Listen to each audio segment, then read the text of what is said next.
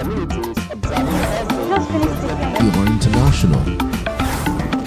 Israeli airstrikes. Donald Trump left us the worst unemployment.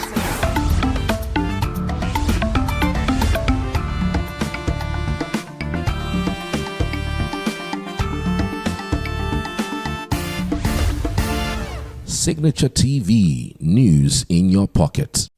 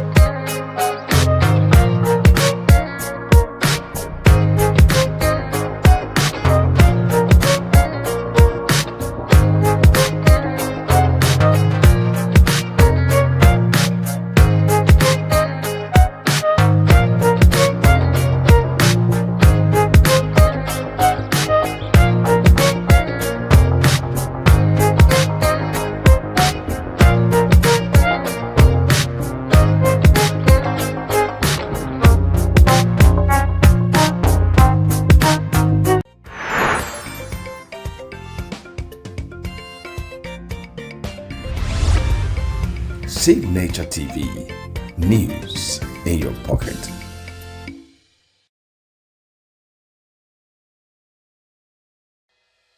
Health is more than a diagnosis. It's your lifestyle, your choices, and your future. Join us on Inside Health, your weekly deep dive into the stories, science, and solutions shaping your well-being. From expert interviews to real-life journeys of healing and hope, we cover it all. One of the complications of cancer management or treatment is they have some of them, at one point in time, you see them having anemia.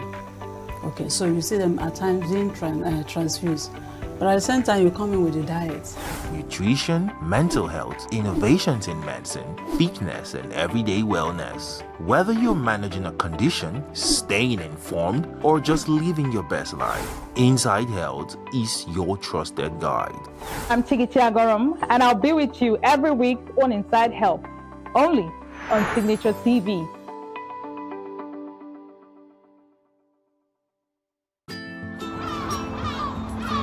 Bright and early, as the day breaks, as the newspaper headlines trail the stories that shape the day, we at Signaturetv trail the headlines that trail the day. We interrogate the headlines. We analyze the stories that make the headlines. Quiet is overrated, and they even overrated themselves and went into CBT. They are insensitive of some Nigerian children who have never heard what it was CBT. With passion and emotion, we drive the conversation to change a narrative.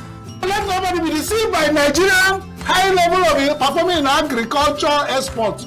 We are still where we are. Newspaper review on Signaturetv every morning on Signature Morning, weekdays, and Signature New Day, weekends. Newspaper review on Signaturetv. We do not just review the headlines, we make the headlines relevant to our daily lives.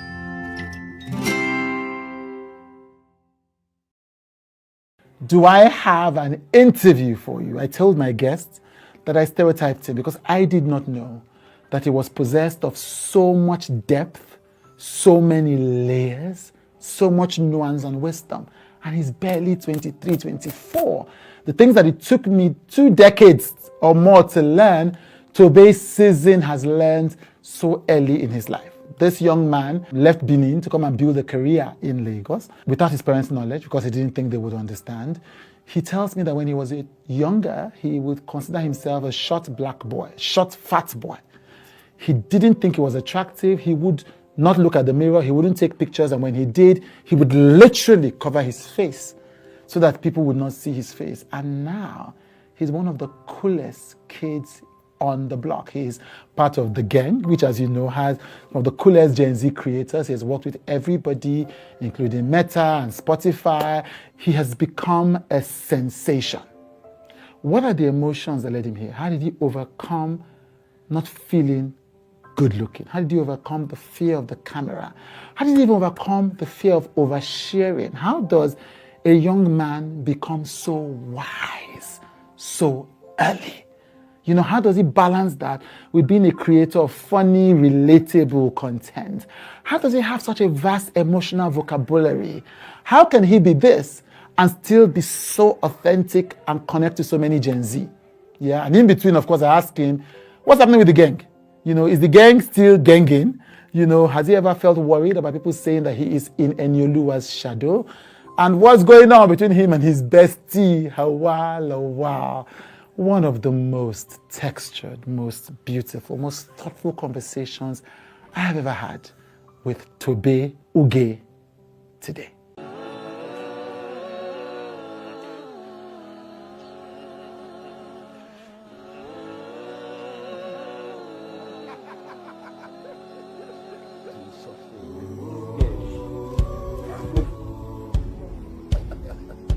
Come for me.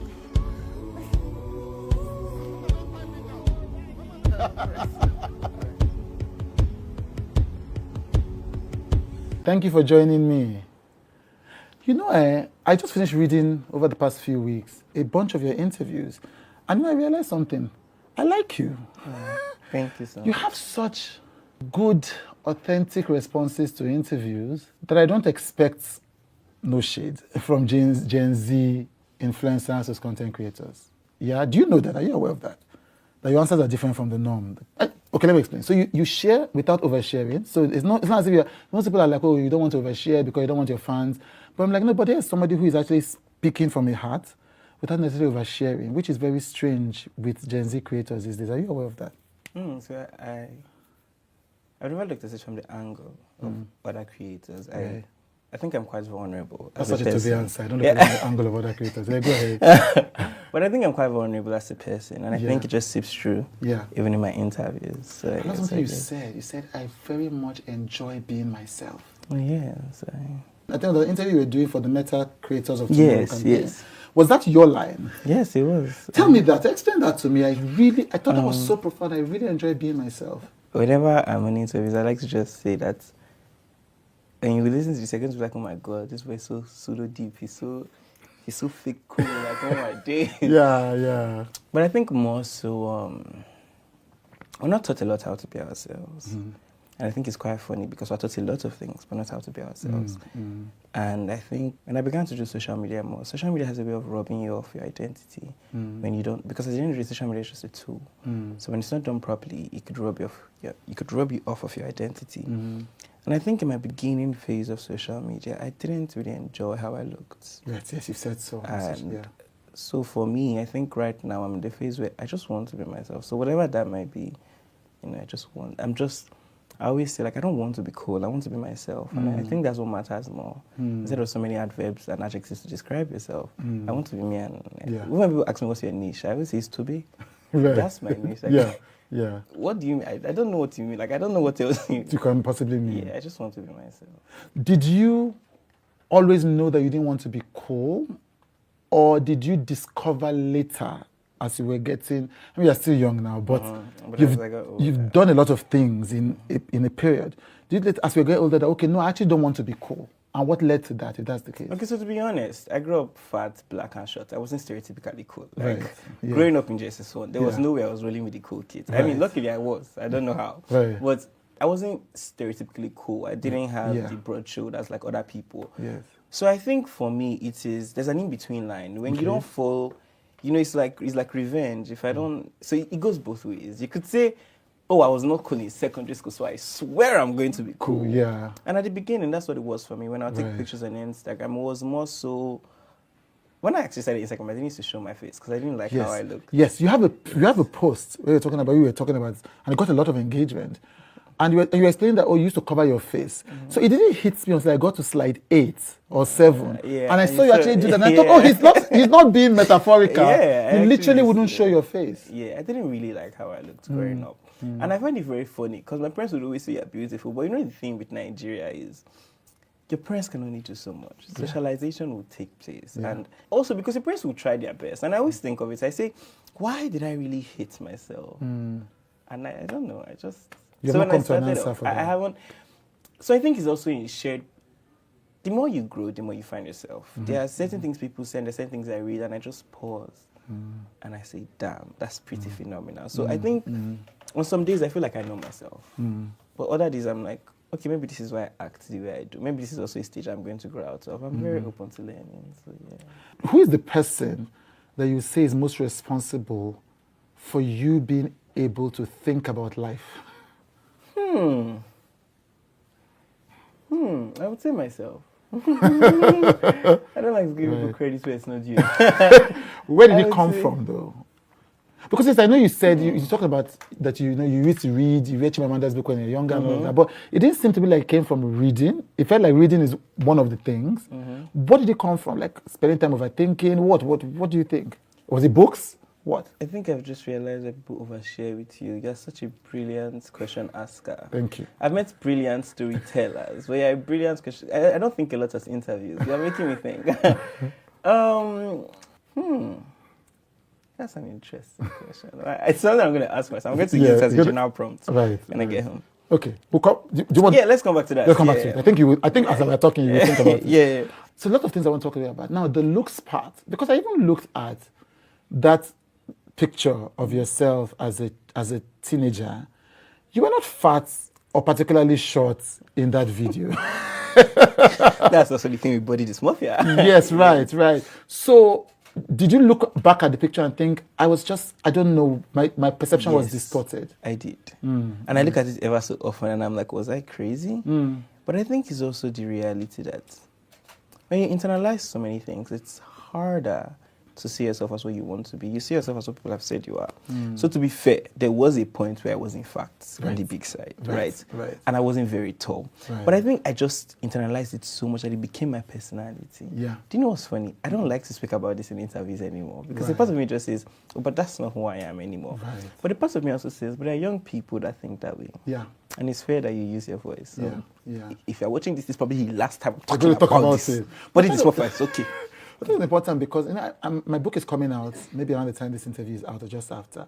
And there's an entire chapter about me dealing with feeling ugly in therapy, And there was something, and I'm just like, I'm so angry at this young man because he discovered too early what it took me 20 years and payment in therapy to figure out. There was something you said that was so profound. You said, take pictures more. And it was many years ago that my former boss, Fumi on that, said to me, Chude, you don't take enough pictures. I can sense that you don't like seeing yourself in the camera. And she says, play with your looks. Play with your mirrors. Fall in love with yourself. And I was annoyed first. I'm like, please, I'm a counselor. You can't be telling me to love myself. But then I realized that, if you're not spending time looking at the mirror, there is a reason for that. So again, I'm going to repeat the same question I asked you before. In another way, was there something that made you realize? Because take pictures sounds simple, especially in the picture generation. But you know what you're saying when you say you didn't used to do this, but now you do it. Again, did something lead to that? Or again, it was just you realizing by yourself that part of what you need to do is to fall in love with yourself in the mirror, fall in love with yourself in the camera. Okay. So this actually ties back to why I became an influencer. I feel like there are many stories as to, and all of them are true. I'm not even a liar. God, I hate mushy conversations so damn much. I just want to laugh. You only have to do it once. Yeah, just so for me, when I started Instagram, it was I've always thought I could dress. I feel like that's the one thing that even through all of that. Even through I could dress. I grew up in everyone in my house my sister is a medical doctor, my two brothers are engineers, I studied law, which is very academic focused, do you understand? I was talking to my friend recently, and I'm like, oh my God, I need to get my master's, and I want to do 2 masters. But that's the type of home I grew up in. But I'd always liked dressing up. And so when Instagram came around, I still wanted to dress up. And now I saw people were dressing up on Instagram, but I just didn't like how I looked. Right.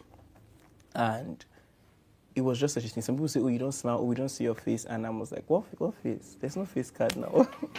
Do you like my outfit? Right. And I think because fashion was such a shield for me. And sometimes when people say, oh, to be you dress so nice, I'm like, well, because for the longest time, I thought that's all I could do, dress up. I didn't make my first talking video until 2023 because I didn't also like how I sounded. Right. Yes, so it comes from a deep place of, And I don't know how to explain it because I meet so many young people and it's the same thing. And well, in actuality, we try to edit parts of ourselves. And I don't think it's a young person thing. I think it's it's just a thing. Yeah. The idea of best foot forward is so funny because sometimes you forget you have a second foot. You always want to put the best foot. Stop it. You forget you have a second foot. Yes. So I think for me, I became so warped in the idea of looking a certain way. Yes. I had to always look how, I couldn't smile, I couldn't show personality, I couldn't. So when I had figured that, okay, I need to show my face in at least some pictures, even if it's side view. So around the time, lucky for me, people had come in and people would say, oh, you look good. Oh, you look good. So it was easier. It was easier on me that when I post the pictures, no more just fire emoji. It's fine boy. Yeah. So it became easier. So people actually came so I could show my face. But I had such a problem speaking. I had such a problem because I also didn't grow up with a lot of friends. So I'm not very social as a person. So mind you, I'm also dealing with this and I'm like, because also Instagram is very funny. Social media is very funny, especially when you're young. You're also wondering, I have people I speak to every day, but I don't see these people. Are they my friends? Are they Instagram friends? What's the line? The lines are very blurred. So when I started out, my older brother, always says how funny I am. Right. He would always say, "Oh, Toby, you're so funny." Yeah. So you said when you say people ask you for permission to put it in the content. Yes. And I remember seeing it. Oh wow, you read. I don't know what interview I said that, but I did say that. You read. Yeah. And I remember the first time I wanted to talk. Oh my God, on Instagram, I was like, the problem is me. I like money. I just wanted to make it, man. I saw it was some Jimbo. I said, damn it. Yeah. Taking this picture won't take me far. I need to go to LA. Yeah. I need to make it out. And I was like, okay, I need to start speaking. Also because I'm very aware how if you fail to evolve, you will fail. Like that's something that you need to evolve. Keep evolving, yeah. Tell me, because you're one of the coolest kids on the block. Stop. Thank you. I like it. You are. And this is not just you. There is a pressure to camouflage depth. Which is the reverse thing. Like I was interviewing your boo, Hawa, at Vichude Live. And then you can see that Hawa is about to be deep. And she's like, let me crack a joke. Yeah. Do you understand? So what is happening there? Where you people, is it that you people are afraid of being called aspire to perspire? Is it that it damages the uncool brand? Is it that this generation doesn't have patience for that? What is it? So to be fair, I can't say what it is for everyone, but I can't say what it is for me. Right. Because I think sometimes I'm scared to be too much. What is the line of too much? I'm not scared of oversharing, but I have had conversations. I like to say I'm a feeler. I don't like to say, I'm sensitive or I'm a deep thinker. I like to say I'm a feeler because I think everything comes from the fact that I feel and I feel well and I feel a lot and I don't think it's a disadvantage. Right. And for me, I'm like, well, there are not people that feel on that same wavelength as me. I feel like as humans, we have gifts. Certain people are more intellectual, certain people are more creative. I think I know how to feel and I know how to describe emotions.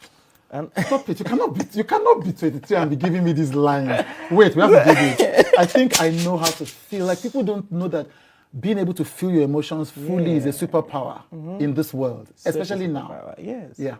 And even when sometimes I speak to my friends and they say, oh, I feel a certain type of way. And I tell them, like, oh, the name of that feeling is like ambivalence. Yes. You love and you hate this person at the same time. Some people say me, I'm upset. And no, I'm not upset. I'm disappointed. Yes. And I always correct my friends. Sometimes they say I'm angry. I'm like, you're not angry. You are sad. Yes. Anger is the bodyguard of sadness. You wish you wanted. Did you say anger is the bodyguard of sadness? Yes.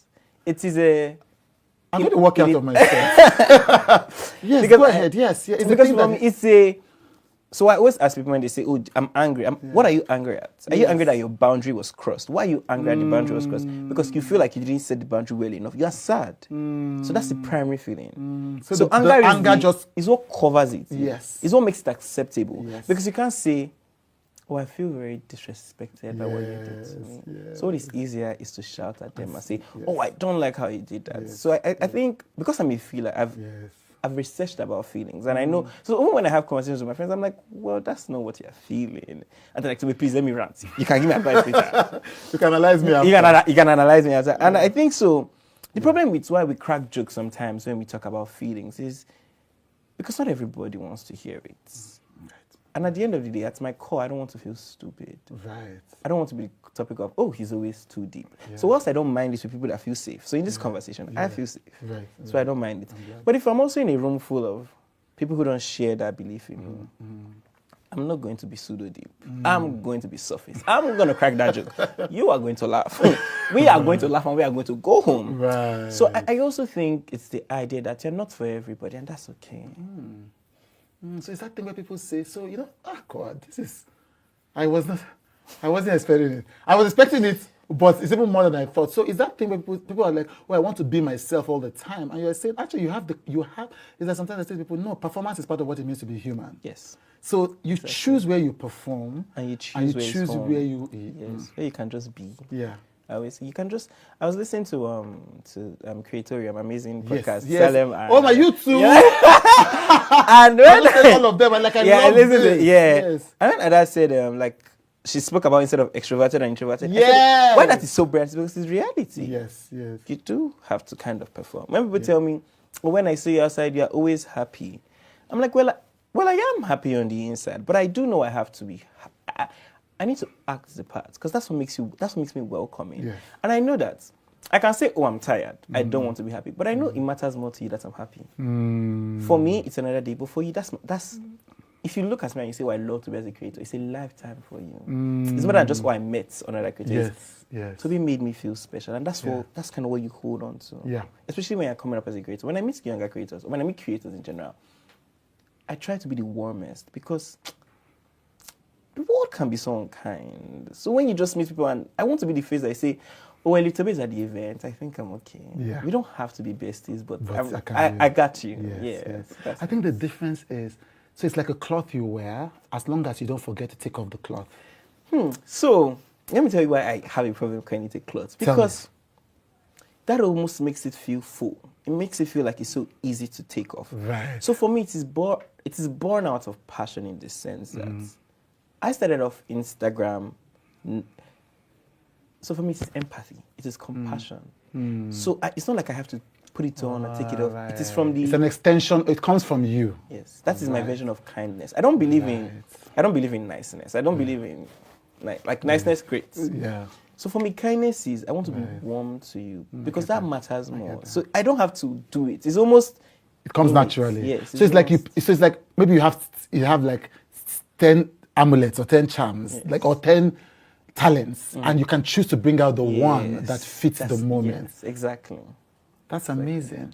I want to talk about this. The first time you got on a plane.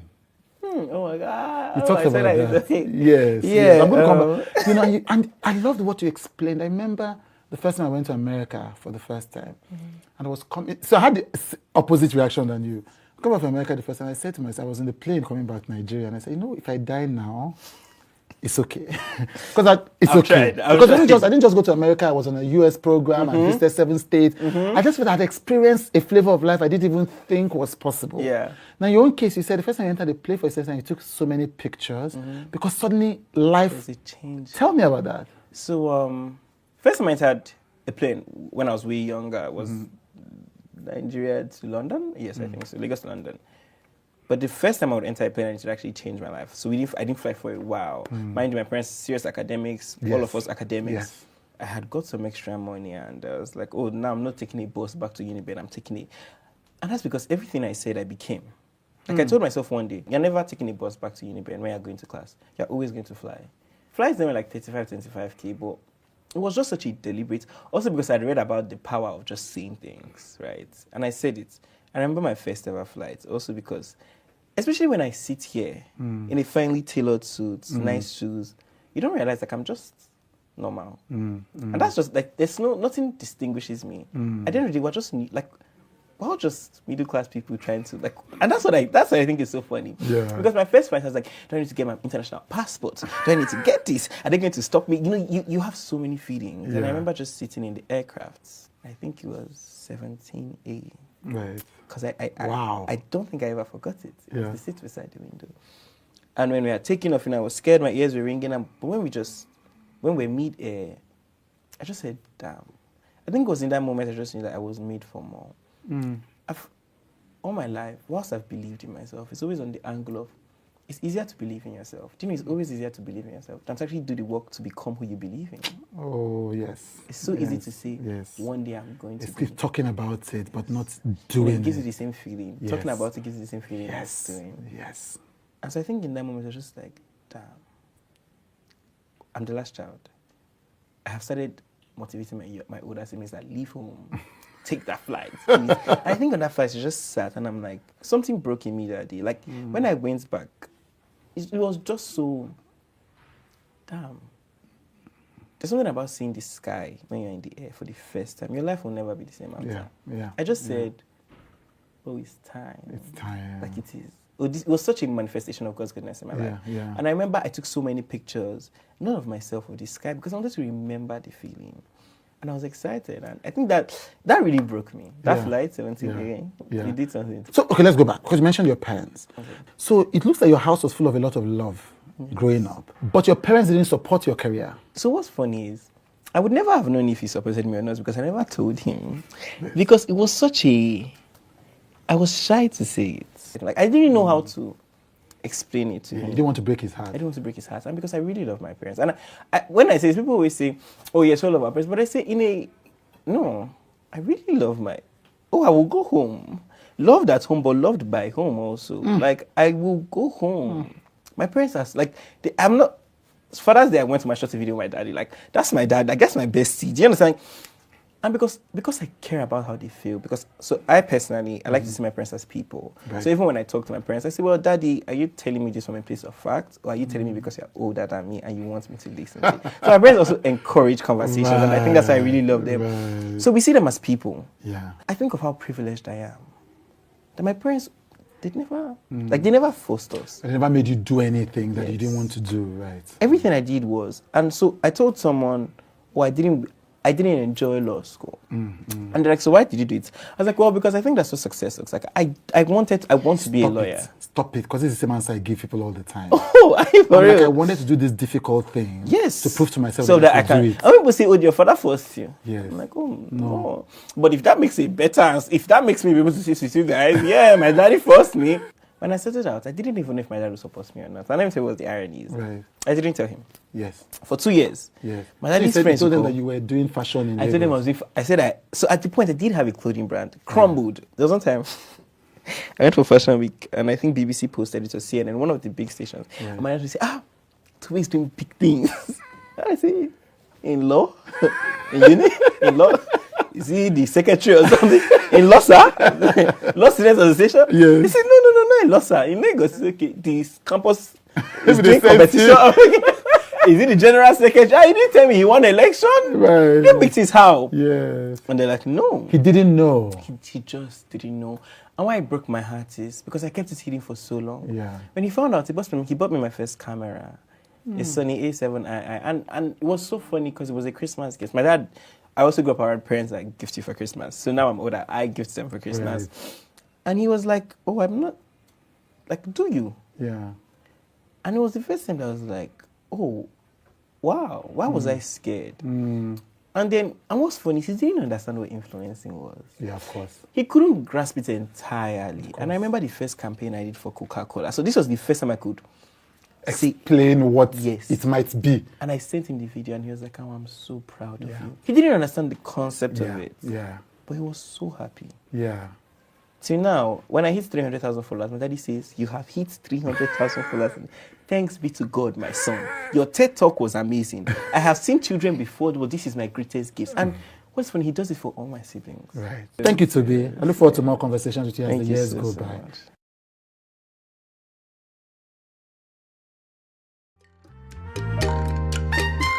The way we see the world shapes the way we change it. Gender isn't just a checkbox, it's a lens. One that helps us understand the world more deeply and act more fairly. Gender Perspectives, a program for those ready to see more, do more, and be more. Designed to challenge assumptions, ignite conversations, and build inclusive solutions across every sector of society. We are not, fighting the men. We are not saying we are equal in terms of rights. We're only asking they should recognize our existence. Join us on Gender Perspectives, showing every Saturday by 4 p.m. Repeat every Wednesdays by 5 p.m. and Thursdays by 3 p.m. Change begins with perspective. Let's widen yours.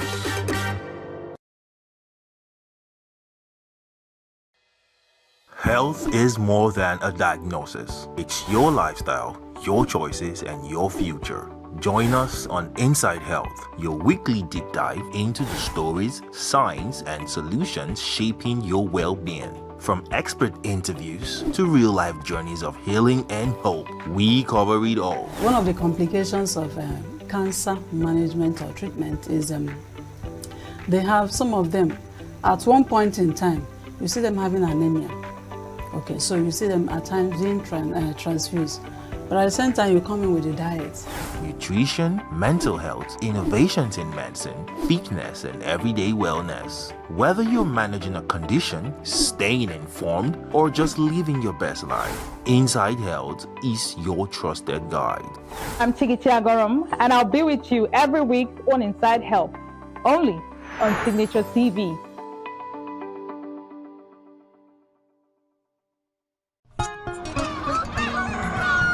New every morning on Signature TV, we open the day for you with needed energy, information, and required vibes to shape your day. From sizzling snippets of stories in various areas of life to intriguing conversations with net worth guests. When you have people who have no track record becoming your leaders, you have a problem. There's no outstanding gratuity when Obi took over from me. I left in all the accounts of Anambra State 13.8 billion for him. Your day cannot be complete without Signature Morning on weekdays and Signature New Day on weekends. There is no better way to start your day except Signature Morning and Signature New Day every day on Signature TV.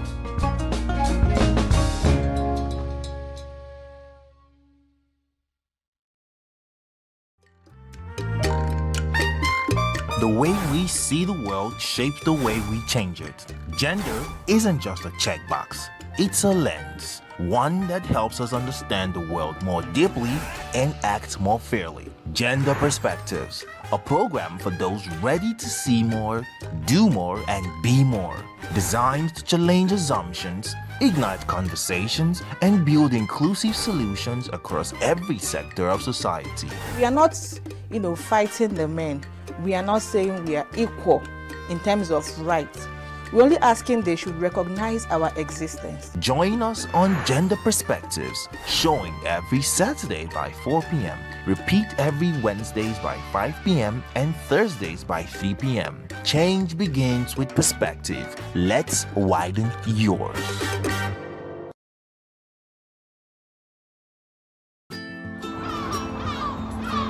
Bright and early as the day breaks, as the newspaper headlines trail the stories that shape the day. We at Signature TV trail the headlines that trail the day. We interrogate the headlines. We analyze the stories that make the headlines. Wayek is overrated, and they even overrated themselves and went into CBT. They are insensitive of some Nigerian children who have never had what they call CBT. With passion and emotion, we drive the conversation to change the narrative.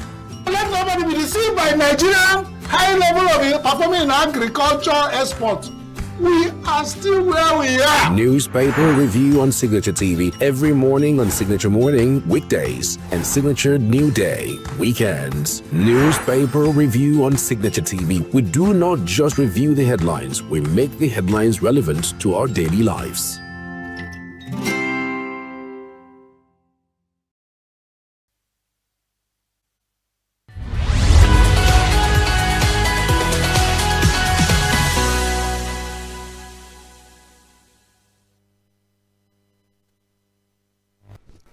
What if something so natural could hold the power to interrupt your education, your health, or even your dignity? Well, before we go into that conversation, thank you for joining Gender Perspectives. As you know, this is a program where we examine the issues shaping the lives, rights, and futures of people around the world. My name is Uchenna Chimdi Oluoha. Let's take a break and we'll be back shortly. The way we see the world shapes the way we change it. Gender isn't just a checkbox, it's a lens. One that helps us understand the world more deeply and act more fairly. Gender Perspectives, a program for those ready to see more, do more, and be more. Designed to challenge assumptions, ignite conversations, and build inclusive solutions across every sector of society. We are not, fighting the men. We are not saying we are equal in terms of rights. We're only asking they should recognize our existence. Join us on Gender Perspectives, showing every Saturday by 4 p.m. Repeat every Wednesdays by 5 p.m. and Thursdays by 3 p.m. Change begins with perspective. Let's widen yours. Welcome back. Now today we shine a spotlight on a critical but often overlooked challenge, period poverty. Now, for millions of women and girls who menstruate, something as natural as a monthly period becomes a source of hardship, stigma, and inequality. Now, lack of access to menstrual products, inadequate sanitation, and deep-rooted cultural taboos create barriers that affect education, health, and economic opportunity. Now, to truly understand the weight of period poverty, we need to step back and examine the forces that shaped it, looking at the economic realities, the social silences, the cultural norms, and even the systemic gaps that continue to hold millions back. Now, this issue didn't emerge in isolation. It has evolved through decades of inequality and overlooked needs. So now let's take a look at this background report. Menstruation is a natural biological process experienced by an estimated 1.8 to 2 billion people globally every month. Yet for hundreds of millions, managing one's period is not simply a matter of hygiene, it is a daily struggle defined by economic hardship, social stigma, health risks, and systemic injustice. This phenomenon, known as period poverty, constitutes a critical barrier to gender equality, individual and public health, and social justice. At its core, period poverty refers to the lack of access to menstrual products, pads, tampons, menstrual cups, inadequate sanitation facilities, clean toilets, water, waste disposal, and insufficient education about menstruation. It is not just a hygiene issue, but a complex mix of economic, social, and infrastructural challenges. Key drivers of period poverty include high cost of menstrual products. Many people cannot afford sanitary pads or tampons. Tax policies often exacerbate this. In some places, menstrual products are classified as luxury goods, pink tax, while other health products may be tax exempt. Lack of sanitation infrastructure. Over 500 million people who menstruate lack access to basic menstrual hygiene facilities. Without private, safe toilets or hand-washing stations, managing menstruation becomes difficult and undignified. Education and stigma. A pervasive taboo around menstruation means that many people never receive proper information about menstrual health. Cultural norms, shame, and gendered expectations further compound the barriers. Marginalization and crisis. People in conflict zones, refugee camps, or underserved rural communities face heightened challenges. Period poverty disproportionately affects women and girls, reinforcing gendered economic disparities. The financial burden of buying menstrual products adds to the cost of being female in many contexts, contributing to cycles of poverty. Gender-blind policy frameworks, such as failure to subsidize menstrual products or exempt them from tax, reflect systemic neglect of menstruation as a health rather than a luxury issue. In sub-Saharan Africa, for example, about 1 in 10 girls miss school during their period. This absenteeism can lead to knowledge gaps, lower academic performance, and even school dropout. Poor menstrual health management also affects women in the workplace, especially where sanitation facilities are absent or inadequate. In this way, period poverty undermines SDG 4 or quality education, and SDG 8 decent work and economic growth. Without access to safe menstrual products and sanitation, individuals may resort to unsafe alternatives such as rags, newspaper, leaves, raising the risk of infections. Studies link poor menstrual hygiene to urinary tract infections, thrush, and other reproductive tract issues. Reusing or wearing products for too long due to cost constraints can further compromise hygiene. The stigma and shame associated with menstruation can have profound psychological effects. Period poverty may lead to feelings of loneliness, embarrassment, and low self-worth. Research during the COVID-19 pandemic revealed that restricted menstrual health resources worsened mental health, especially for marginalized groups. The lack of dignity and agency during menstruation also undermines a sense of bodily autonomy and justice. Period poverty violates basic human dignity.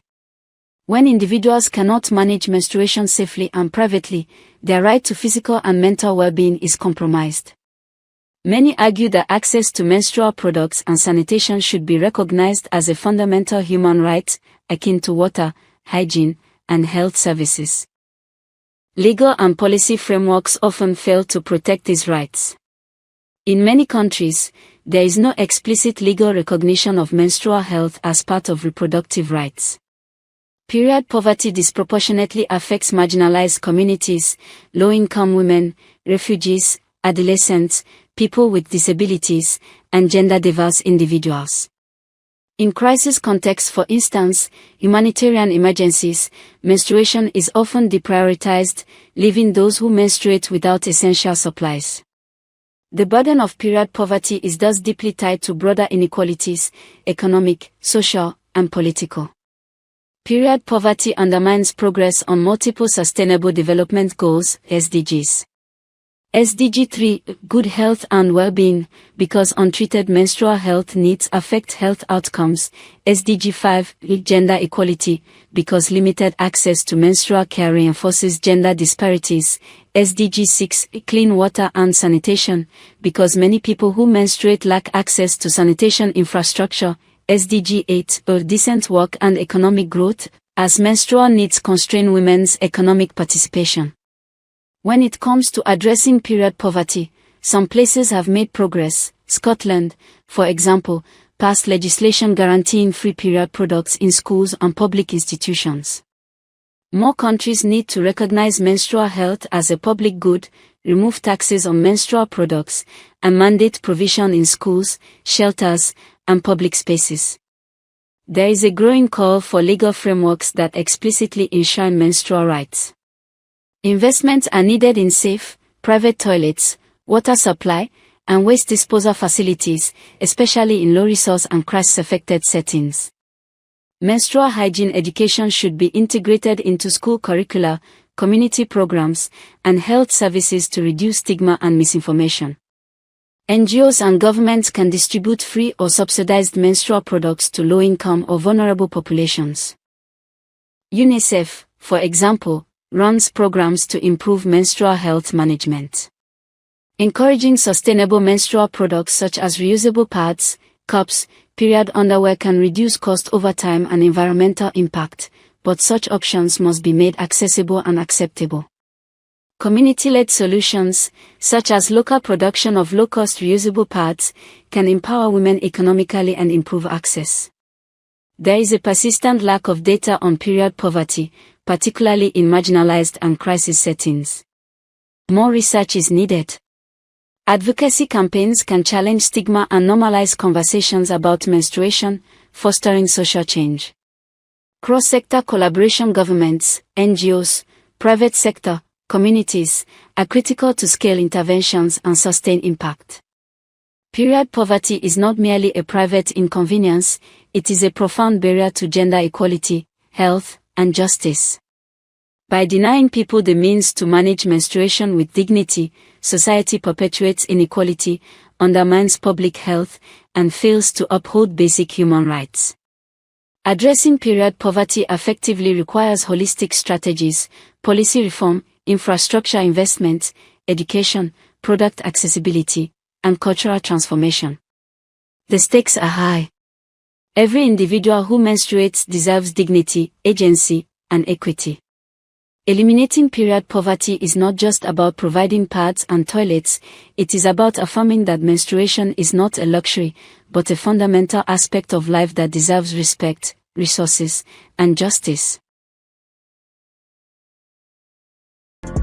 Get plugged into the heartbeat of entertainment on The Hub, your ultimate show on e-vibes.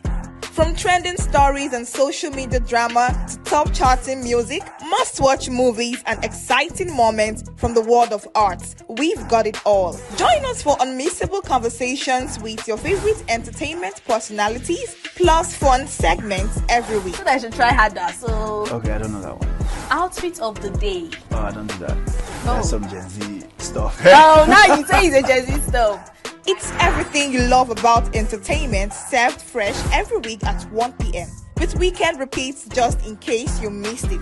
The Hops on E-Vibes, where the vibes never stop. Only on Signature TV.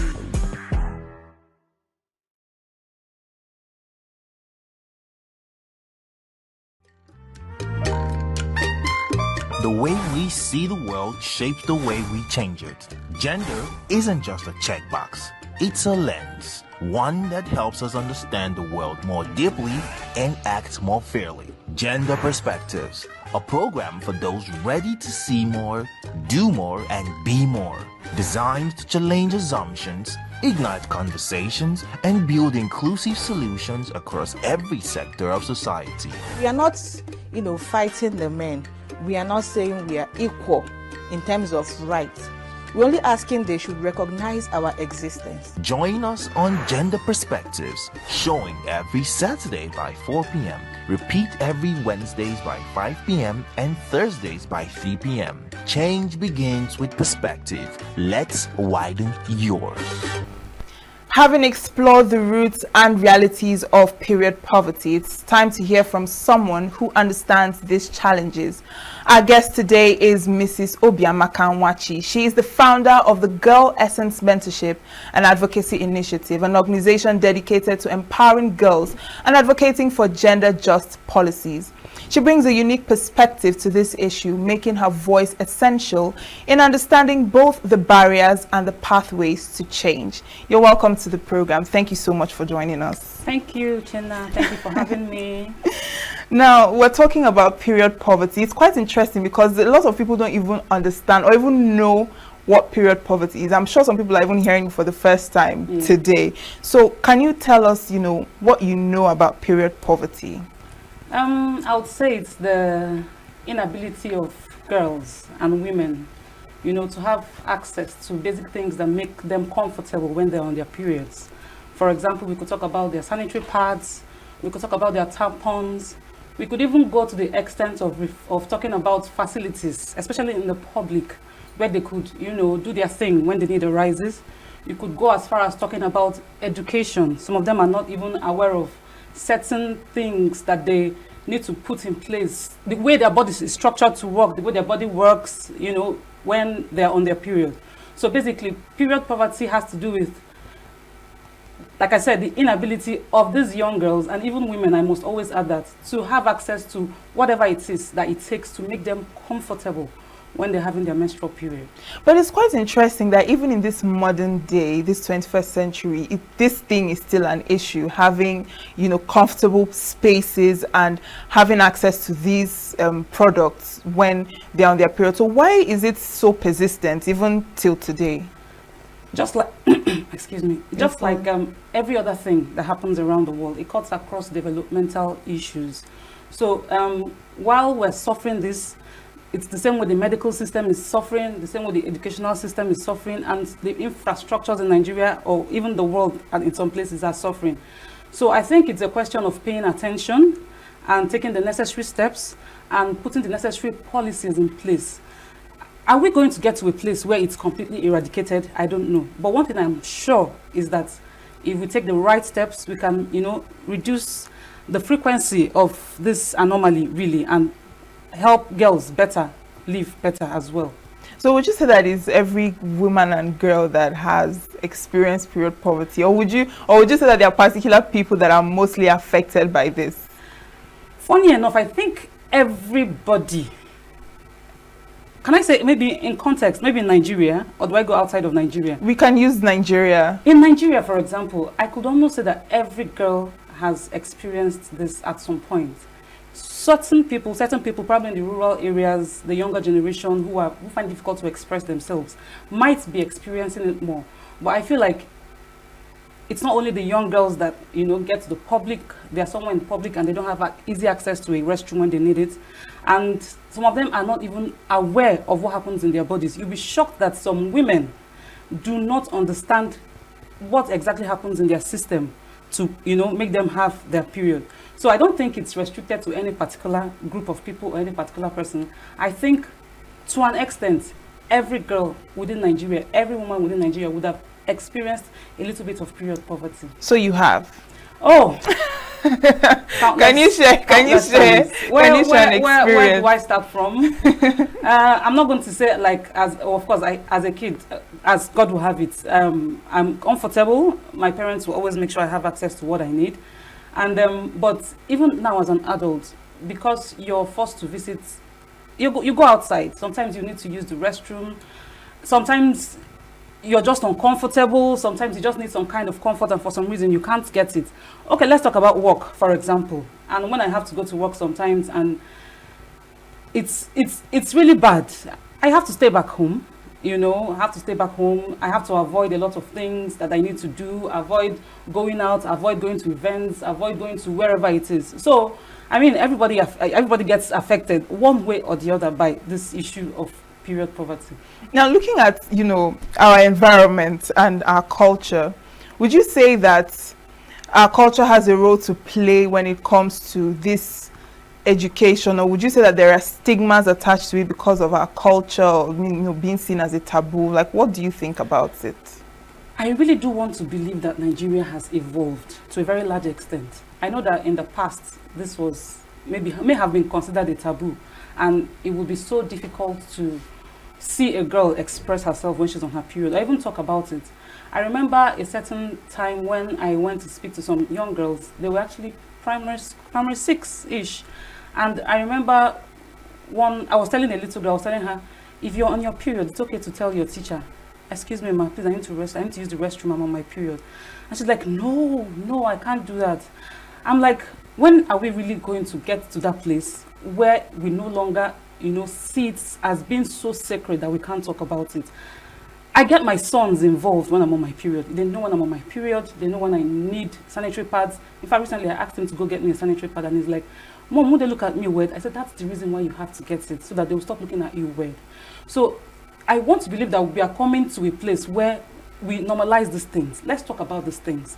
Talk to your children, talk to your girls about it, talk to your boys about it.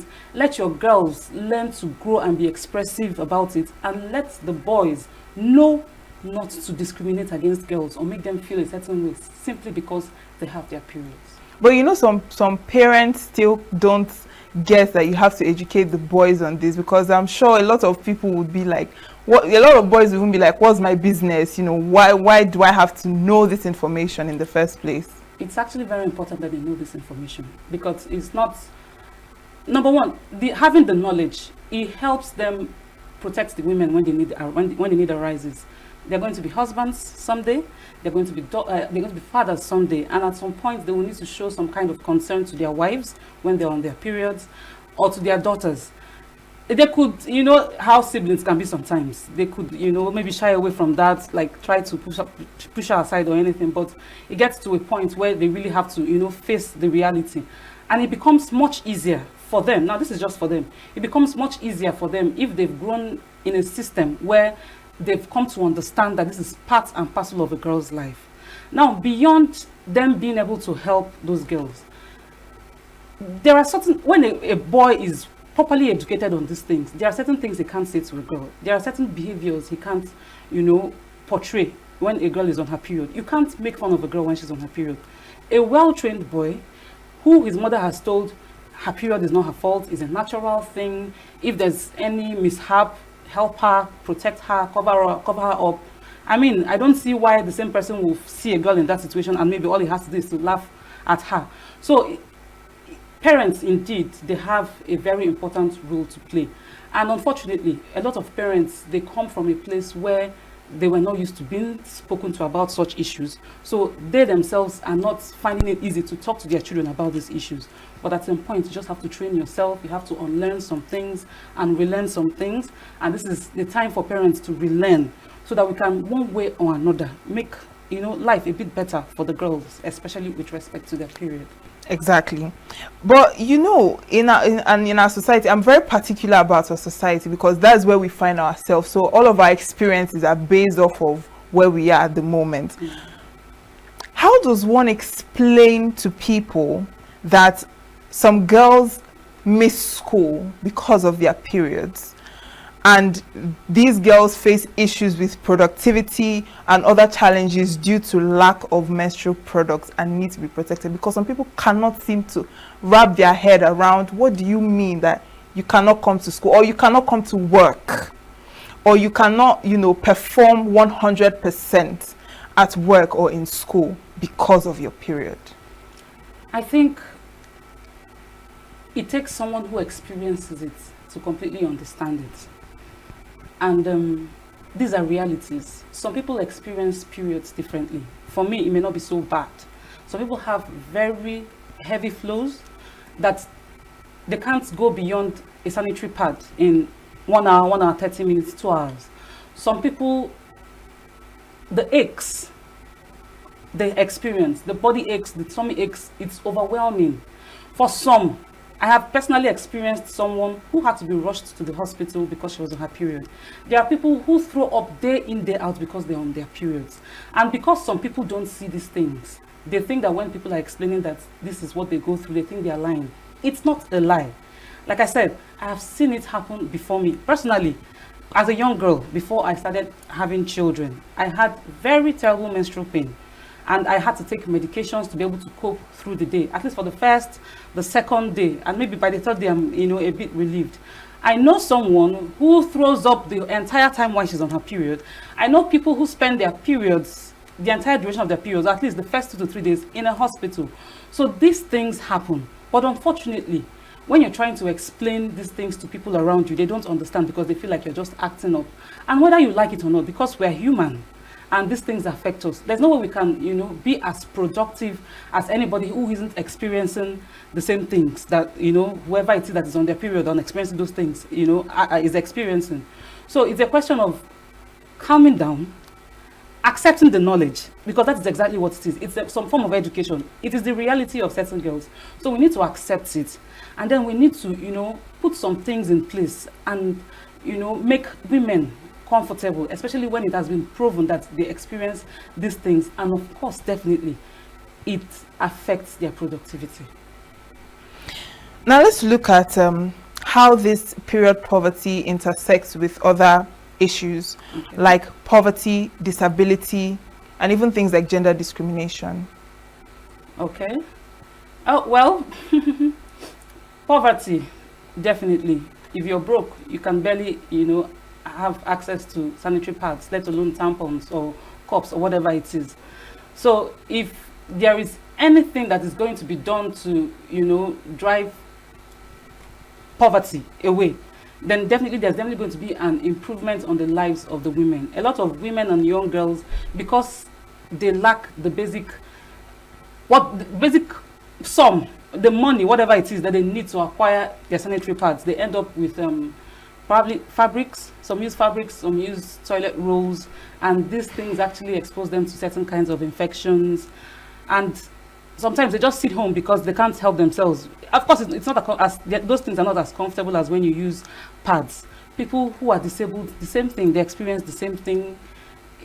They need a special kind of attention. In fact, at this point in time, when they have their periods, they have to be given extra care, extra attention, and probably something needs to be uniquely structured for them to help them, walk around themselves when they need to attend to themselves when they're on their periods. And then there was something else you mentioned. I mentioned gender discrimination. Oh, yes. Oh, well, yes, it does happen, because as much as I know that we women, we clamor, it's almost like we want everything. We want to do this, we want to do that, we want to be seen there, we want to be seen doing this. But at the same time, we also want some kind of, want some kind of concession in situations like this. So when we talk about gender discrimination in this regard, I think denying a woman certain things because she has her period, I do not support that ideology. simply because when she has a period, it's a natural thing that happens. It's not something she brought upon herself. So I expect that because she has her period, there should be some kind of something extra to put her on a level playing field with the man. So if that is not considered, it's been discriminatory against the woman, because whatever it is she faces during her period is not of her own making. It's a natural thing and there is nothing she can do about it. And so you really have to put in something extra to match her up with the male gender. Now, you know, this thing you said is very interesting, because I've actually heard, you know, a couple of times when people say women want to be in all the spaces, but they go through all these things that make them not to perform 100%. And you can hear some people say, why will I be paying you to not come to work one day because you're on, you know, like you hear all these statements that don't particularly give room for creating that extra, you know, comfort for the women in the workplaces or the women in schools to be able to cope. So how would you respond to that? I think it's a question of fairness, really. Women want to do a lot, yes. And don't get me wrong, some women don't want to. Some women experience these things and they want to just stay back, and it's okay, it's fine. But there are still women who experience these things and still want to, you know, move up. It's just like experiencing pregnancy, dealing with breastfeeding, and still wanting to, you know, climb the corporate ladder. I had someone tell me sometime, like, what else do women want? Don't they find enough satisfaction in just birthing kids and taking care of their children? I'm like, yes, we do find satisfaction, but sometimes we want more. And it's okay that we want more. All we're asking is, you need to grant us some concession, especially because these things come naturally to them. It's not something that they create out of by themselves or out of nowhere. So I think it's very important that a level playing field, I'll say that again, needs to be made available for them to thrive. So if a woman decides that even though I have my period so and so and this happens to me, I still want to be able to do this, I think it's very important that companies put in policies that let her, you know, take a break when she needs to take a break and come back when she needs to come back. I don't think it's going to affect the overall productivity of whatever organization. Besides, that's why there are assistants. That's why you can delegate jobs during certain moments, you know. You can delegate some responsibilities at some point. It's not going to affect what it is. But we need to make the women comfortable and give them room and a platform to thrive as much as the men who do not experience these things do. Now, I want you to speak on some of the misconceptions that you have heard or you've encountered, you know, in your line of work that are around this topic that you find are harmful and need to be changed as fast as possible. I think the first would be that girls on their period are dirty. No, they're not. They're not. They're experiencing some biological transformation in their system. They're letting some blood out, but it doesn't mean they're dirty. They're actually very, very clean, especially those who actually take good care of themselves, you know, who observe who are very hygienic with their, you know, when in those moments. Yes. Yes, exactly. And then what else could it possibly be now? I think that's mostly what I usually. So people still have that mindset of that girls on their periods are dirty. Yes, people still do. Apparently, people still do, and in fact, it's beyond even people. Even the ones who experience it sometimes feel that way. They just feel a certain kind of way, you know. And like I said, we need to start making girls feel comfortable around these things when they're experiencing these things. We should be able to find some good comfort, really. More education, more awareness. Let's talk more about it, you know. Let's cut the girls some slack. I think we deserve it. But looking at the laws in our country, do you think that there is any provision for anything like this, maybe in terms of menstrual health or access to these products or anything like that? Is there any provision that helps women? In all honesty, I can't say for sure. Specifically addressing menstruation, I really don't know. I really don't know, but I really doubt. But you know, the truth is, there are still certain things that, there's things that play out that still fall back to be contradictory to certain laws. For example, let's talk about human rights, for example. Even though a girl has a right to freedom of expression, yeah, that's her right. But you see, when a girl is unable to express herself or is not allowed or somehow, either directly or indirectly, and not allowed to express herself in situations like this, that's contradiction. That's violating her rights, rather. There's right to dignity of human person, okay? There are some embarrassing moments that girls face because of period poverty. And like it or not, it affects their dignity. And you see, that right is definitely being contravened. There's right to life. And like I said earlier, when people have to resort to tissue papers, fabrics, these things can cause infections and sometimes ultimately death sometimes. So you find that these things, at the same time, they still find a way to just contravene certain basic rights that a girl should have. Is there a basic policy specifically addressing menstrual hygiene? I'm not sure about that. But are there laws which are indirectly being contravened when some things are not properly handled in our society? Yes, there are. But do you think it would be necessary or important to have laws that address this? Or would you say that the laws in place are sufficient enough to cover up? No, I think it's very important that laws address these things. I think it's very important. It's not the same as we're trying to find an indirect way to link it to something. There needs to be specific policies and laws that gives women free access. I repeat, free access to period products. I don't see why a woman should have to pay. And then these days it's so expensive. You know how when you go to government hospitals now, like for example, HIV patients, they have access to free antiretroviral drugs and all those things that they use.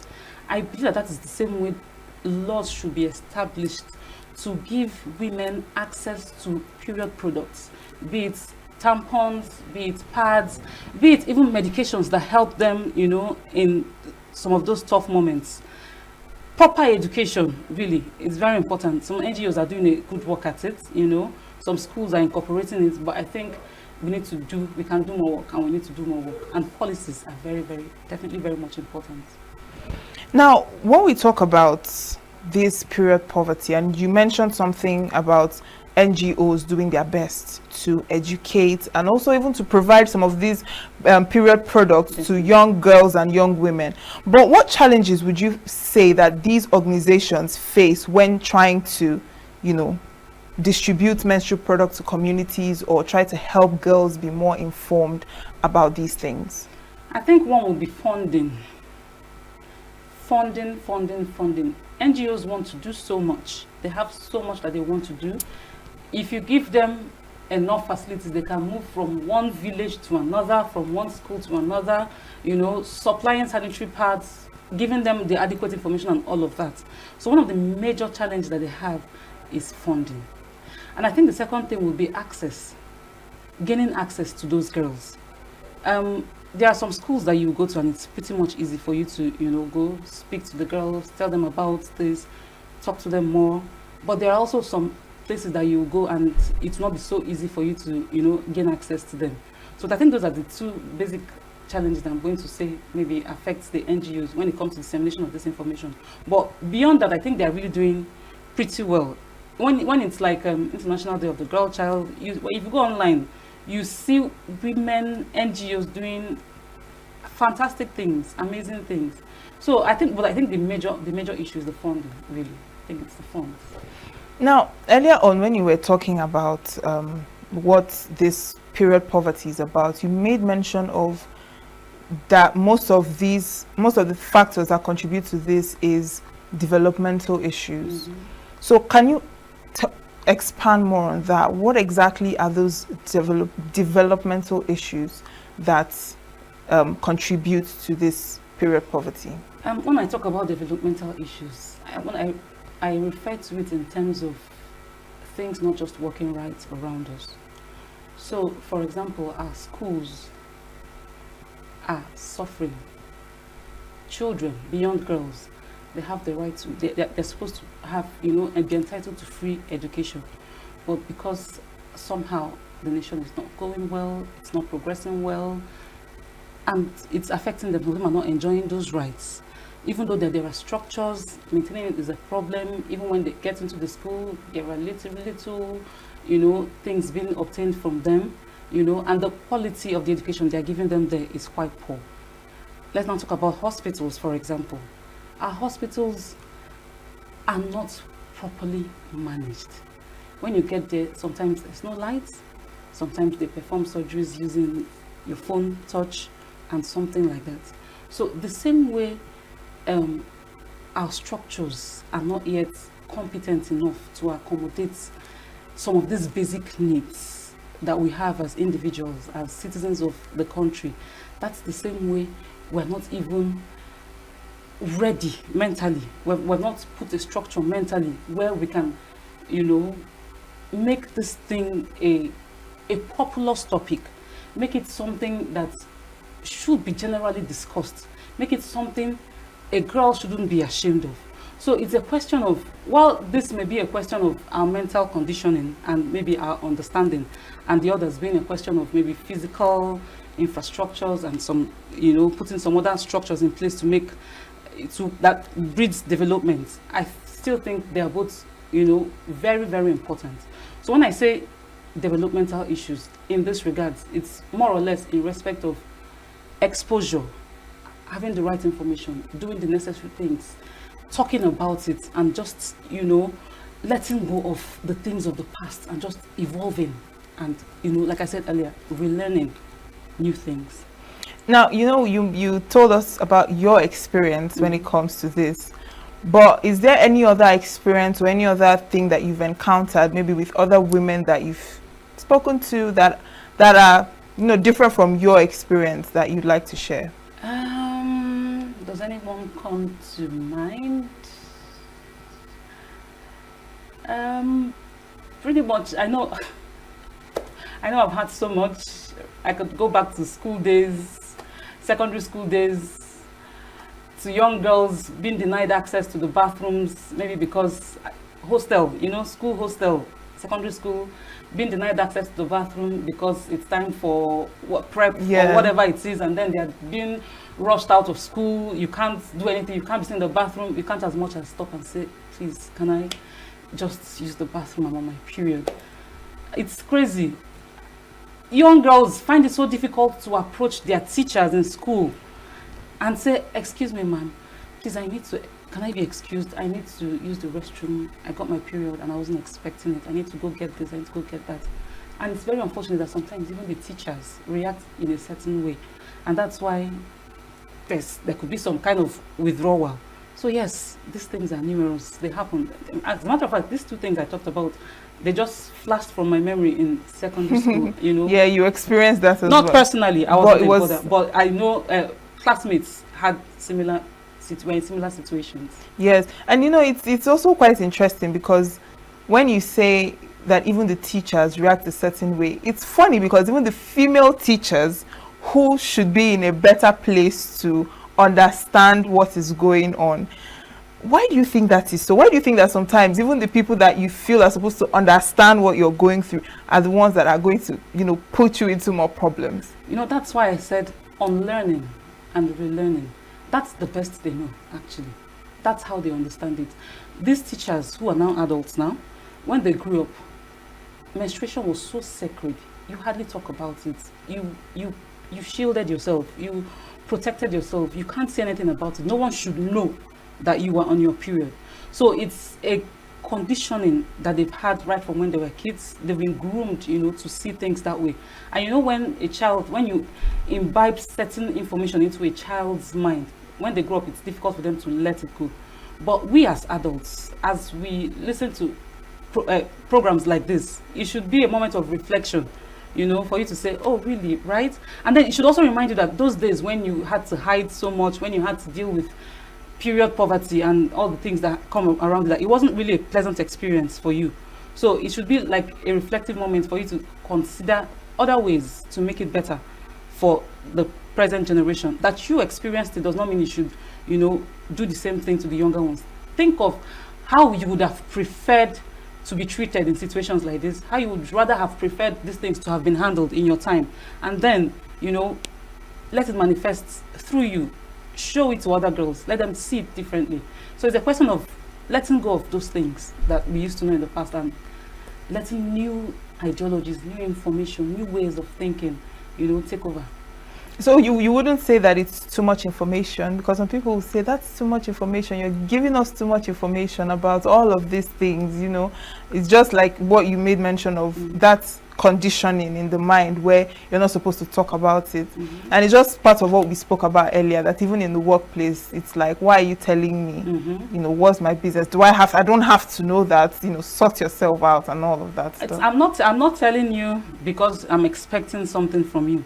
You probably asked me a question. Why are you frequenting the restroom? Why are you late? Why didn't you come to work yesterday? What do you want me to tell you? I wasn't feeling well. Hello, I got my period and I couldn't leave the bed. I was uncomfortable, I couldn't come. I think it should be that simple. I know it's not that simple. And like I said, it's the mental conditioning that we've been exposed to over the years. But I'm hoping that we'll come to a place where it's easy for us to just talk about, you know, this thing. We should be able to talk about it. Recently, I wasn't at the gym. I was meant to be at the gym, and a friend was asking me, why are you not there? Why didn't you come? I said, I got my period. I couldn't come. And she's like, oh yeah, the same thing happened to her 2 days ago, and blah, blah, blah, blah, blah, blah. These things are normal things. These are everyday things. But we make it seem so sacred because it's been shrouded somehow, but it shouldn't be. So I believe let's all, you know, just take it in information, every information one at a time, you know. Eventually it will do its work, and one day there'll just be one moment you'll be like, oh my God, it will become so normal. Yeah, that's what I hope, because it's actually very normal, and it's been much easier for the younger girls to deal with these things. It's been much easier. You can imagine, I don't know, a lot of us when we were younger, we get stained so easily. We get stained so easily. We don't want to talk about these things. And in those days, we were so uncomfortable. You just feel a certain way. You just feel, because you can't talk. You feel dirty. You feel you can't talk. You feel like it's an abomination if you talk about these things. I don't want my daughter feeling that way. I don't want her feeling that way. Every day I try to prepare her, you know, talk to her. These things are expected. Never be too shy to say, excuse me, ma'am, I got my period, I need to use the restroom. And I pray that whoever she encounters really to take such permission from would really receive it in good faith and let her do what she needs to do, really. Because that's the least you can do for a girl in that state. So, and possibly support her, give her the extra. If a young girl comes to you and says, "Ma, this is my period. I got my period. I'm uncomfortable. I need to go." I'm like, "Do you have pads? Can I help you with one? Okay, let me help you go get one, or let me send someone to go get one." That is what I expect us to be doing, not, "My friend, go and sit down," or whatever it is teachers may want to do. Help the child. Let her be comfortable. She's a young girl. You were once there, and I'm sure you would have preferred it if you were treated differently. So that leads me to ask, what gaps in policies do you see that are further contributing to this period poverty, and how can those gaps be filled? I would say, number one, it may be asking for too much, but can we allow maybe some days off for some girls when they're on the period? It may be too much, maybe, but I don't think it's impossible. I don't think it's impossible. Men don't understand these things, but as a woman who experiences heavy flows and who has experienced serious dysmenorrhea, as it's called, I think I would appreciate a day off work or two without feeling guilty, or without feeling the need to call my boss and lie, or without trying to make excuses, or without coming to the office and then having to run to the bathroom every 30 minutes so that I don't get stained. So if we could get policies that maybe excuses a woman, even if it's once in a month, or maybe twice in a month, because I know that most of what we experience happens like the first and the second day. If we get such policies, I know some people, I think there are some countries that actually have policies like this. Yes. So I think it's definitely going to be very helpful to the women. Then I'm also going to talk about education. Let's do more on education. Let the boys know. Let the boys know. I know that these things are being taught in school, but they're usually not as deep as it should be. We shouldn't just teach them beyond, okay, this is what happens to a woman when the eggs are ripe and nothing happens and there's no pregnancy, the body. Let's go beyond. Let's add it as part of the curriculum that they have in school, that even the boys will also be taught to help women manage these situations, so that they don't always go about making the woman feel discriminated or feel a certain kind of way. Let them know that they actually have a role to play in making her feel comfortable. I think this will be maybe the most important tool for me at this point. And if we can achieve that, I think it will be better. It will be a safer environment for girls and women. Without a doubt. I mean, you think about it. I mean, it would be nice to have a day off think about or 2 days off, you know. You think about it. Just let me just get a hang of myself. It's difficult. Women are strong, I can tell you. Women are strong, and irrespective of all these things. Do you know what women do when they're on their periods? Sometimes they're stashing pads just so that they don't get embarrassed. Yeah. Sometimes they're combining products just so they don't get embarrassed, you know. And sometimes it's not quite easy. It's not fun. It's discomforting. There's just so much. I mean, but even if we don't get it, we're still strong. Keep pushing.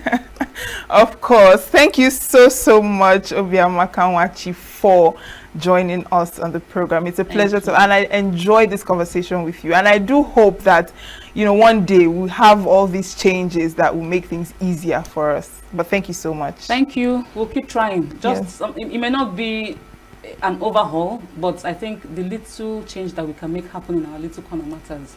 Yes. So as I'm doing my bit, speaking to people, speaking to young girls, talking on this program about, you know, period poverty and how we can make it less of a problem, I think every other person should do the same thing. As a mother, do it in your homes. As a father, do it in your homes.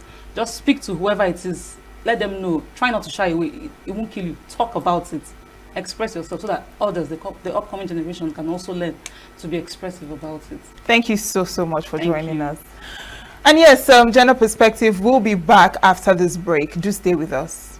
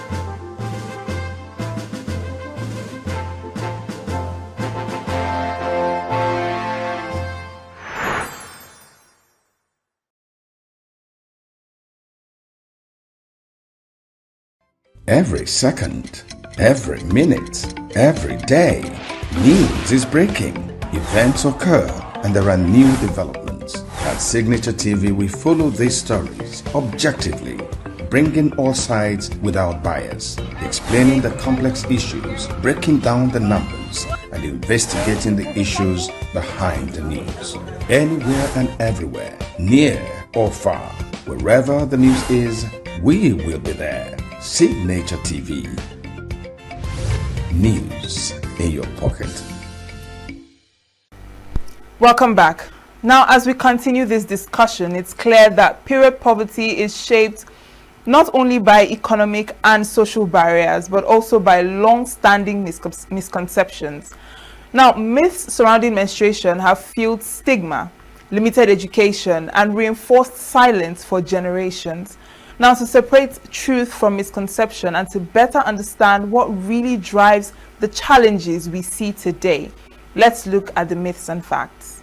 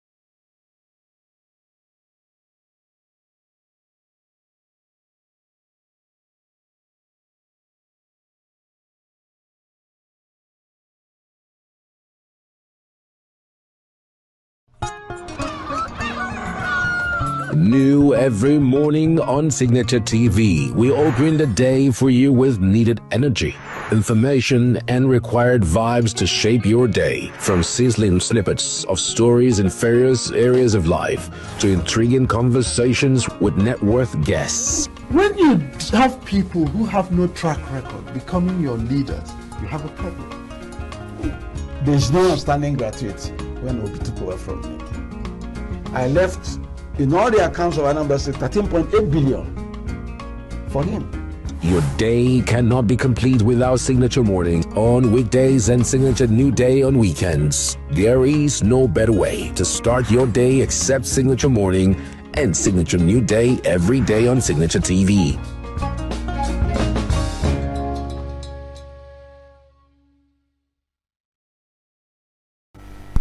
Well, today's conversation has shown us that period poverty is far more than a personal challenge.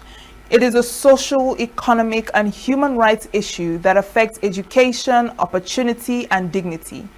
But it has also shown us that change is possible when awareness leads to action and when conversations like these move from the margins to the mainstream. Well, thank you for joining us, and a special thank you to our guest for sharing her powerful insights and expertise. The journey toward gender equality is ongoing, and of course, every voice, every policy, and every act of advocacy brings us one step closer. I'm grateful you spent this time with us. I am Uchenna Chimdi Oluoha. Until next time, this has been Gender Perspectives. Goodbye.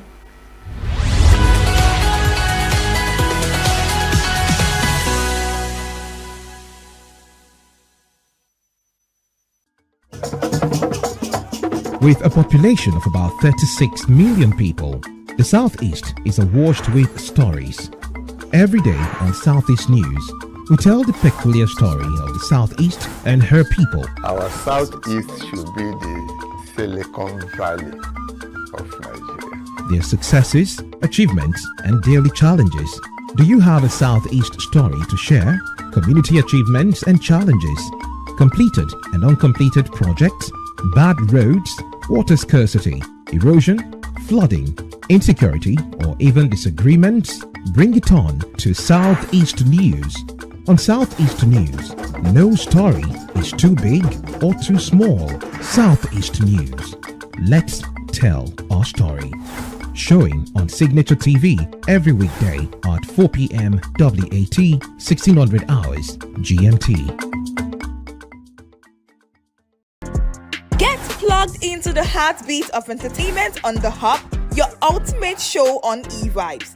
From trending stories and social media drama to top charting music, must-watch movies and exciting moments from the world of arts, we've got it all. Join us for unmissable conversations with your favorite entertainment personalities, plus fun segments every week. So I should try harder, so... Okay, I don't know that one. Outfit of the day. Oh, I don't do that. That's some Gen Z stuff. Oh, now you say it's a Gen Z stuff. It's everything you love about entertainment, served fresh every week at 1 p.m. with weekend repeats just in case you missed it. The Hub's on eVibes, where the vibes never stop. Only on Signature TV.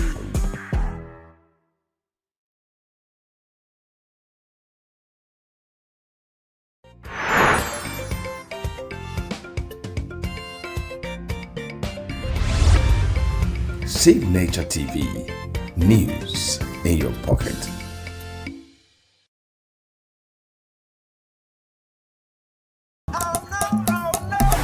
This is Diaspora 5, where we spotlight bold voices and African excellence across Europe and America. Big wins, big vibes, fired every week, just for you. Across Europe and America, a vibrant story is unfolding. From the boardrooms to the dance floors, from red carpet premieres to cultural festivals, Nigerians and Africans in the diaspora are making waves. I am Ike Udechime. Join me as we highlight the voices and victories of Africans living in the diaspora. Welcome to Diaspora 5, where home meets the world.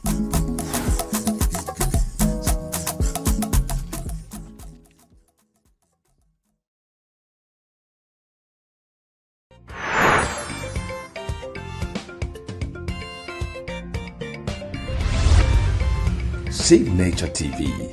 News in your pocket.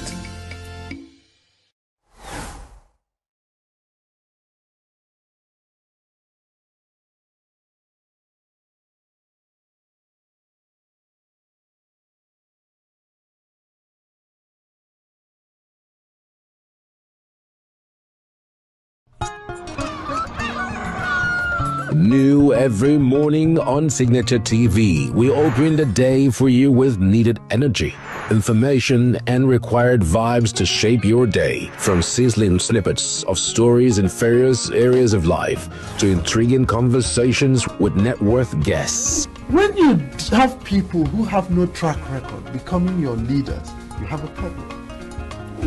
There's no outstanding gratuity when Obi took over from me. I left in all the accounts of Anambra State 13.8 billion for him. Your day cannot be complete without Signature Morning on weekdays and Signature New Day on weekends. There is no better way to start your day except Signature Morning and Signature New Day every day on Signature TV.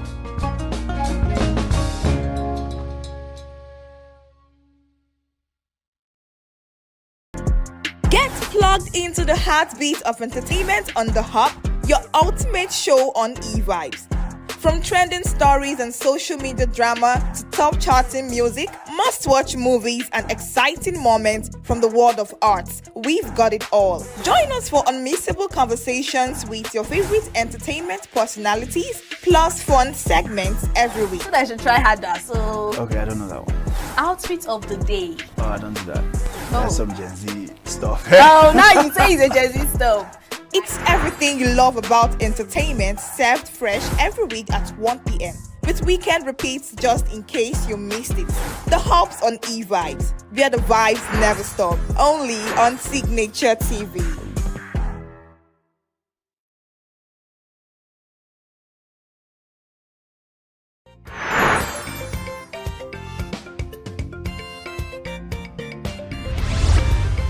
Signature TV. News in your pocket.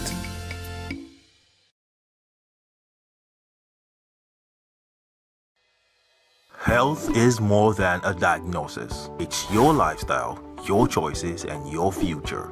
Join us on Inside Health, your weekly deep dive into the stories, science, and solutions shaping your well-being. From expert interviews to real-life journeys of healing and hope, we cover it all. One of the complications of cancer management or treatment is they have some of them at one point in time, you see them having anemia.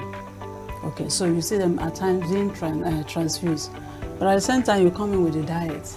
Nutrition, mental health, innovations in medicine, fitness, and everyday wellness. Whether you're managing a condition, staying informed, or just living your best life, Inside Health is your trusted guide. I'm Chigiti Agorom, and I'll be with you every week on Inside Health, only on Signature TV.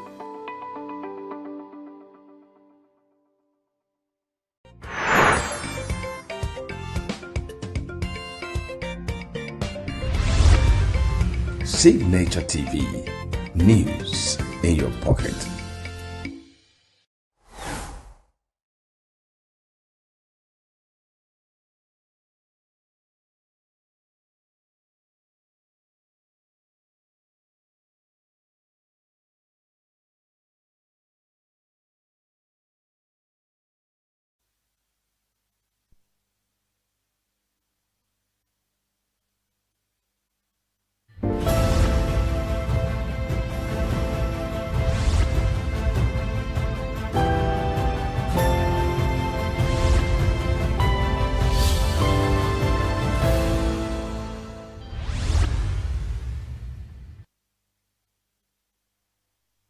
You're welcome to Signature Television Unscripted. My name is Mike Obani. Today we are going to look at the conviction and sentencing by the Federal High Court in Abuja of the leader of the indigenous people of Biafra, Nnamdi Kanu, he was convicted and later sentenced for life imprisonment. It's been a week of increase in insecurity in the country, at the point that we thought that the insecurity issue was ebbing, but we do see that there was an abduction of school children in Kebbi, an attack on the Catholic Church in Kwara State, and everywhere it looks as the bandits have a free ride. We'll look at that, and also we'll look at the deepening leadership crisis in the People's Democratic Party after the convention. There was a crisis the other day on who will take over the PDP Secretariat in Abuja. Here with me in the studio to dissect these matters Dr. Stan Ukeje. Dr. Ukeje, you are welcome to the program. Thank you, Mike. Thank you. Thank you. And the headmaster of the house. You say so. Mr. Christian Madoka. Yes. Thank you very much, gentlemen. How did you feel about the conviction and sentencing of Mazi Nnamdi Kanu? Did you expect that to happen? Well, in decision making, we have what we call a binomial or binary. Things can go one way or the other. If you take exam, you can pass, you can fail. If you pass, you continue. If you fail, you repeat or you ignore it. So the outcome is one of the expected. Except for me, the judge was predictable because he was not, in my view, restrained. A judge should be, people should be guessing a judge, not he's disclosing himself. I think in the matter of the PDP, he was the same thing. You know, they gave him a date they fixed for their convention, and he said he was going to do it before the end of October, when actually there's 11 days left, and the decision he made was also very constraining. So that's how it's. I mean, it's. One had thought that at the point, when Nigeria is facing, a lot of, crises, especially the insecurity crisis and disunity, among the tribes that make up the country, one had thought that the federal government will apply the political option, and release Nnamdi Kanu for peace to reign in the land. Mr. Madoka, what are the implications of the conviction and sentencing of Mazi Nnamdi Kanu? What are the implications as far as the Southeast is concerned? I heard the lawyer, the prosecutor, a lawyer for the federal government, saying that now the people of the Southeast will now sleep with their eyes closed because Nnamdi Kanu has been taken up. Do you subscribe to that kind of opinion, that kind of view? Do you see peace, reigning in the Southeast because Nnamdi Kanu is in jail now? The prosecutor has his own opinion, and throughout the case before now, the prosecutor has also always been fingered as somebody who has playing his master's voice. So whatever he said is also swallowed in that impression that he is speaking his master's voice. That's by the way.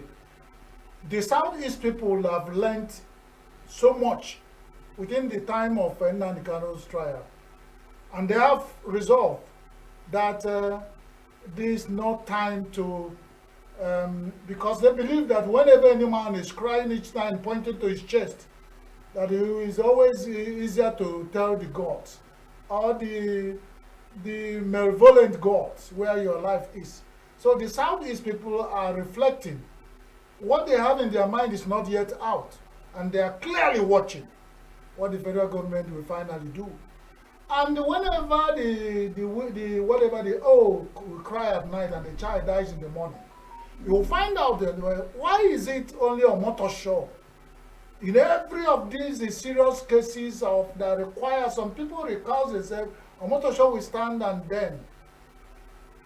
There are, I will tell you, because I live in the street and live in Southeast, and I'm engaging the feeling of the people. The people of Southeast are now feeling that somewhere along the line, some people are planning to clash the Igbos and the Yorubas. It now become a tribal war. But they are becoming, they are reasoning above that and find out that the Tata Egypt, Echinjegide, they are watching to see where this will take us to. And all eyes are open. So everybody is at alert. It's not yet time to comment or reserve. Yeah. Like somebody said, they asked him his opinion, he said he commented reserve. This is not even time to comment reserve. This is time to reflect on the reserve, and the reserve are yet to come. You know, for me, I think that when you sentence Nnamdi Kanu for a life imprisonment, you have, in a way, indirectly sentenced over 40 million, 50 million Igbos to life, you know, imprisonment. I mean, this is not a personal matter that has to do with Nnamdi Kanu alone. You are talking about a whole tribe, because we do know what Nnamdi Kanu stood for. You know, for those of us who were there during the Civil War, you know, one can still remember, you know, the atrocities meted against the Igbos, even before the Civil War erupted. And Nnamdi Kanu, I don't know whether he was born before the war, or he was a kid, you know, when the war started. But I think he read about the Civil War and got infuriated about what actually happened. And I do think that this is a continuation of you know, the Civil War. His sentencing is a continuation of the Civil War. I don't know whether I'm right to have that kind of opinion, Dr. KJ. Well, certainly the trial, the IPOB, and their campaign is all political. You know, if this was maybe South America, you could definitely call Nnamdi Kanu a political prisoner, because it's politics. Because even in law, there's a philosophy. If, I mean, you could call him Mr. Nnamdi Kanu, Mazi, as he calls himself, but the house in which he lives, what he calls the IPOB, it was preceded by Masob. And if I did remember, it was, that Masob existed during the military regime of Abacha. What they did was to put up Biafran flags everywhere. But I think Abacha was busy doing his own thing, and he didn't. It was Obasanjo that really tackled Masob. And he was doing it on behalf of some people, not just for himself. Because there are, I mean, I was surprised to hear that Nnamdi Kanu had been sent to Sokoto prison. And if you remember, when Saruwa was hanged, the hangman came from Sokoto prison. So, I mean, sending him there is like, see your victim. You have it, you are pilot. Except that he was not sentenced to life. I mean, death no, I'm penalty. only saying that when Saruwa was convicted in Port Harcourt, there is a hanging device there.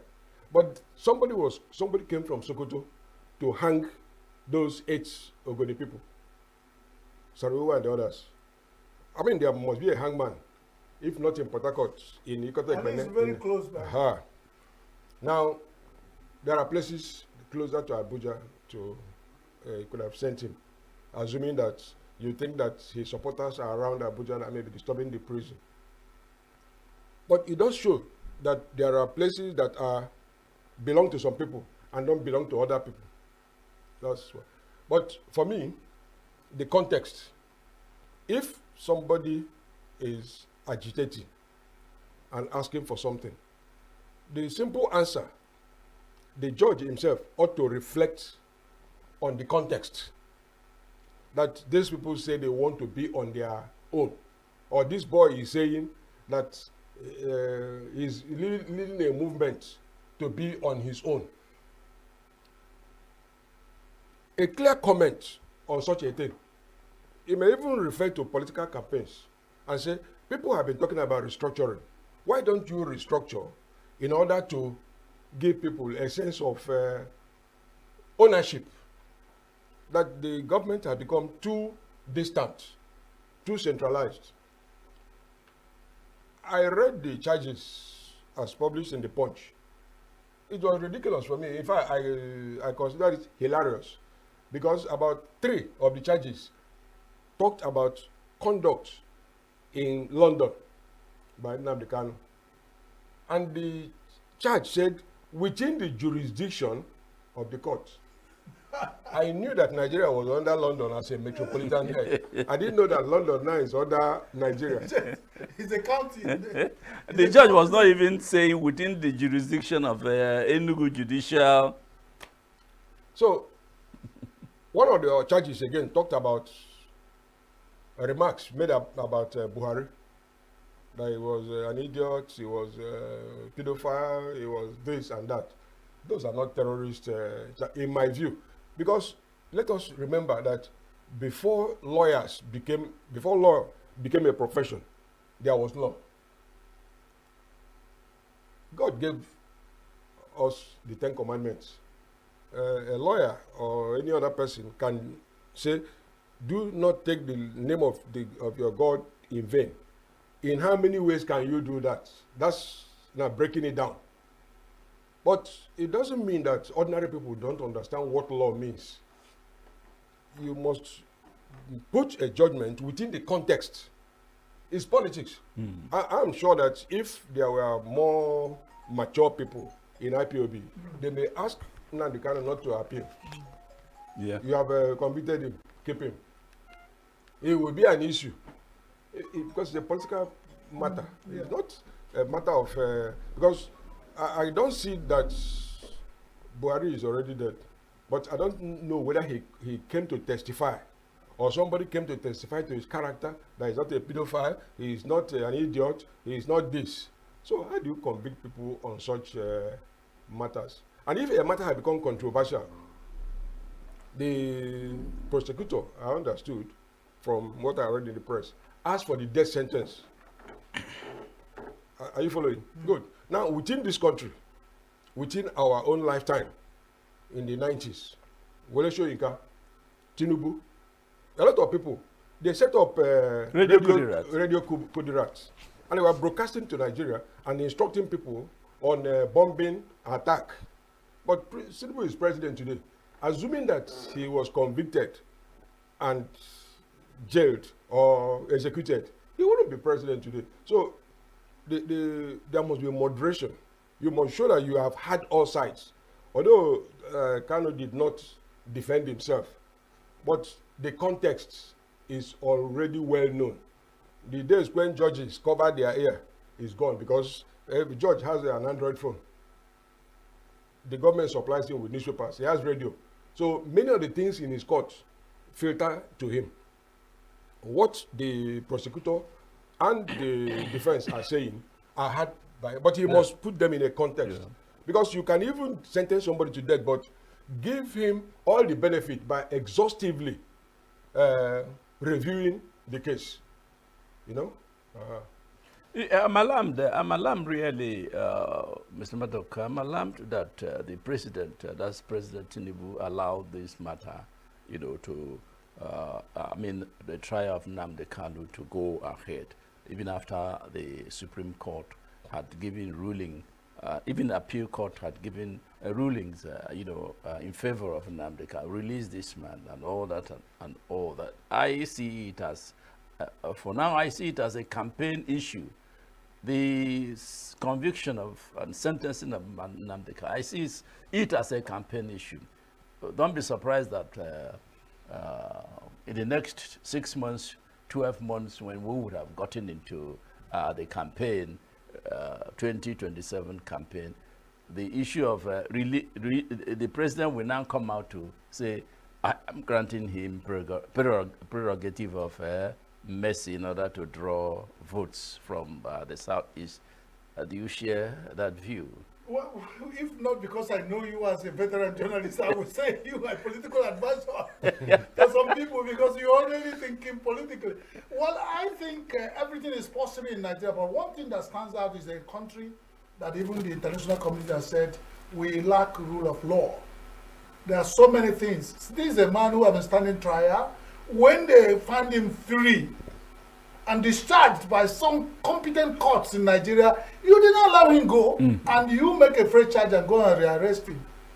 For whatever happened, you put him to court. The court say allow him to go. First, second, third, you still did not. You held him back and sat down on your own desk and write charge.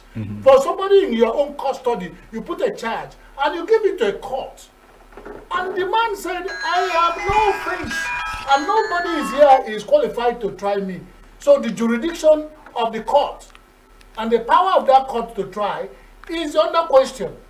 Somebody said, under normal circumstances, that judge would have said, since my jurisdiction to handle this case is under, I recount myself from this case. So somebody or another court that have competent jurisdiction. And somebody said, I did not have an offense. And the federal government, from all indication from the word go, is that if somebody say, I do not have an offense. So when you say you grant him pardon, somebody said that was the argument why his name did not appear in the name of people, over 175 people or 82, they granted amnesty or something. A prerogative of mercy, that his name wasn't there. Because he said it's not, so there was no ground. Somebody said, I'm not, you can't say a ground of. So finally, we thought, which the way you have thought, because we are thinking.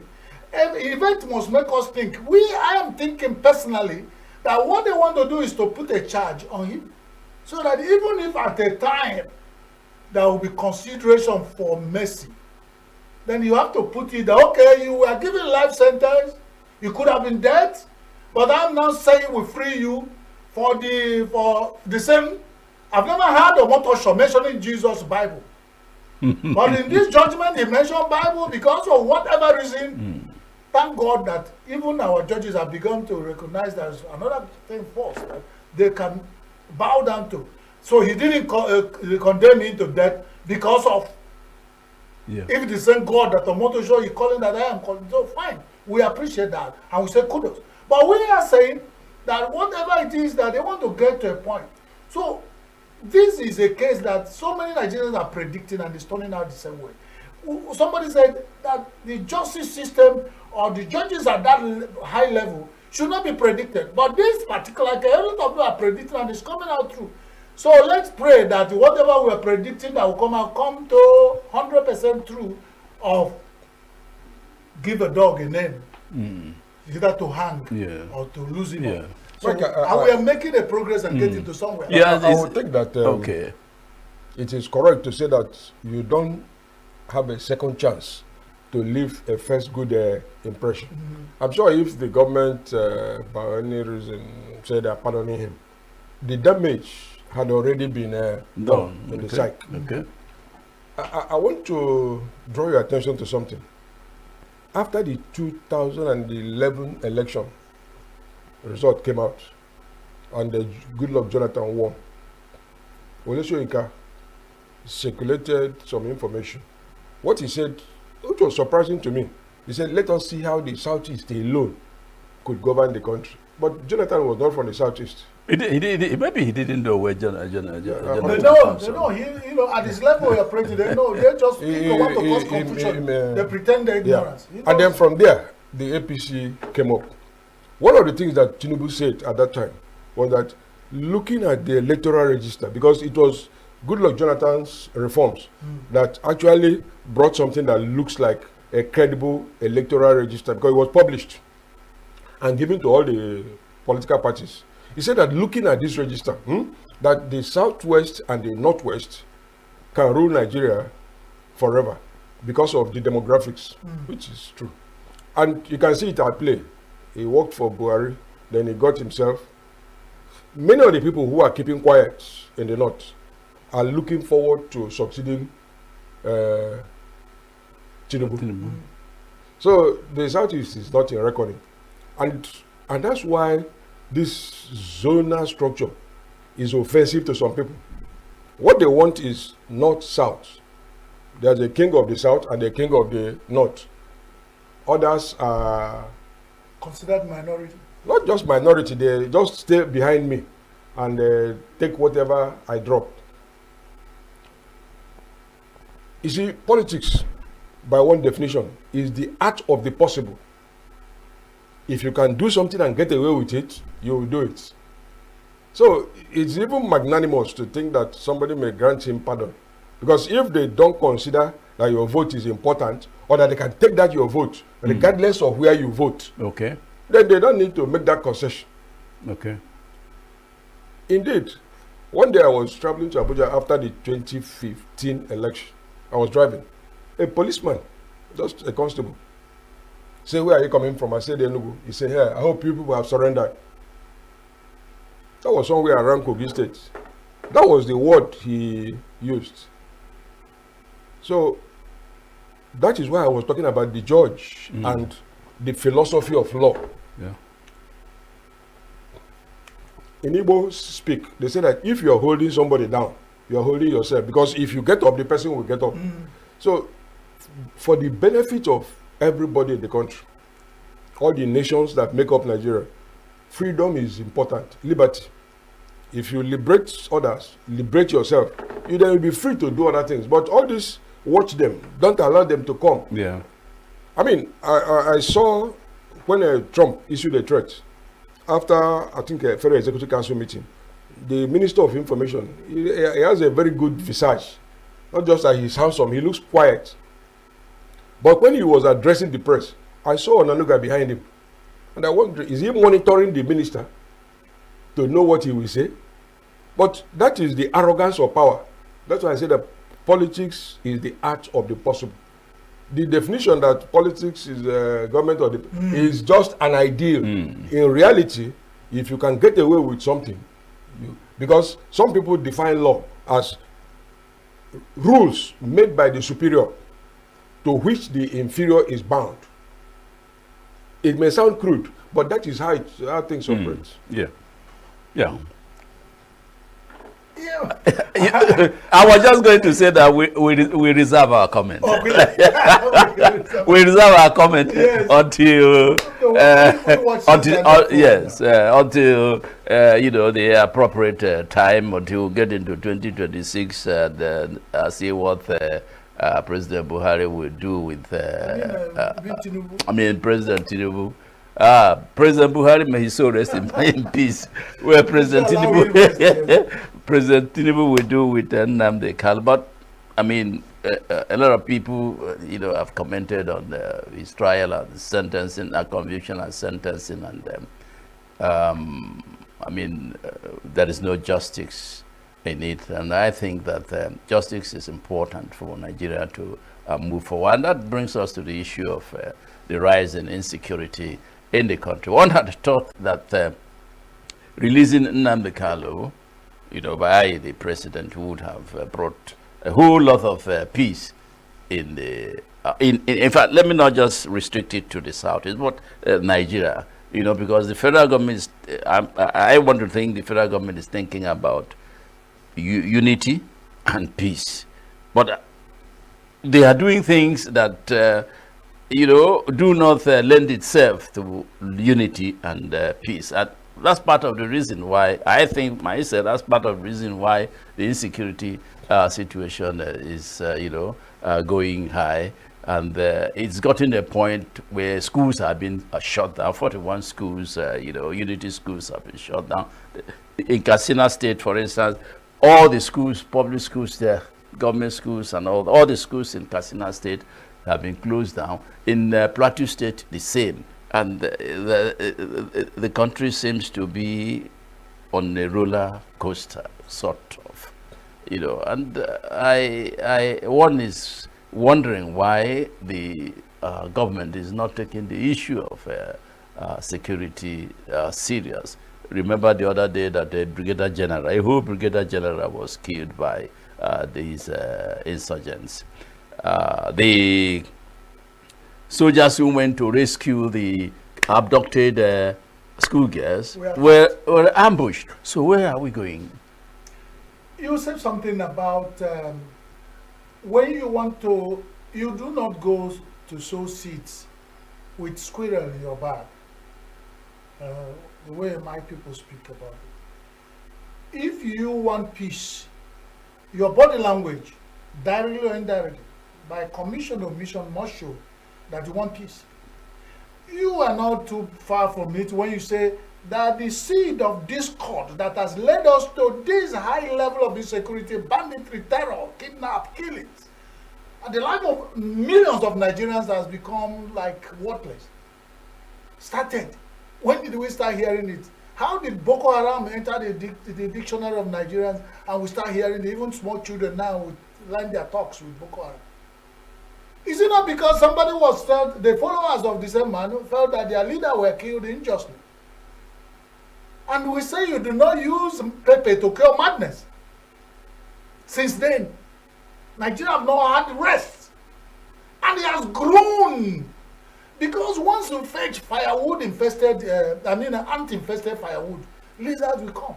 And those lizards will feed it on the and they will grow in fatter and giving birth to more lizards. That is what has happened. Look at when we start. Now the whole country, look at the resurgence. Look at the boldness. Look at every part of Nigeria. The audacity of the insurgents, the audacity of the kidnappers, the viral videos that are making round. Children are watching, women are watching, everybody are watching this. We are human life, people like you are. They are deadly, they are bloodthirsty. You will be asking, what has brought this kind of wickedness into their mind? And more is happening because I was discussing in my family. I said, you know that if a child is growing up in the presence of his parents, you killed the father, you killed the mother, you took him to IDP camp. He grew up there in that situation. Tomorrow you tell him what? What are you going to preach to him that will make him not to kill? And have revenge because he will hate everybody. Look at how these killings are going on. Where is the country going that you convince somebody that the mother or the grandmother has gone to church in Kwara? You see the golden picture they released about how they killed and mocked up human bodies, mocked up. And the maybe relations. Our people say, when they carry the body of another person, the dead body of it looks like it's a log of wood. Some people will be somewhere speaking this English. But people who are felt the sting of this bandit and terror. Yes. When are they going to forgive this country? Yeah. What is the offense for being a Nigerian? That's all. That's the offense. And they ask, do they deserve to die this way? What is the offense? Is it a question of the federal government of Nigeria under President Tinubu not having the capacity to rein in, these insurgents, to have the capacity to deal with the bandits, have the capacity to deal with the kidnappers? Is it a question of conspiracy or incapacity? Political real power was lacked from the word go. It's not just start. Because the first start, it's like wound first time. And then it got to cancerous level. Stage 4 of cancer. You brought in a doctor. You see that you cut up that place? Even when you cut up, you make sure that it has not gotten into grown, the cells have not gone into other parts because it will still grow back.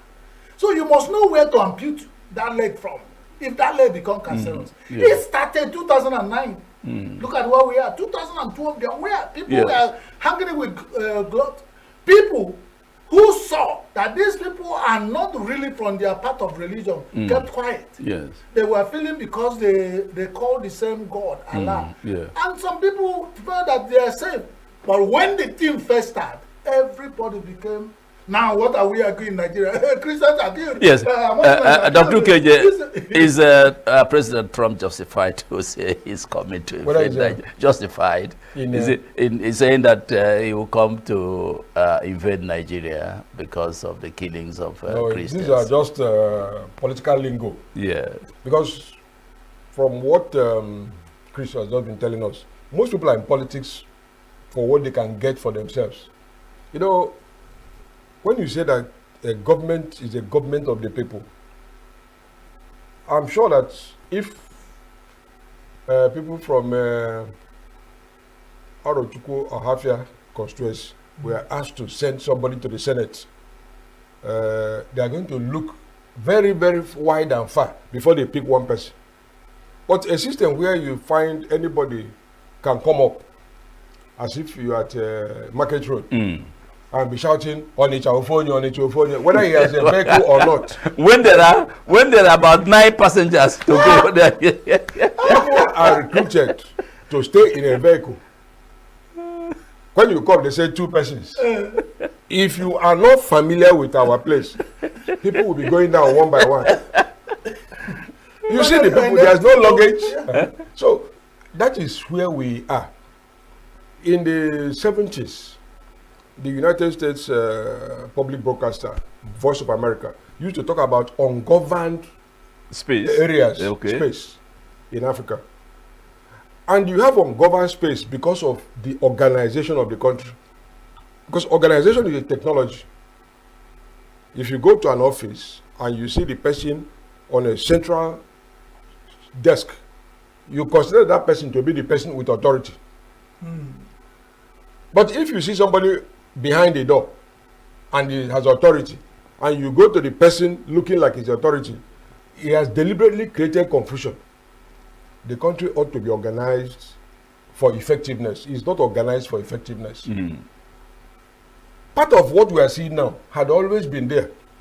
In the days of wooden lorries, if you watched vehicles going along the highway, on their tailboard, you will see a lot of icons. Either an angel with a sword to kill somebody, or somebody with a bow and arrow. Some of the scriptures talk about what we are seeing now. You know, the term Boko Haram was invented by a BBC correspondent. That's not the name of the organization. They say they are people for jihad. They are people for jihad. If you have a country and there are people for jihad, that is a signal that there will be a problem. But you don't need to fight them. What you need to tell them that this entity called Nigeria comprises of people for and against jihad. And the benefit of jihad is in heaven. Stay in your corner. Run according to your principles.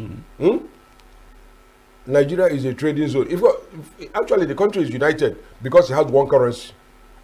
That's why you can go to Sokoto and you buy a car there and come bring it here.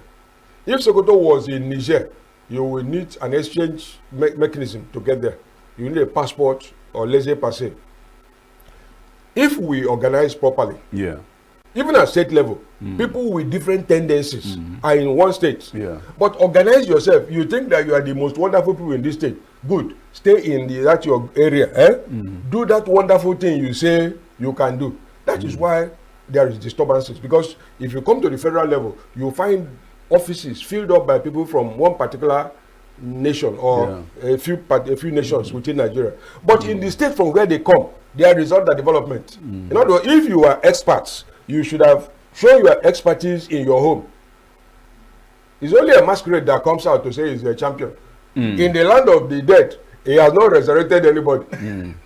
No, but we're talking about, we are the president of the United States of America, is accusing Nigeria of committing genocide against Christians. And there's been several denials of these allegations by officials of the federal government.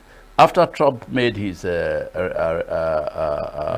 remarks or accusations or allegations, you see insurgency, you see more people being killed, you see a Catholic church in Kwara State being attacked, people abducted, you see the abduction of schoolgirls in Niger State. You see insecurity, rising. So do you think Trump is coming? If Trump, because Trump, the country Trump is coming from, no matter the mindset of Trump, is a country with the rule of law. they have started open up hearing at the Congress, and they're taking reports from different committees and they're putting it together. From all indication, they are not fire brigade people. President has said. Then the president need to be guided and said, President, you said this. These are facts available. I think you are right. If you now want to take decision, the data is in. I think the president, like getting intel from across the world, but people working for him have enough data. But the Congress, the parliament under which the democracy function, he couldn't have taken it. That's why he still allowed room for interrogation, for further details, so that there will be inquiry and they have clear evidence. Evidence are there, and the enough evidence are even what is happening in Nigeria now. The world has become a very small village. Well, before it happened in my village, the people in London will call me and tell me, did you hear that they kill people in your village? And they tell you names. So the world is circulating around here, and the Trump is also at the top of as big brother of Africa. He's getting it. And he has very powerful security organizations working for him. Yeah, Mr. Maduka, let me just say, if you were Mr. Tinubu, the President of the Federal Republic of Nigeria, would you allow this insecurity issue to escalate against the backdrop of what President Trump said? I am a student of crisis communication. And the part of crisis communication is to accept there's an issue. Then you take action and then reassure. There are three.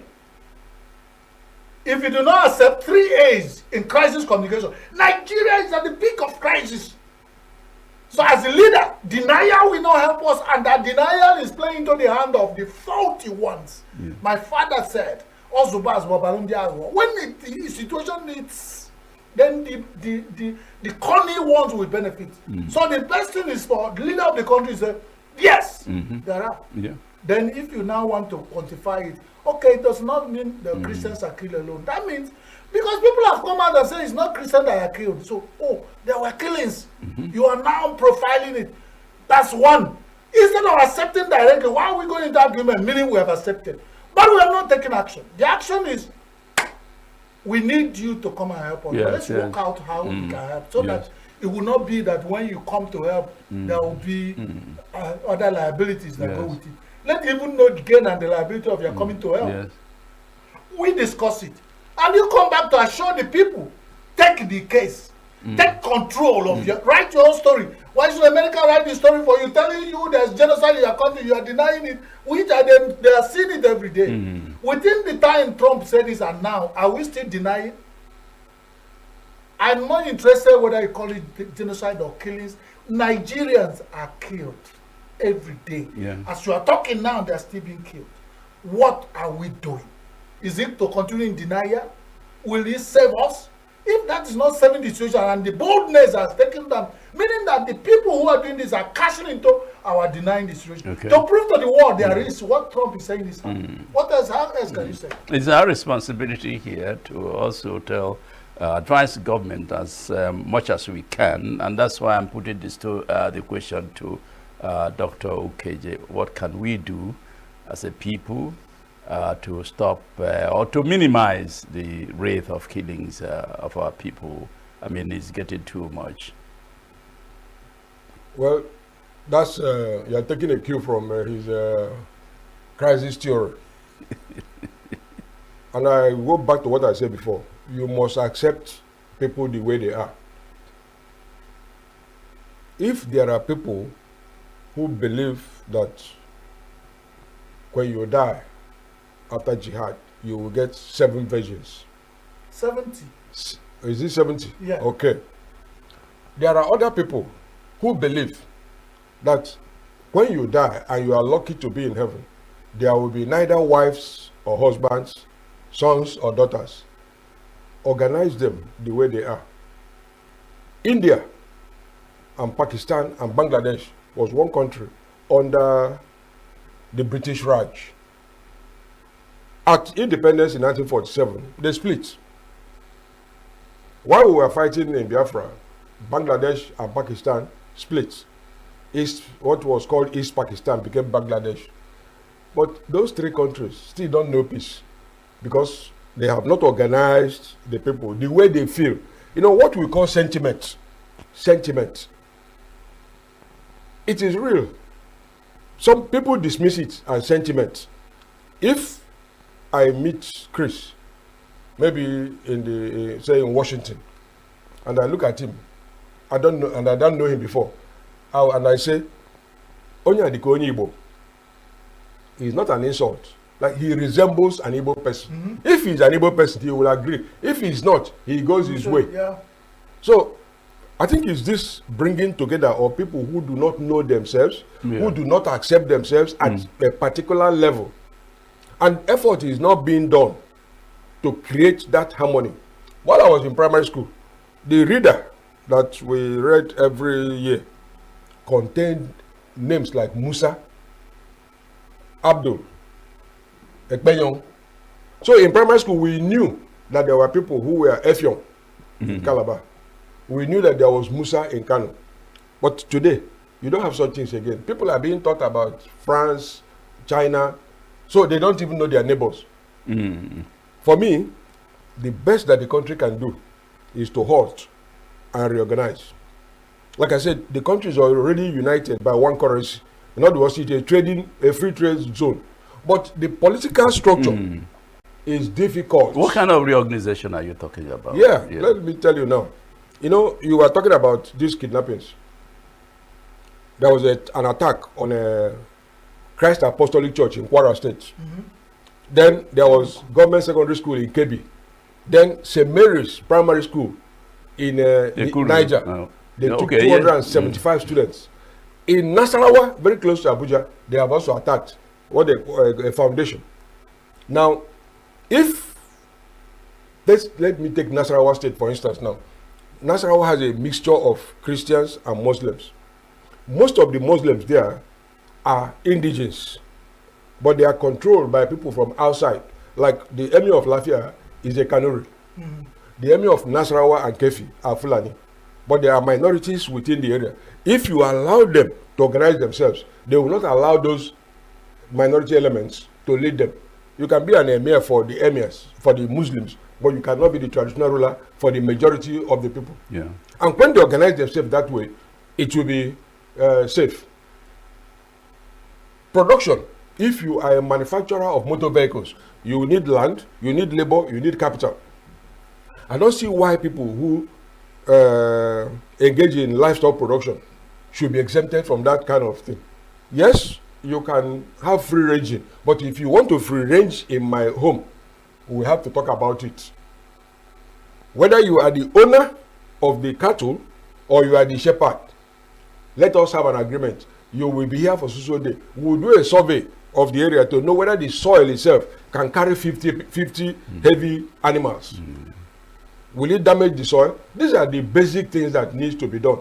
Because, like has been proved in the Middle Belt, once cattle are coming, the militia behind them, attack.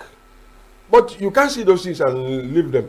But if the government is interested in people decamping from one party to the other, they cannot reason along this line. So it's organization. Organization is a technology. It's a technique.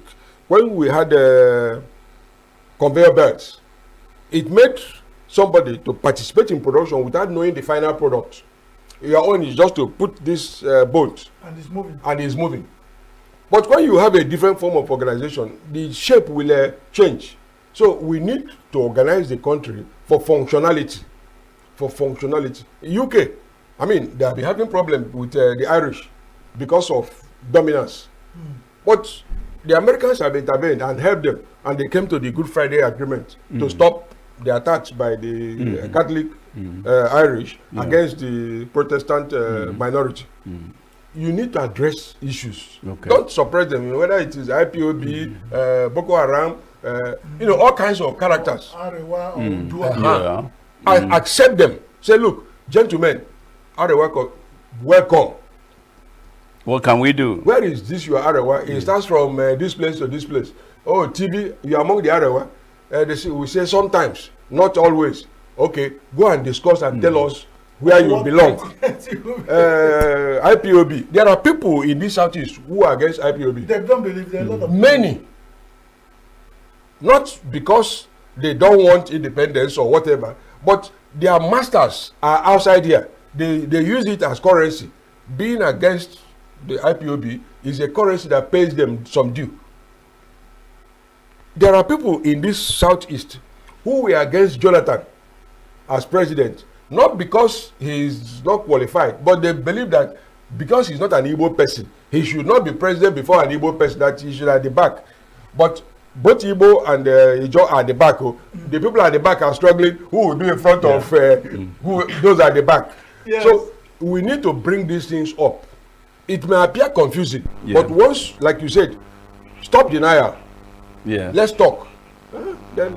Yeah, gentlemen, let's, because I'm being warned that my time is almost up, but we cannot end this discussion without talking. We have problem in this, in the security sector, as it were. We also have problem with the political sector. That's when you look at what is going on in PDP. The crisis has deepened. You now have a pronounced factionalization of the party. You now have the weaker group, the other group that just got finished their convention in Ibadan, and you saw the crisis that these are part of the problems Nigeria is facing. I mean, and the president of the ruling party would have, even though it is not his political party, but in order to ensure that peace reigns, maybe he would have, said one or two things that we make the opposition try, but that is not happening. What do we do to, mitigate the crisis in the PDP? One of the high points of today's daily says the opposition parties in Nigeria are scattering more because of increased court cases. Like you said, politics is whatever is possible, let it happen. You can't fight any situation or try to solve it if it favors you. Yeah. When the issue of the campaign started, it was favoring APC. The APC. At a point, it was against them because we started seeing people favoring, even the former chairman of APC lost his job during those initial hall. But then now when the hall is now favoring them, they kept quiet again. So that is politics in Nigeria. What we are talking about is PDP that are ruled this country for 16 years is the mini Nigeria. They cooked all the politicians virtually. They cooked all the Nigerian politicians because everybody had, on one way or the other, touched PDP. And also, if PDP become an epitome of Nigeria, whatever crisis is going on in Nigeria is what is facing the PDP. Okay. Because of our time, maybe we'll let's leave it there, gentlemen. It's been an exciting moment. Thank you for coming, and I do hope that next time we'll continue to explore the the issues that have held this country down, and by the grace of God, Nigeria will survive. Yeah. Thank you for coming. My name is Mike Obani. Let's make it another day. Thank you. Thank you very much, Mike. Thank you. Yeah.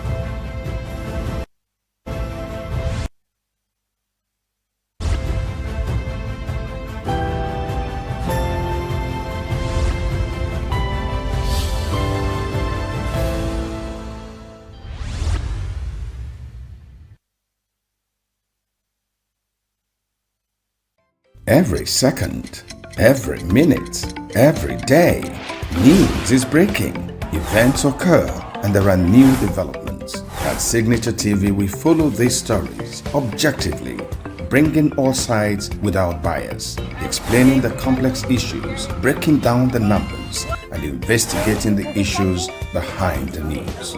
Anywhere and everywhere, near or far, wherever the news is, we will be there. Signature TV.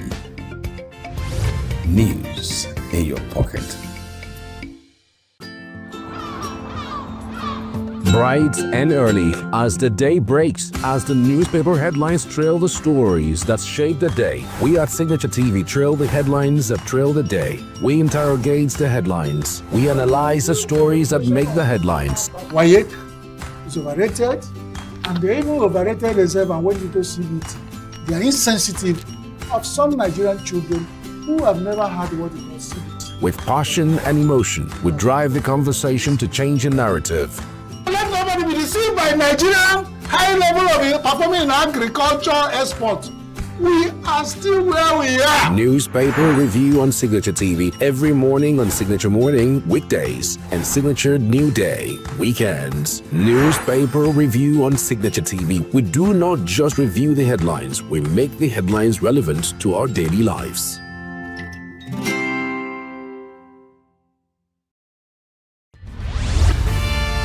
We are local. International communities observing why the meat market is in chaos. People are... We are national. Those in support of this motion as amended, say aye. Aye. We have taken the vote by default. We are international. Israeli airstrikes. Donald Trump left us the worst unemployment.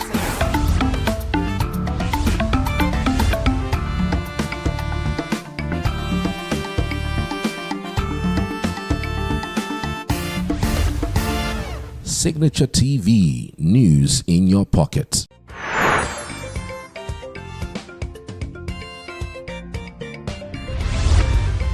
Signature TV, news in your pocket.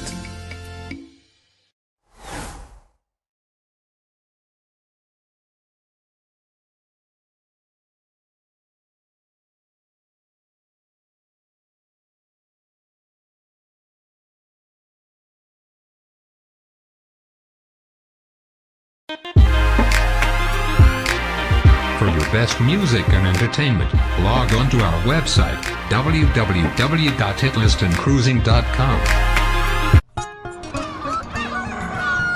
New every morning on Signature TV. We open the day for you with needed energy, information, and required vibes to shape your day. From sizzling snippets of stories in various areas of life to intriguing conversations with net worth guests. When you have people who have no track record becoming your leaders, you have a problem. There's no outstanding gratuity when Obi took over from me. I left in all the accounts of Anambra State 13.8 billion for him. Your day cannot be complete without Signature Morning on weekdays and Signature New Day on weekends. There is no better way to start your day except Signature Morning and Signature New Day every day on Signature TV.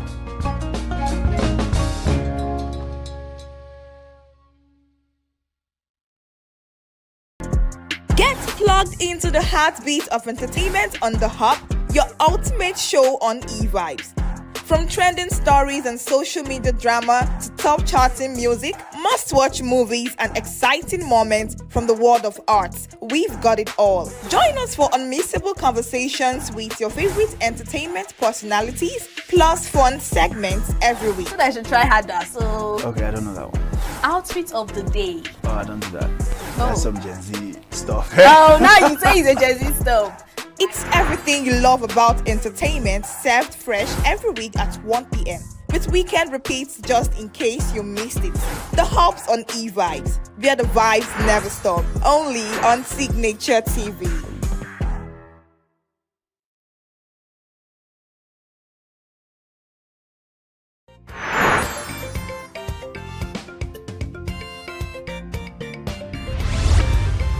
Signature TV, news in your pocket.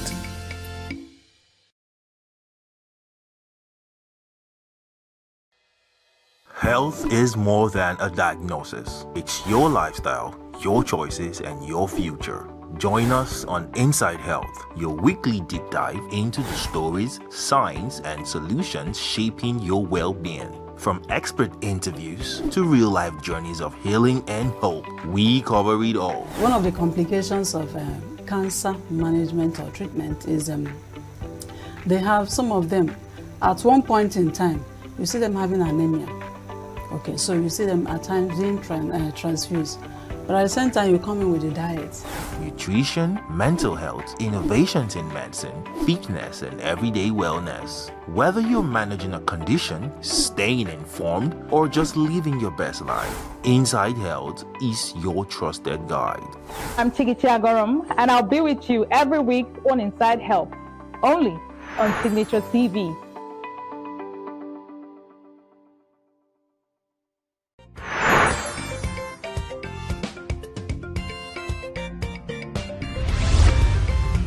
Signaturetv, news in your pocket.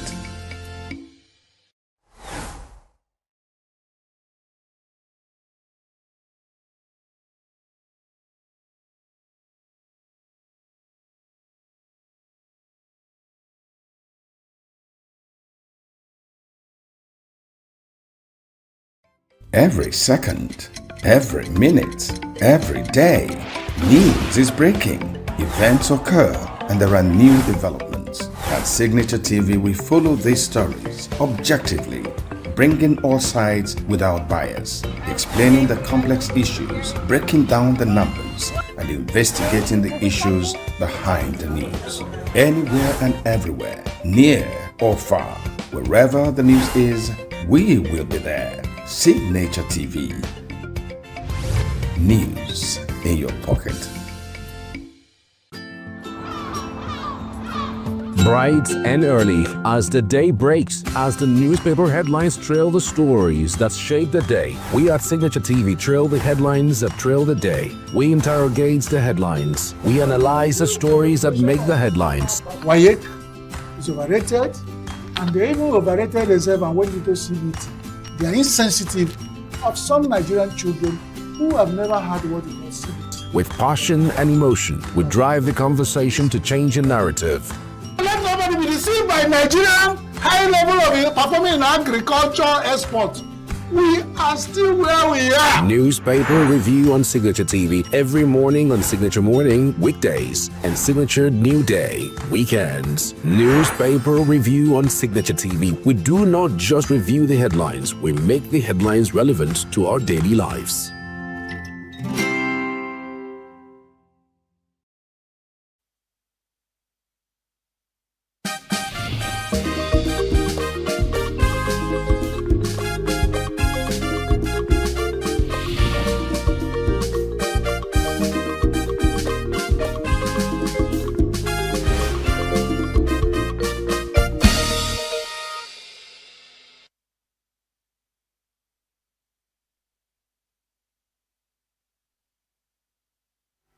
Welcome to Global News on Signaturetv. I am Barry Kumo Ado. In the headlines, Tinubu approves Tegbe-led committee to drive new Nigerian tax law implementation. Niger Delta Accountability Network knocks reps committee over misleading trillion naira claims. Trump calls for complete closure of Venezuelan airspace. And displaced Ukrainian laments loss of home after Russian strike on Kyiv. Details shortly. Every second, every minute, every day, news is breaking. Events occur and there are new developments. At Signaturetv, we follow these stories objectively, bringing all sides without bias, explaining the complex issues, breaking down the numbers, and investigating the issues behind the news. Anywhere and everywhere, near or far, wherever the news is, we will be there. Signaturetv, news in your pocket. President Bola Tinubu has approved the National Tax Policy Implementation Committee, NTPIC, to drive its administration's new tax reforms. The presidency says veteran financial expert Joseph Tebe would chair the committee with Presidential Advisor on Finance and Economy, Saidu Koli, serving as secretary. Other members include Ismail Ahmed, Rukaya El-Rufai, and several industry professionals. Under the supervision of Finance Minister Wale Edun, NTPIC will consult widely across public and private sectors to guide implementation. President Tinubu says the committee reflects his commitment to a fair, transparent, and tech-driven tax system that boosts growth and protects citizens. Finance Minister Edun calls the move a key step in overhauling Nigeria's fiscal framework. Chairman Tebe promises close collaboration with stakeholders to build trust and ensure smooth rollout. Tinubu signed a tax reform bill 25 with implementation set for January 2026.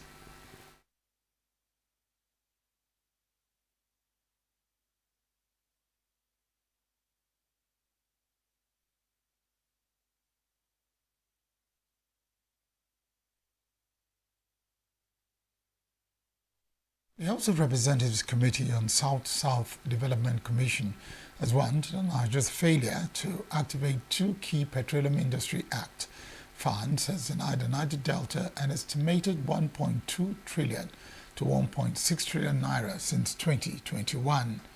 The chairman of the committee, Julius Pondi, raised the concern at an interactive session on the non-implementation of the Abandonment and Decommissioning Fund and Environmental Remediation Fund.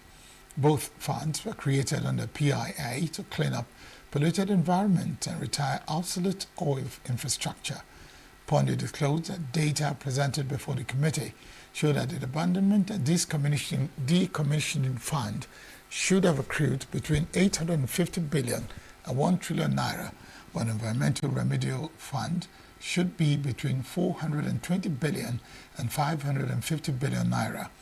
He described the delay as a setback to sustainable development in the Niger Delta, since it has left communities exposed to contaminated water, degraded farmland, depleted fisheries, and health risk.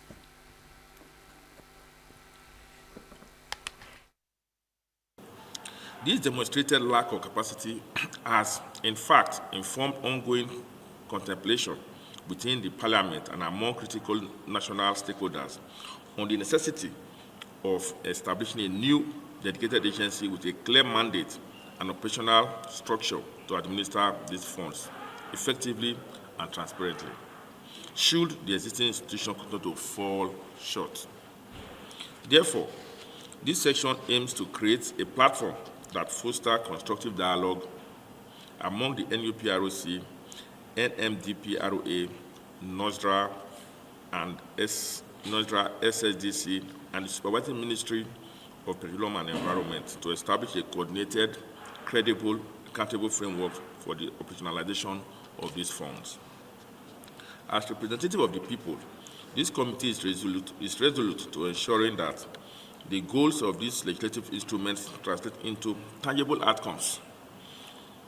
We are confident that with sincerity of purpose, these funds can become transformative instruments of environmental justice and sustainable development.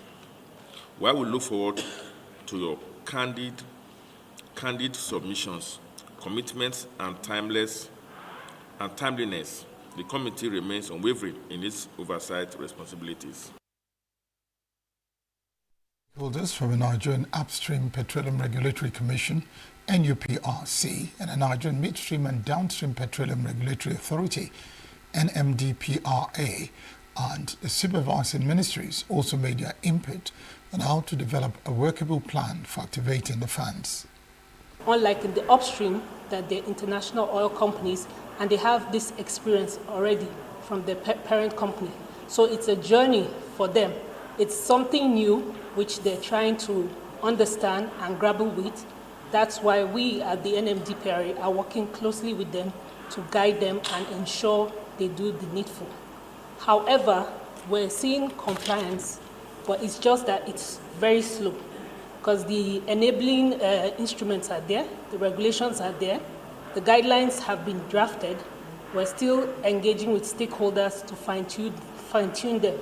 So the escrow account that is supposed to be the escrow account that they are supposed to contribute to, it's not an issue. We currently are even engaging with one company. They've opened the account with Union Bank of Nigeria, but they're yet to update us with the details because the regulation requires that they update the authority on on the details of the accounts that they've opened. So it's not in terms of what they should do that is the challenge, but the challenge is more of financial constraints to them, and also lack of capacity or understanding of what to do.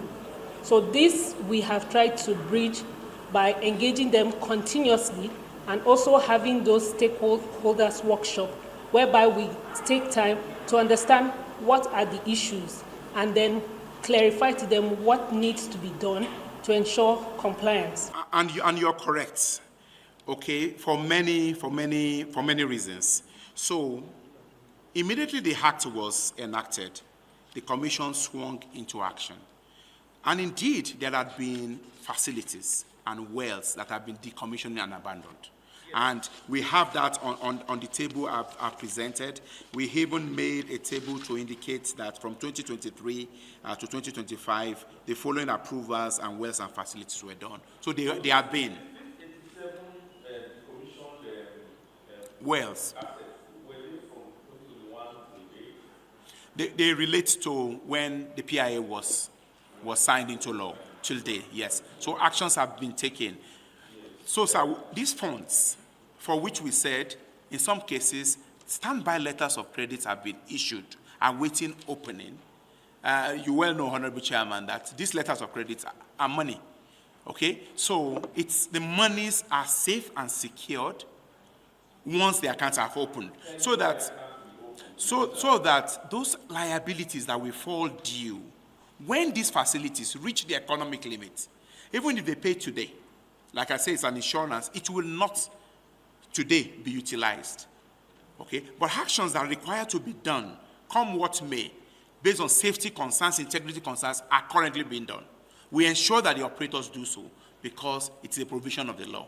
But to set aside this fund is what requires the escrow account to the satisfaction of all stakeholders, for which we are awaiting the gazetting. But actions continue to be in place, sir. There is a sharp disagreement among key players in the finance, health and manufacturing sectors over the move by the Nigerian Senate to increase excise duty on carbonated sugar-sweetened beverages through an amendment to existing laws. This disagreement manifested during a public hearing convened by the Senate Committee on Finance and Customs to consider a bill seeking the imposition of a percentage-based excise levy per litre of sweetened beverages aimed at discouraging high sugar consumption among Nigerians. It was an atmosphere of divergent voices among key players in the finance, health and manufacturing over the move by the Senate to jack up the excise duty on carbonated sugar-sweetened beverages. The stakeholders became divided when the forum, chaired by Senator Sani Musa, took different positions, with some backing the proposal and others opposing it. We rest assured that we will do everything, all the comments you have made, memorandums and expert recommendations will be carefully reviewed as we proceed to the next stage of our legislative work. Our commitment remains to produce a fair, transparent and people-oriented outcome. The Coordinating Minister of Health and Social Welfare, Professor Mohammed Ali Pate, declared strong support for the bill, describing it as a progressive, evidence-based approach to public health financing. The Federal Ministry of Health and Social Welfare is very privileged to be invited to participate in this public hearing. We commend the Senate for this bill as it seeks to increase the current rate of excise tax on sugar-sweetened beverages and to earmark or plow back some of these gains in revenue from the SSBs to fund health promotion and to reduce the burden of diseases due to excess consumption of the sugar-sweetened beverages. This bill is not only encouraging, but it represents a progressive, evidence-based approach to public health financing as it demonstrates strong political will, provides sustainable financing for prevention programs, aligns fiscal policy with public health goals, and helps our country to advance towards universal health coverage. In the vibrant debate that is being undertaken in this hearing. But the Ministry of Finance represented by the Director of Technical Services and Chairman of the Tariff Review Board, Bashir Abdulkadir, standing in for Minister Wale Edun, opposed the bill. He argued that the President already possesses the authority to adjust tariffs under the Customs Tariff Consolidation Act, noting that tariff reviews must align with macroeconomic realities and international commitments. However, it is important to draw the attention of this distinguished sitting that the provision of Section 13 of the Customs Excise Tariff Consolidation Act already grants Mr. President power to impose, vary, or remove any import or excise duty and to amend schedules to the Act. The power granted to Mr. President under the CETA are still extant and is still being used on an annual basis in reviewing excise customs duties to align with macroeconomic realities as well as regional agreements and international treaties during the formulation of fiscal policy measures. It might interest the Senate Committee on Finance to note that the ministry is already working towards putting together an excise tax policy framework. The policy framework is expected to curb consumption of harmful products, health externalities, mobilize domestic revenue to improve health outcomes and align with national and regional frameworks and public health goals. The main objective of the policy framework is to guide the design of the excise duty regime to reduce the average consumption of harmful products and their associated health risks. In addition, the framework is expected to raise sustainable revenue to fund health and related social programs. Other health-related groups, such as the Nigerian Cancer Society and the Diabetes Association of Nigeria, backs the proposed tax. In contrast, the Manufacturers Association of Nigeria, MAN, Nigerian Employers Consultative Association, NECA, pushed back strongly.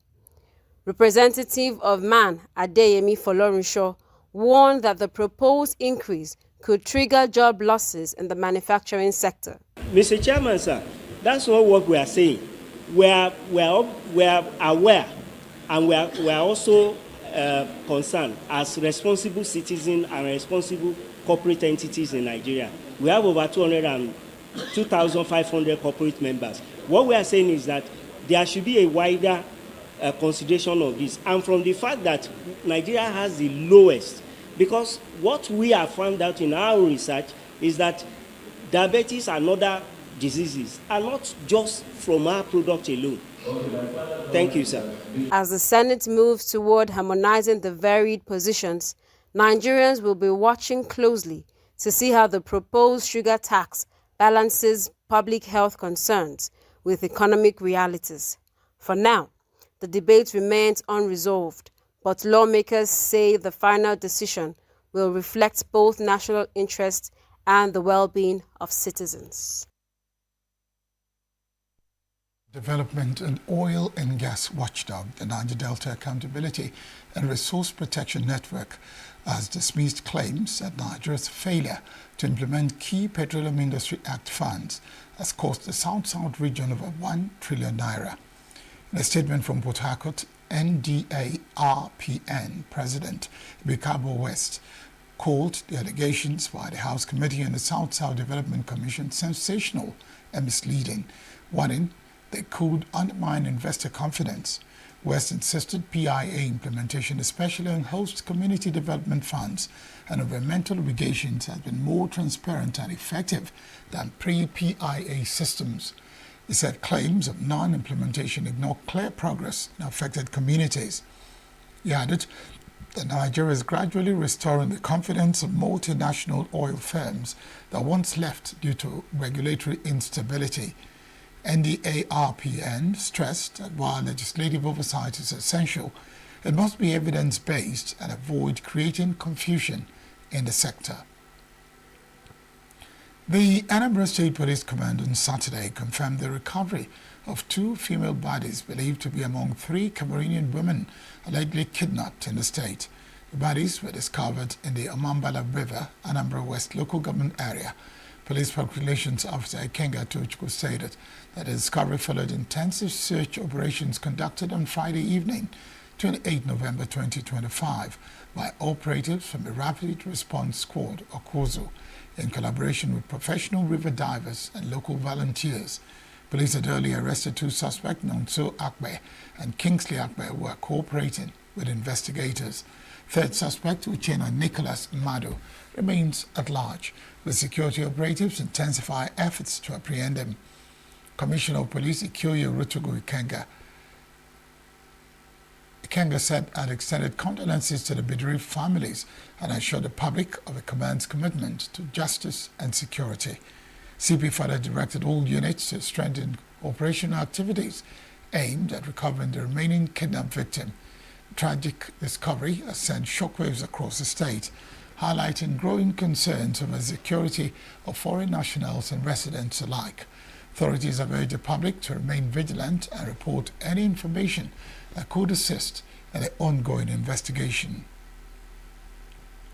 The Department of State Services has remained silent over reports that it summoned Yusuf Dati Baba Ahmed, the Labour Party's 2023 vice presidential candidate.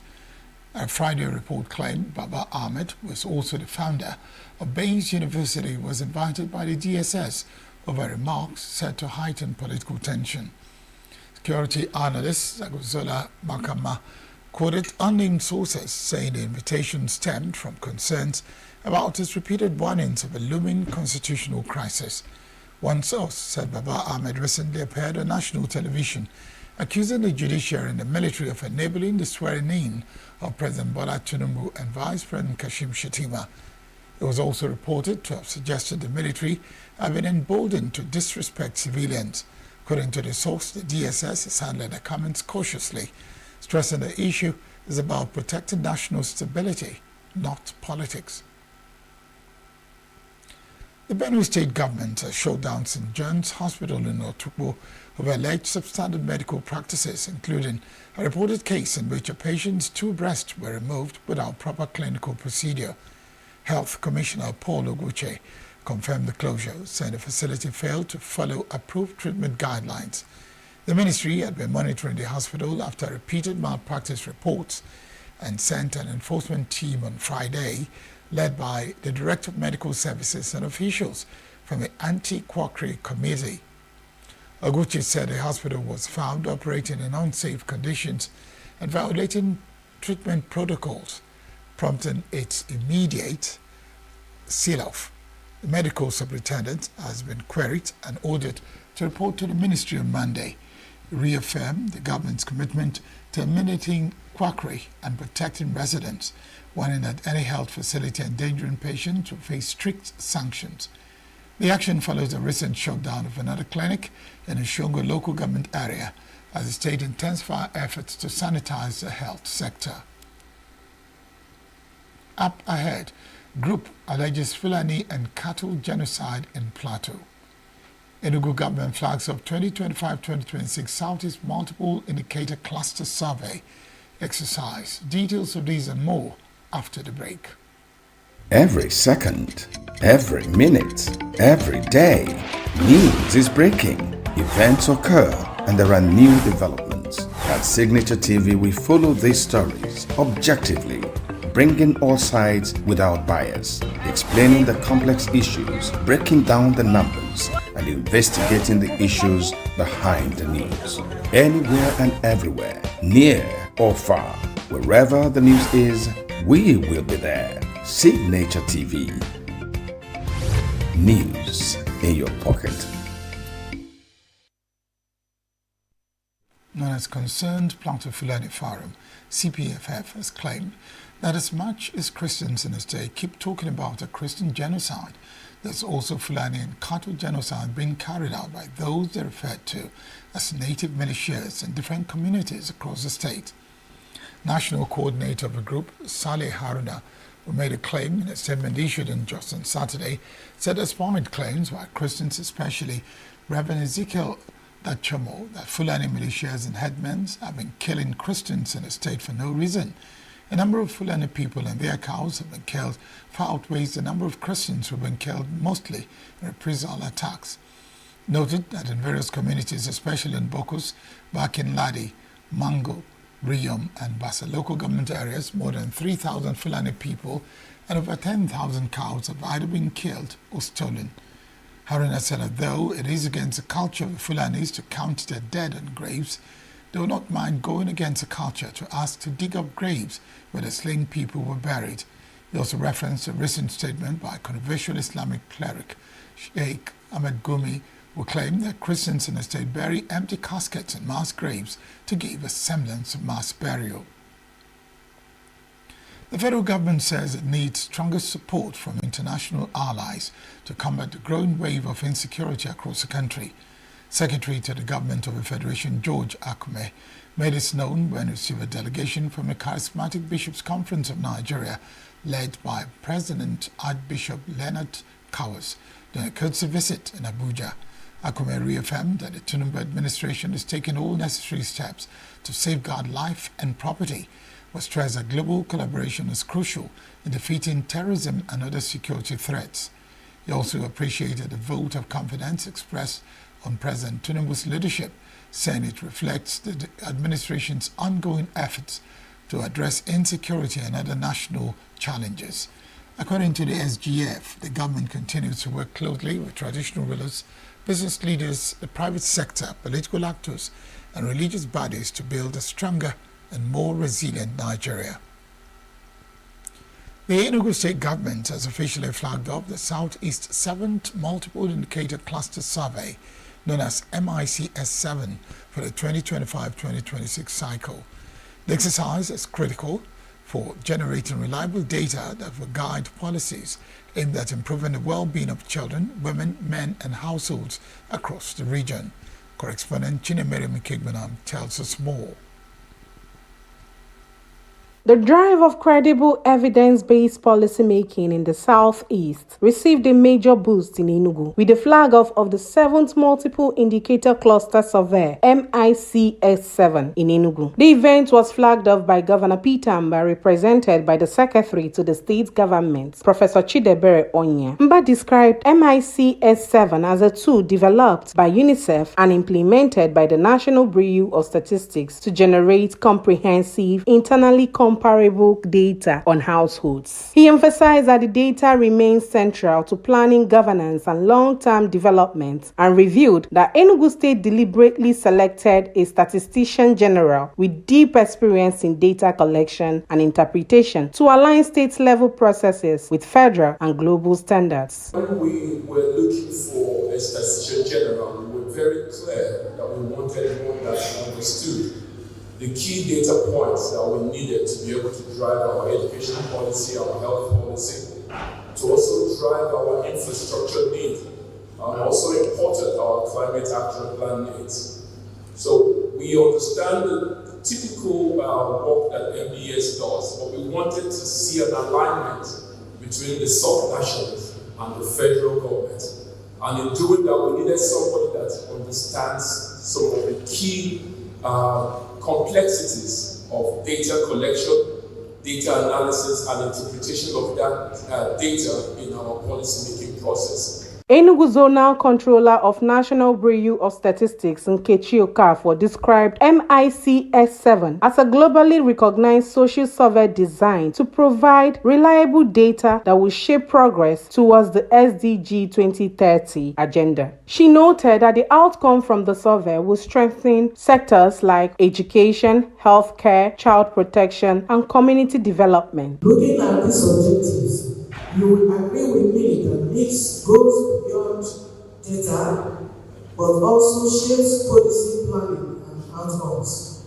It informs where schools are needed, how to strengthen immunization, how to reduce child and maternal mortality, and how to direct resources to the community that needs them most. Delivering a goodwill message on behalf of the Southeast State Statisticians General, Dr. Christopher Okafor, said the event marks the beginning of a long, meticulous process involving MBS, state bureaus, and ministries of education and health. He disclosed that field interviewers have been taken through the technicalities of household surveys using both paper and computer-assisted methods to ensure quality and accuracy. The facilitators were from the General Household Survey, GSS, the Field Services and Methodology, the Rail Sector, Gender and Social Statistics, Information and Communication Technology, as well as the administrative departments of the MPS. This interdisciplinary approach is intended to optimize the training outcomes given the multifocal nature of mix. As the Southeast prepares for months of intensive data gathering, stakeholders say the success of MICX7 will depend largely on the cooperation of households and the integrity of the information provided. If executed effectively, the survey is expected to shape smarter policies and deliver better outcomes for families across the region. In ENUGU, Chinemere Mikebunam, Signature TV News. The management of Oyo State College of Agriculture and Technology, IBORA, has dismissed a viral artificial intelligence-generated image circulating online purporting to show militants at the institution's entrance. In a statement issued on Saturday by the Deputy Registrar, Public and Alumni Relations, Bayemi Olawore, the institution described the picture as false, misleading, and capable of inciting unnecessary panic among students, parents, and residents of a host community. Management urged the public to disregard the post, said it was circulated by mischief makers whose motives are unknown. Says that the college is neither under attack nor under any form of siege by militants or bandits. The statement said the institution recently held its first ever matriculation ceremony for degree programs on Friday, which attracted parents and visitors from within and outside of your state, which is a further evidence that the campus is peaceful. According to the institution, academic and administrative activities have continued unhindered, with students attending lectures and performing their normal duties. The Ooni of Ife, Oba Adeyeye Ogunwusi, says the entire southwest region is fully behind President Bola Tinubu in an effort to tackle Nigeria's growing security challenges. Speaking on Friday during an interview, the monarch stressed that now is not the time to politicize the nation's difficulties. He said the traditional institution remains committed to working hand in hand with political leaders to achieve lasting peace and stability across the country. Oba Ogunwusi also cautioned against actions that could further destabilize the nation, insisting that Nigeria's collective interest must come first. Former President Olusegun Obasanjo is urging the federal government to stop apologizing to and negotiating with terrorists as insecurity worsens nationwide. Obasanjo made a call at the Plateau State Unity Christmas Carol and Praise Festival in Jos. He expressed his pleasure over the rising wave of attacks, mass abductions, and violence across the country. His remarks followed a series of recent kidnappings, 315 students and 13 teachers taken from St. Mary's Catholic Church in Papiri, Niger State, 24 schoolgirls abducted from Government Girls Secondary School Maga in Kebbi State, and 24 farmers seized during a raid on a Politer community in Shiroro, Niger State. Another 20 people were kidnapped in separate incidents in Kano and Kwara between Monday night and Tuesday morning.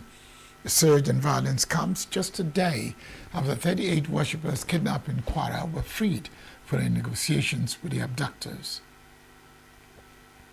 The city of ENUGU played host to 2025 Southeast Business and Investment Summit, a major convergence of Igbo leaders, investors, and professionals committed to the economic transformation of the region. A key highlight of the summit dinner was the induction of new members into the Southeast Business and Investment Group, an initiative aimed at strengthening private sector participation in regional development. Correspondent Chinemere Mikebunam reports. ENUGU, the historic capital of the Igbo nation, welcomed sons and daughters of the region to the Southeast Business and Investment Summit, held under the theme, Igbo Sons Come Home to Build. The gathering brought together captains of industries, academians, government officials, traditional rulers, and respected Igbo professionals from within Nigeria and the diaspora. Discussions at the summit focused on repositioning the Southeast for economic growth, increased political relevance, and sustainable regional development. A major highlight of the dinner session was the formal induction of distinguished personalities into the Southeast Business and Investment Group. Among those inducted were the 2023 presidential aspirants, Mazi Sam Ohuabunwa as chairman, Chairman United Nigeria Airlines Professor Obioro Okonkwo, former Enugu State Governor Dr. Okwesileze Nwodo, and Dr. Daniel Ochi as members. The chairman of the summit, Sam Ohuabunwa, described the gathering as a strategic platform for mobilizing Igbo talents and resources towards regional prosperity.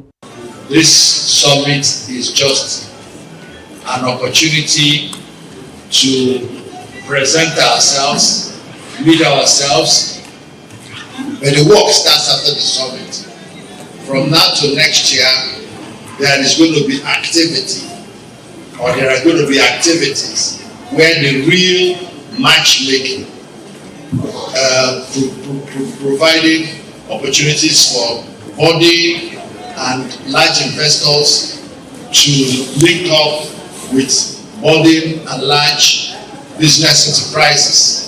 Governor of Enugu State, Peter Mba, who was represented by the Commissioner for Trade and Investment, Sam Obunwobudo, welcomed the initiative as brilliant and visionary, noting that it aligns with the state government's developmental agenda for investment attraction and job creation. I want to assure you, on behalf of the people and the government of Enugu State, of our continuous support for what you're working on. It is in tandem, it aligns clearly with what you can see as an evolving great state, an evolving great region, and by the grace of God, an evolving great nation. The evening reached its climax with the presentation of the Best Investor of the Year award to Uche Oga, Chief Executive Officer of Masters Energy, in recognition of his outstanding contributions to regional economic growth. Oga expressed appreciation to the organizers and reaffirmed his commitment to supporting initiatives that promote industry, innovation, and sustainable development in the Southeast. Governors we have in the Southeast currently, they are making us proud. But we need collaboration among them. They need to team up and then bring in the business people into a very small room for us to meet and discuss and then give a chance to the people. With a resounding call for unity, innovation, and strategic investment, the Southeast Business and Investment Summit has once again reinforced the resolve of Igbo leaders to take ownership of their region's development and position it for global competitiveness. As the curtains are drawn on the summit, attention now shifts to implementation, with stakeholders hopeful that the resolutions reached will translate into measurable progress for the Southeast. Still to come, Ukrainian delegation led by Rustem Umerov heads to U.S. for peace talks. Villagers in flood-hit Indonesia wait for aid. Do stay with us. Every second, every minute, every day, news is breaking. Events occur and there are new developments. At Signature TV, we follow these stories objectively, bringing all sides without bias, explaining the complex issues, breaking down the numbers, and investigating the issues behind the news. Anywhere and everywhere, near or far, wherever the news is, we will be there. Signature TV. News in your pocket.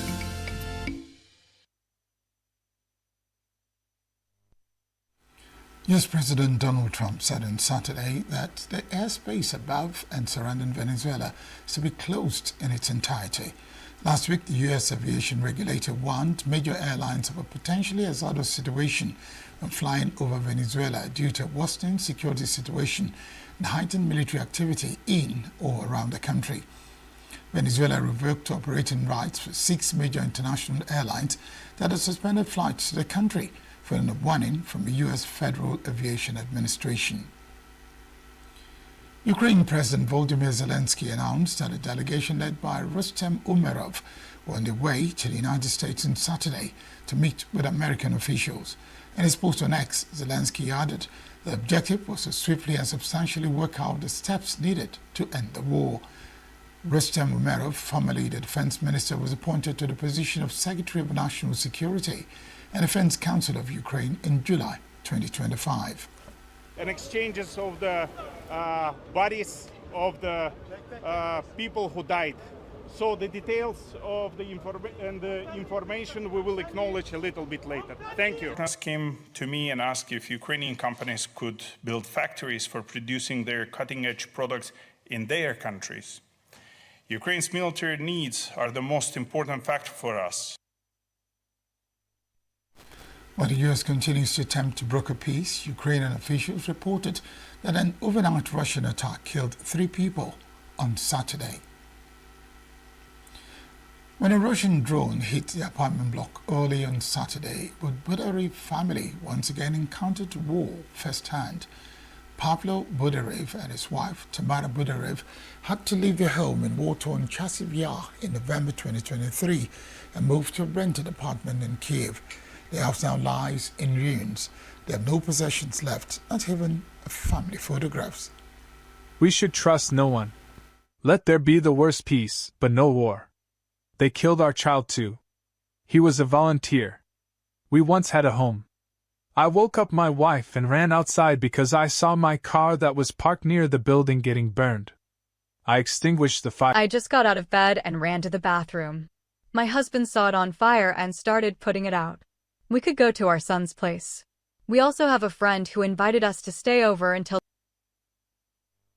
Hundreds of villagers in Aceh's isolated villages said on Saturday that they were still waiting for food and medical aid days after deadly floods hit Indonesia. In the village of Dagang Raya, village chief Mustafa Hasim and some villagers have erected a public kitchen to help feed the people due to a severe food shortage. Hans Nida, a villager from Aceh's Buriran town, said the flood swept everything away. The head of the country's disaster mitigation agency said on Saturday that 303 people had died from floods and of landslides following cyclonic rains on the Indonesian island of Sumatra. The nation president Prabowo Subianto said on Friday that the government has sent 4 planes carrying aid to affected areas but were met with difficult weather and challenging terrain. Large parts of Indonesia, Malaysia and Thailand have been stricken by a cyclone-fueled torrential rain for a week, with a rare tropical storm forming in the Malacca Strait. Residents in Hong Kong on Saturday left flowers and handwritten notes at a makeshift memorial near the high-rise apartment complex where 128 people are known to have died in a massive fire.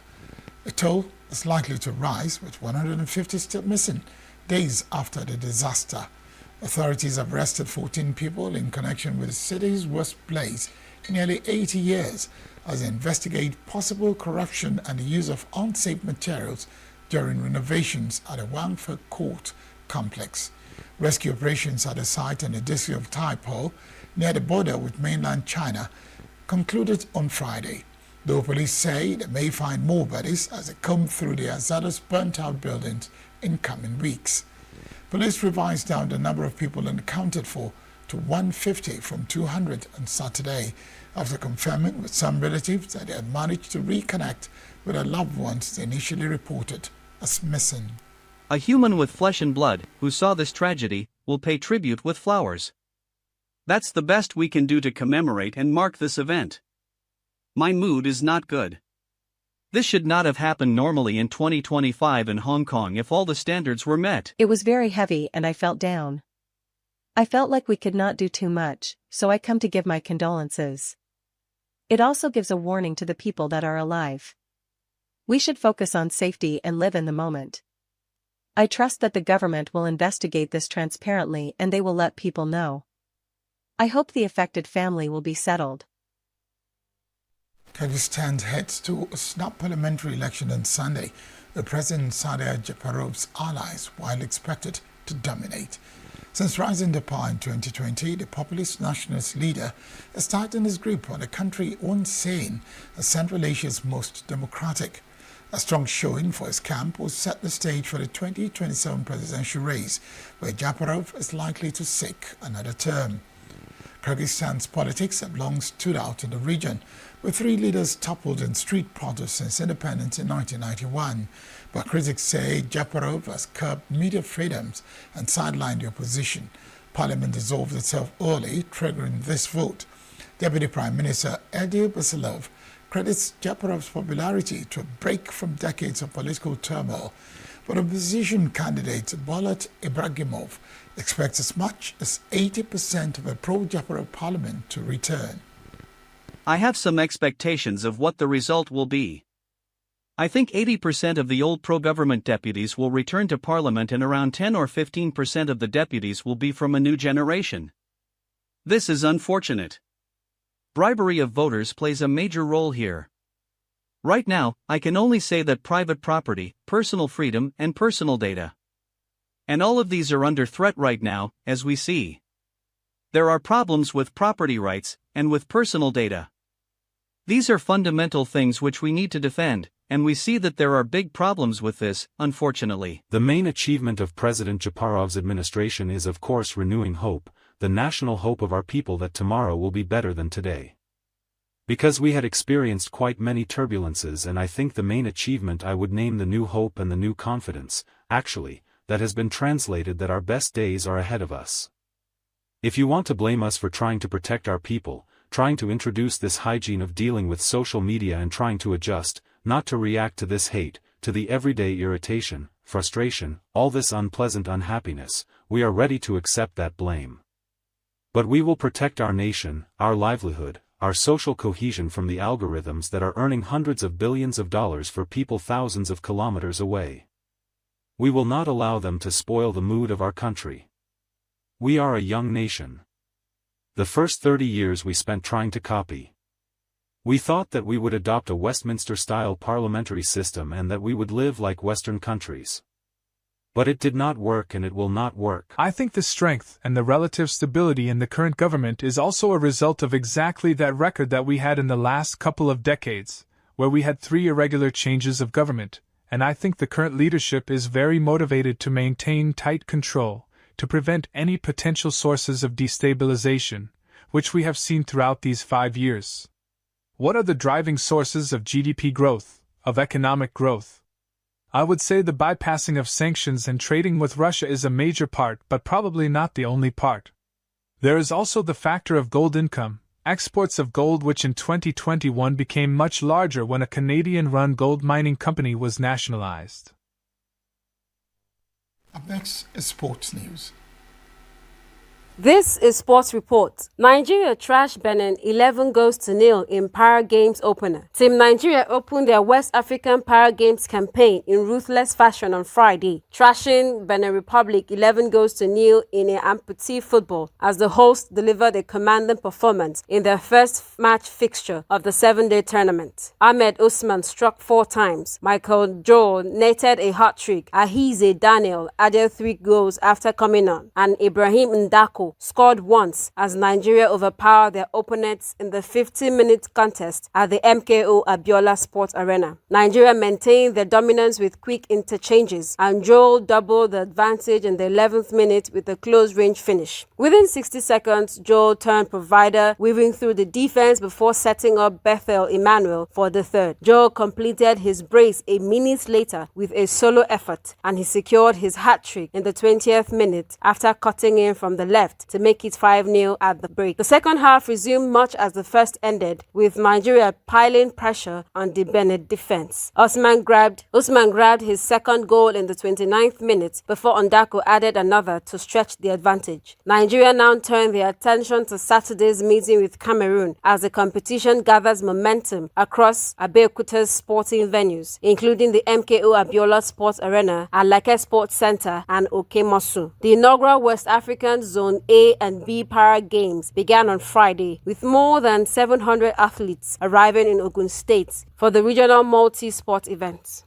The 14th NNPC Limited Sports Fiesta will kick off on Sunday at the Moshood Abiola National Stadium in Abuja as the company prepares to defend its title at the Nigerian Oil and Gas Industry Games in February 2026. Themed Energy in Motion, Compete, Connect and Celebrate. The one-week tournament will feature 450 athletes competing in 13 sports, including football, basketball, volleyball, chess, squash, Scrabble, 8-ball pool, golf, table tennis, badminton, swimming and athletics. The event, which concludes on December 6th, will see teams from NNPC's 6 zones representing the company's 3-score value. Team Integrity will have Port Harcourt and Benin, Team Excellence, Lagos and Warri, and Team Sustainability, Abuja and Kaduna. The Fiesta will also serve as a selective platform for NNPC's flag bearers at the 20th NOGIG in February 2026. NNPC has nominated the NOGIG over the years, most recently winning 50 laurels at the 2024 edition, including 20 gold, 9 silver, and 21 bronze medals. In foreign sports, Galatasaray president Dursun Özbek gives update on Osimhen. Galatasaray club president Dursun Özbek has provided the latest update on Victor Osimhen ahead of the club's Turkish Super League derby against Fenerbahce on Monday. Osimhen has missed Galatasaray's last 2 matches, including their Champions League defeat in Union Saint-Gilloise due to injury. The 26-year-old striker sustained the injury while playing for Nigeria during the last international break. Speaking to Ecole TV, Özbek said Osimhen has returned from injury and will be part of the squad that will play against Fenerbahce. Osimhen has been impressive for Galatasaray as far as this season in all competitions. On today's result of match fixtures, at Digitech Community Stadium, Brentford beat Burnley 3-1. Thiago scoring the 2 goals for his club. Fleming gave the only goal for the Burnley team through a penalty kick in the 85th minute. However, Oratara scored a last-minute goal to seal it a perfect 3 points. Manchester City leads. Manchester United started off with a good lead, scoring 2 goals in the 1st and 22nd minutes. Leeds equalized both goals in the 68th minute, only for A. Foden to give the City club the win, closing the match at 3-2. In La Liga, Mallorca drew their match with Osasuna 2-2, with a total of 8 yellow cards issued in the course of the match. And that's it on sports. I am Princess Ken Ochoma. Signaturetv News. Entertainment news. Former Big Brother Naija reality star Kid Wire has claimed that his dad, Terry Wire, discovered the famous Banana Island in Lagos. He made the claim in a recent podcast. Kid Wire's dad, Terry Wire, is a self-acclaimed billionaire with investments in the real estate, agriculture, and hospitality industry. His public profile was further boosted during and after his son Kid Wire's appearance on the Big Brother Naija reality show in 2020. Nigerian comedian Emmanuel Ejeku, popularly known as Sabinus, has revealed that his father didn't initially support his decision to become a comedian. In a candid interview with VJ Adams, Sabinus explained that his dad wanted him to be a lawyer, but he eventually settled for linguistic and communication studies after failing to secure a law admission. He recalled that it was while studying in University of Port Harcourt that he discovered his comedy talent and started making skits. The comedian said when his dad found out that he was a skit maker, he regretted funding his education and described the profession as stupid business. The comedian added that his dad eventually gave him his blessings after he started gifting him money from his proceeds from comedy.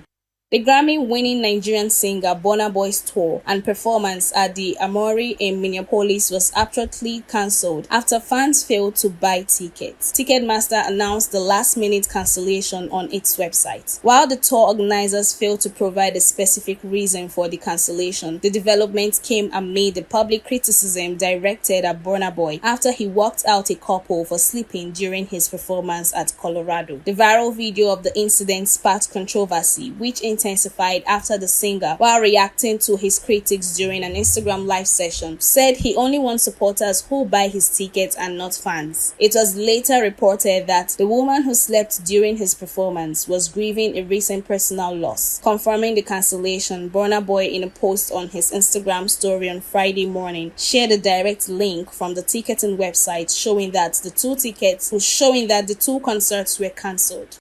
Afrobeat legend Baba, FaZe and Nice set to headline the third edition of the annual comedy and music concert, Mainland Laughs, tagged Legends December at the Balmoral Convention Center, Sheraton Hotels, Ikeja, Lagos on Sunday. The event will showcase Nigeria's music and comedy icons, among whom is the legendary boy band Plantation Boys, who will be performing on stage for the first time in almost 20 years. According to executive producer of the show, Mani Udo, Mainland Laughs was created to address the cliché among Lagosians that Lekki and Victoria Island are the only destinations for premium events. The show promoter and country manager for Etu Odi Communications, Olumide Campbell, reiterated that the idea for Mainland Laughs goes beyond entertainment, adding that the event serves as a platform to showcase the mainland as the heart of Lagos, celebrating its values, diversity, creativity, and cultural vibrance. And that's the entertainment news. I'm Queenette Nwokonta, Signature TV News. And that's the news this hour. I am Barry Kumo Ado. Thank you very much for watching.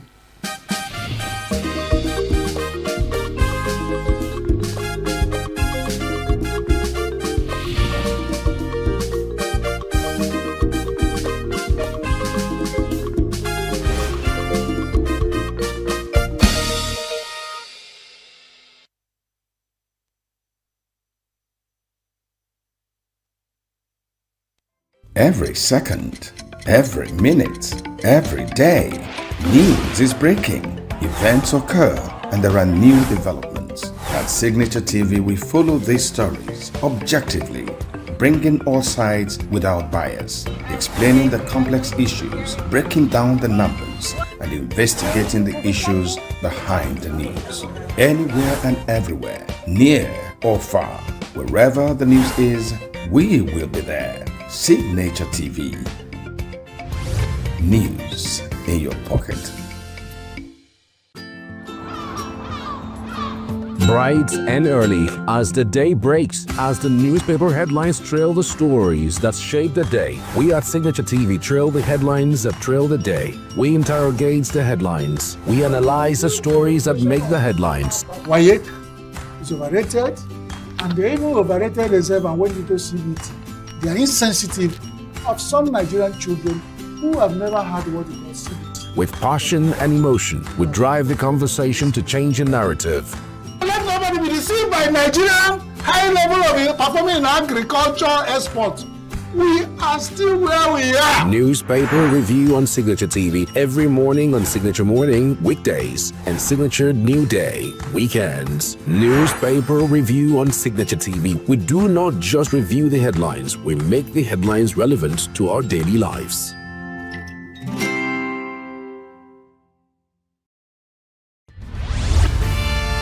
We are local. International communities observing why the main market is in chaos. People We are national. Those in support of this motion as amended say aye. Aye. We have taken the vote by default. We are international. Israeli airstrikes. Donald Trump left us the worst unemployment.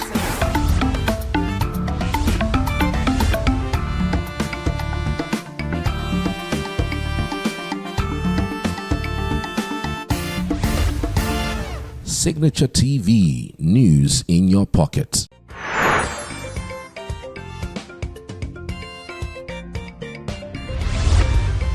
Signature TV, news in your pocket.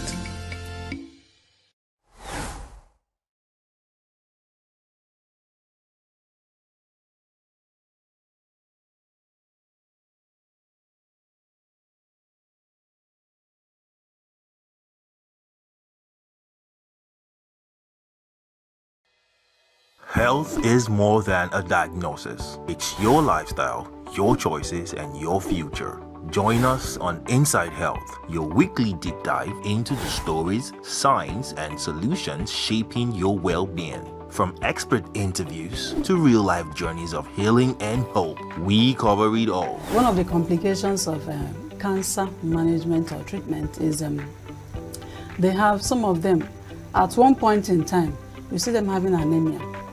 Okay, so you see them at times being transfused. But at the same time, you come in with a diet. Nutrition, mental health, innovations in medicine, fitness, and everyday wellness. Whether you're managing a condition, staying informed, or just living your best life, Inside Health is your trusted guide. I'm Signaturetv, and I'll be with you every week on Inside Health, only on Signature TV.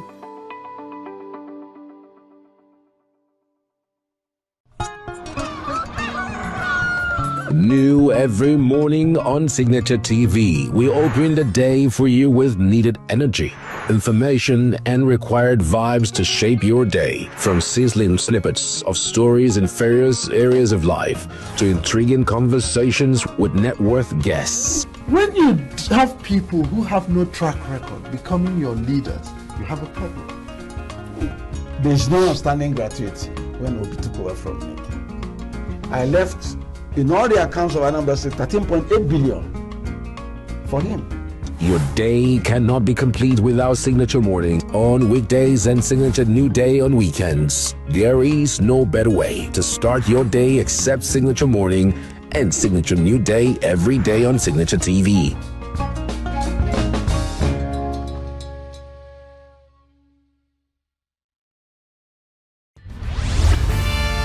We are local. International communities observing just finished taking why the main market is in chaos. People We are national. Those in support of this motion as amended say aye. Aye. We have taken the vote by default. We are international. Israeli airstrikes. Donald Trump left us the worst unemployment.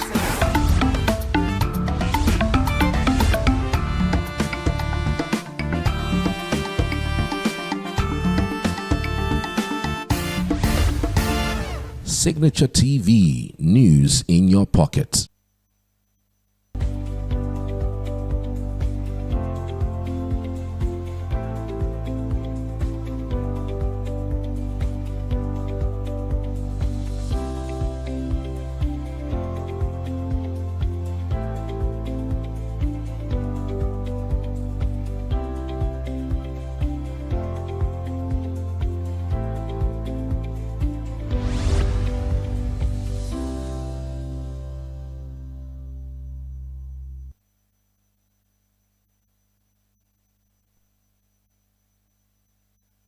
Hello Nigeria, good morning. Hello ENUGU, good morning to you today. It's Saturday the 29th day, the last Saturday in the month of November.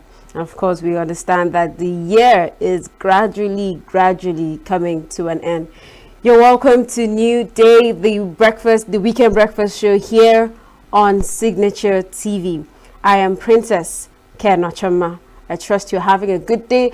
I trust you're engaging in your end of month sanitation process going on right here in ENUGU State. All right, but before we get right into anything for today, I'd like to wish a happy birthday to one of us here in the studios, Queeneth Wokonta. If you're familiar with our show E-Vibes, the entertainment show on if you're familiar with E-Vibes show, our entertainment show here on Signature TV, of course, you know our baby girl. Happy birthday to you. Pray that God continues to bless you in all your endeavors and continue to, prosper, and you will excel in all that you do. Happy birthday, Queeneth.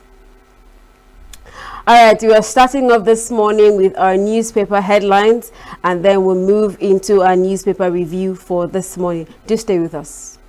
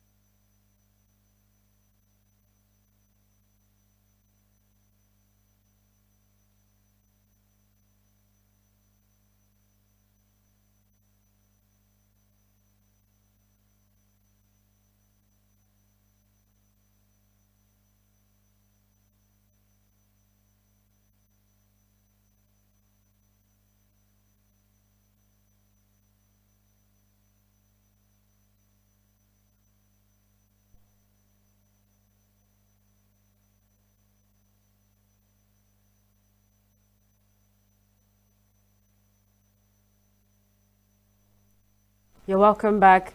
So we're moving straight into our newspaper headlines for this morning, starting off with our Punch newspaper. The major headline on page 4, DHQ summons, grills soldiers in Abuja. How military opted for negotiation after failed rescue. Attacks must stop. Attacks won't stop our children from returning to school, victims' parents say. All right. Kissing passionately on set means nothing. Actress Itemudia speaks. Marked identity, how recycled SIM cards send innocent citizens to jail. Goodluck Jonathan says Guinea-Bissau coup more painful than losing to Buhari. Uniport student to die by hanging for killing girlfriend. Okay. And on page 8, Obasanjo to FG. Stop apologizing, negotiating with terrorists. And then Burna Boy faces fan fury, pulls plug on US tour. Ex-American George Ade Mului says, US lawyers raped me at Bar Association conference. We have another on the Punch. It says, no true Muslim will kill Christians, says an Islamic cleric, Eleha. No true Muslim will kill citizens. Blocked preacher, Omoleyi's camp reveals more details against PFN. Nigeria elected into UN Agencies Council. And still on Punch, we have Shatima Atiku governors bid Sheikh Bauchi farewell. Cardoso, 27 banks raise capital to meet recapitalization targets. Freed 38 Kwara church worshippers still held in Ilorin. ADC faction rejects Kogi lawmakers' expulsion. Nnamdi Kanu's rights violation suit already late, says lawyer. Insecurity, northern governors give 56 billion naira security votes. Ex-Punch GM to deliver media lecture. I'm not dead, says Ngige. Okay. Military lacks power to forcefully recruit Nigerians.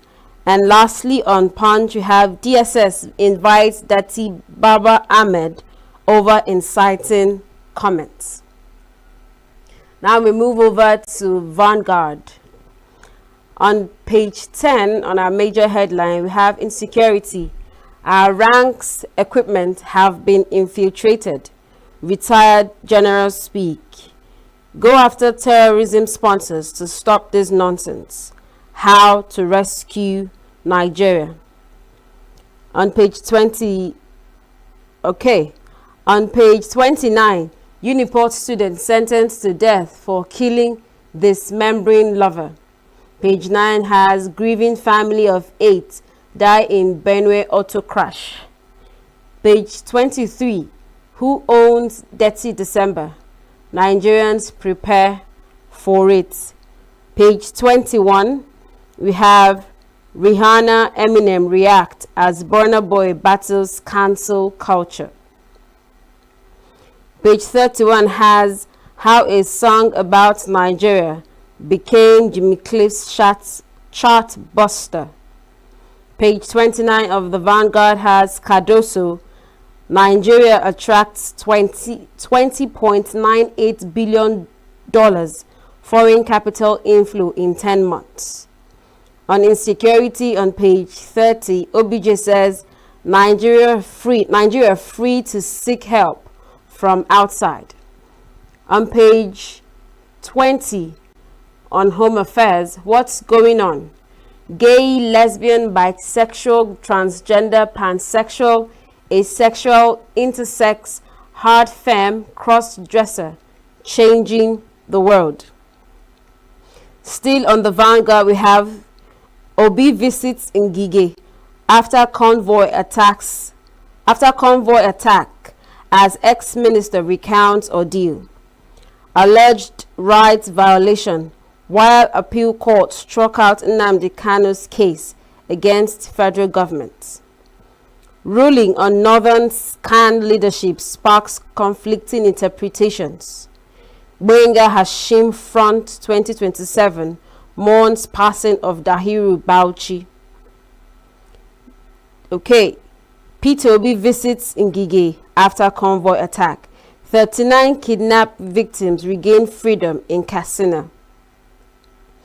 Nigerians shouldn't apologize for seeking international help on insecurity, Obasanjo says. Jonathan explains why I returned to Nigeria on Ivorian jets. Troops kill scores of terrorists, arrest 53, rescue 36 victims in nationwide operations, the military says. Nigeria committed to boosting local production of defense equipment, says Matawale. And lastly, Niger students abduction. Police open register for proper documentation of kidnapped victims in Papiri. All right, we'll move over to the Vanguard. Vanguard on pages 8 and 9 says, as Yuletide beckons, motorists, commuters agonize over deplorable interstate roads. Page 41, Oborevori unveils ambitious 1.664 trillion naira Delta 2026 budget. On page 2, Nigeria doesn't violate religious freedom, federal government insists. Nation battling worsening terrorism. On page 3, have a case on Banana Island property.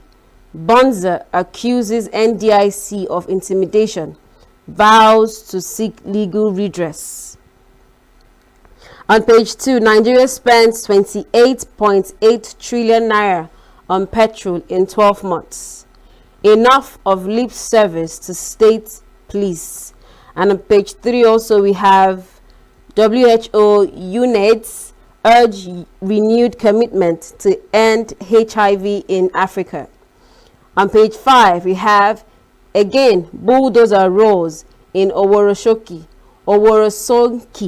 rendering over 3,000 residents homeless. On page 10 on Spotlight we have inside the race to fill Ijebuland's Awujale stool. Okay, still on Vanguard.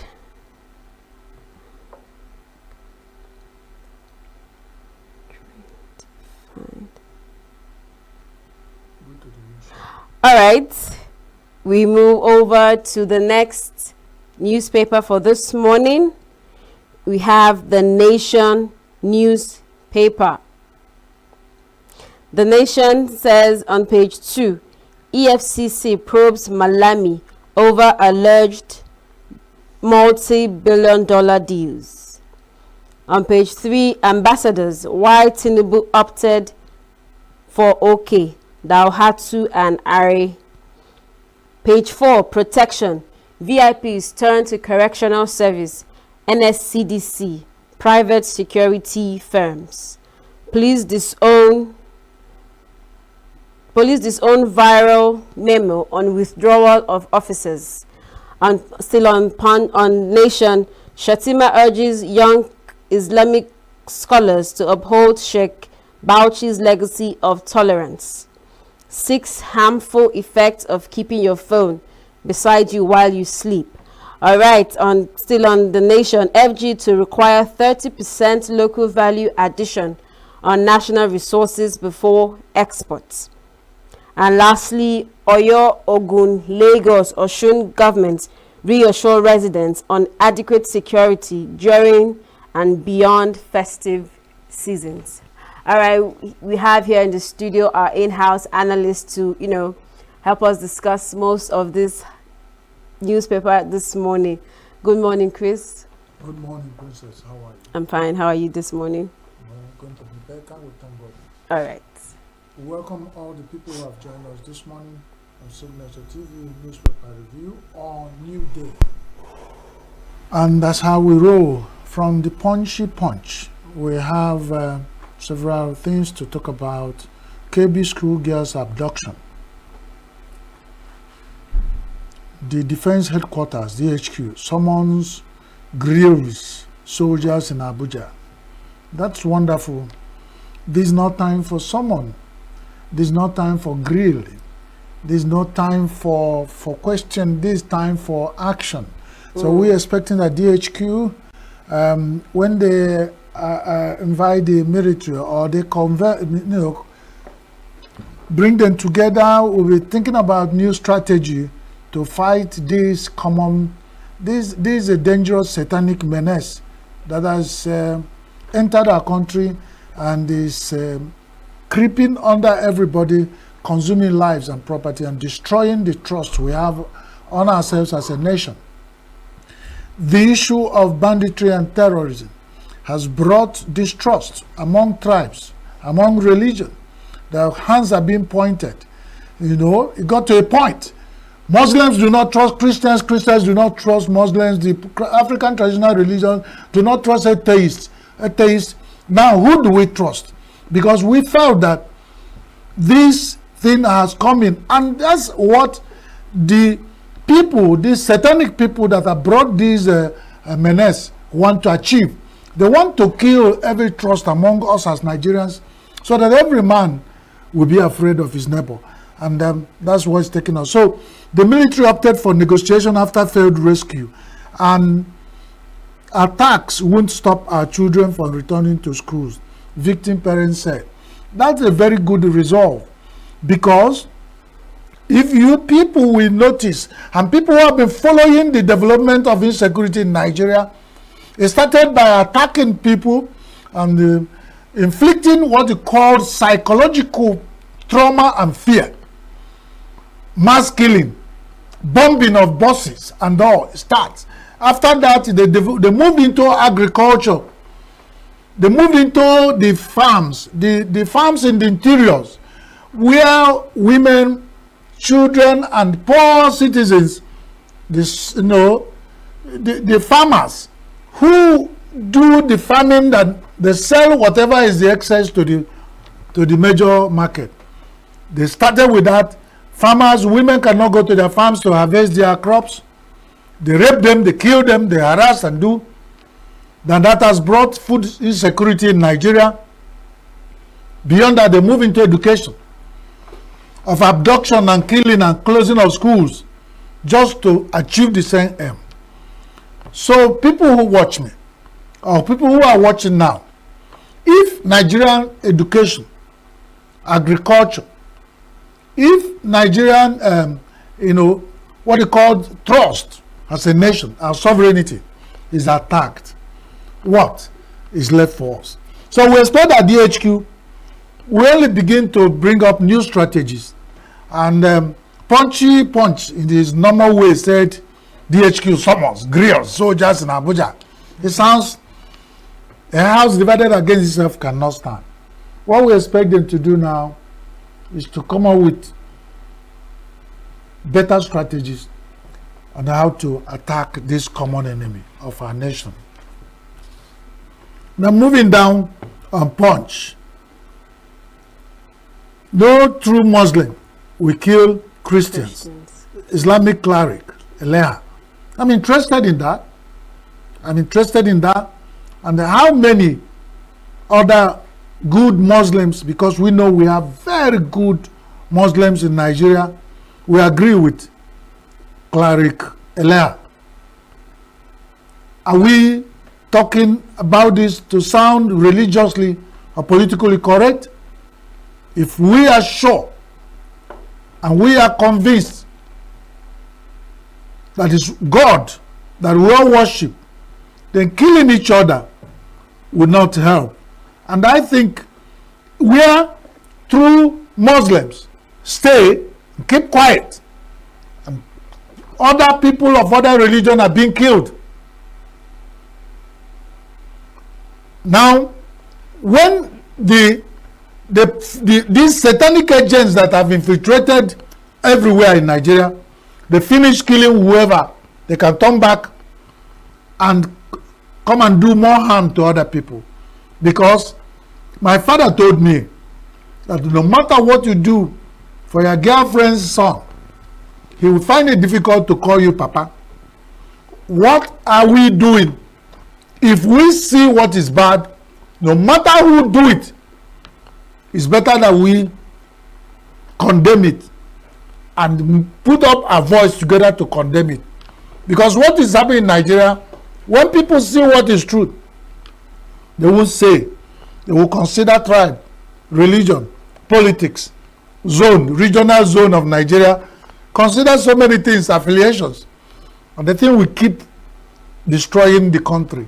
And when it becomes late, the house that is falling down, the roof cannot stand. That's one thing about that. So many things about when we go up there, Obasanjo to federal government, stop apologizing and negotiating with terrorists. That's the common voice of the whole world. But somewhere in another platform, I said, the soldiers said they have to use that strategy to rescue people who are in danger at that point. It might be easier to say, do not negotiate, do not. But what we are saying, it shouldn't be a continuous thing. Every day people are kidnapped, arrested, and there will be negotiation. There should be a way of stopping it. If at a point you find it difficult and they have to devise that strategy to save the people in danger at that time, maybe that's the best they can do at that time. But we find these sound funny in some kind of way. U.S. lawyers raped me at Bar Association conference. Ex-American judge Demi Louis says, this is lawyers versus lawyers. They need to sort themselves out, because my father said also, the proverb of bone and silence, that a beautiful face does not need to be pinched. The beautiful face of Nigerian Bar Association should not be pinched. Iru the madramwe tumbo by ex-American judge Demi Louis. He said he was raped. Is it raped justice rape? Or is it the other rape? Is it sexual rape? When you get the full details in the newspaper, Punchy Punch, you'll find out. But that's much. I'm only reviewing headlines here. We go to Vanguard. Insecurity. Our ranks, equipment have been infiltrated. Retired generals said, go after terrorism sponsors to stop this nonsense. And they put up there a clause, said how to rescue Nigeria. National security emergency. The Nigerian generals react. It is very assuring that generals are retired and one in active service are reacting to insecurity in Nigeria. From my bloody civilian man's angle, I know that generals do not retire. It's only in Nigeria you hear generals retire, because they continue to be generals all their life. And they said in time of emergencies, all the generals that have passed through a military setting in a country are called to the drawing board to bring their experience to bear on how to solve the problem. Our generals, this is time, and they have started speaking.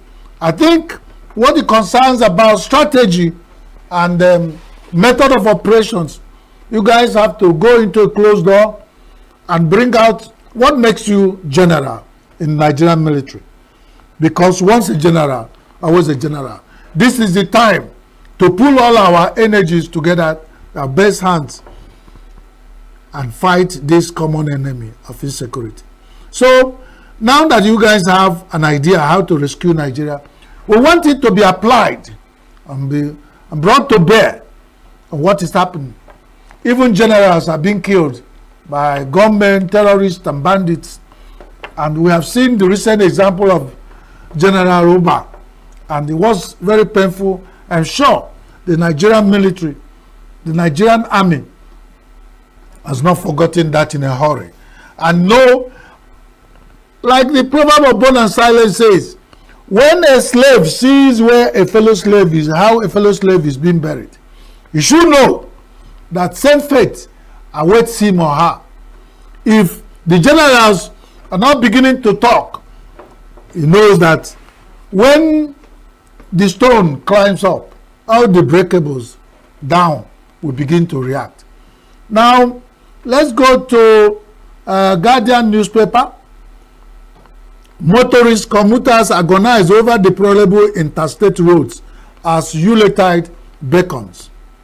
Well, we have seen this over time. Whenever it's time for Christmas, a lot of issues are prompt up. And then we don't need Christmas season to come to repair the interstate roads.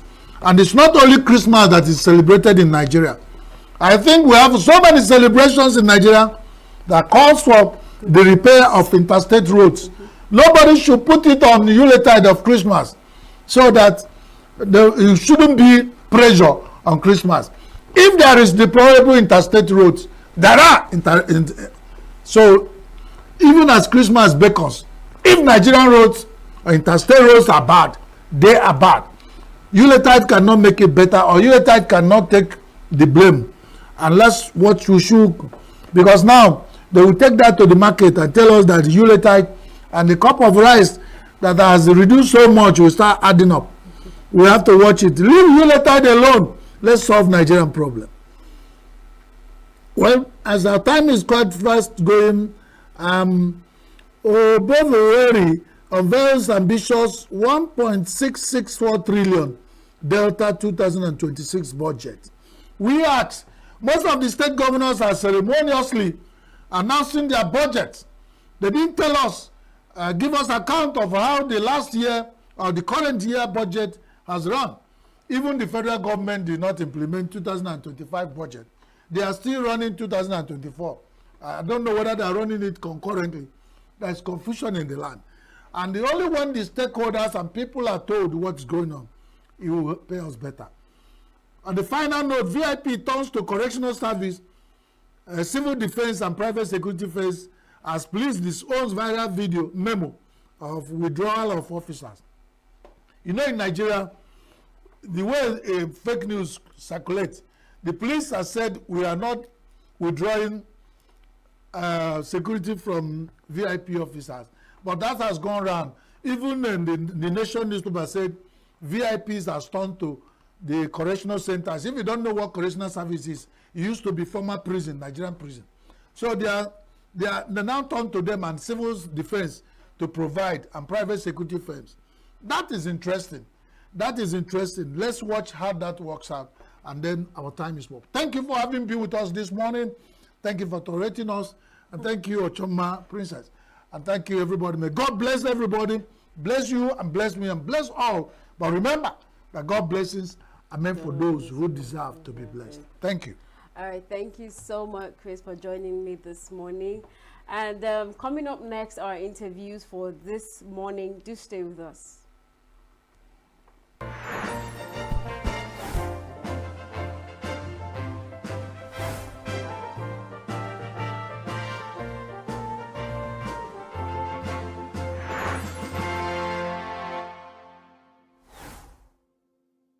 Every second, every minute, every day, news is breaking, events occur, and there are new developments. At Signature TV, we follow these stories objectively, bringing all sides without bias, explaining the complex issues, breaking down the numbers, and investigating the issues behind the news.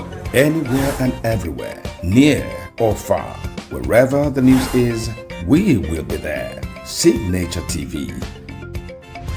News in your pocket.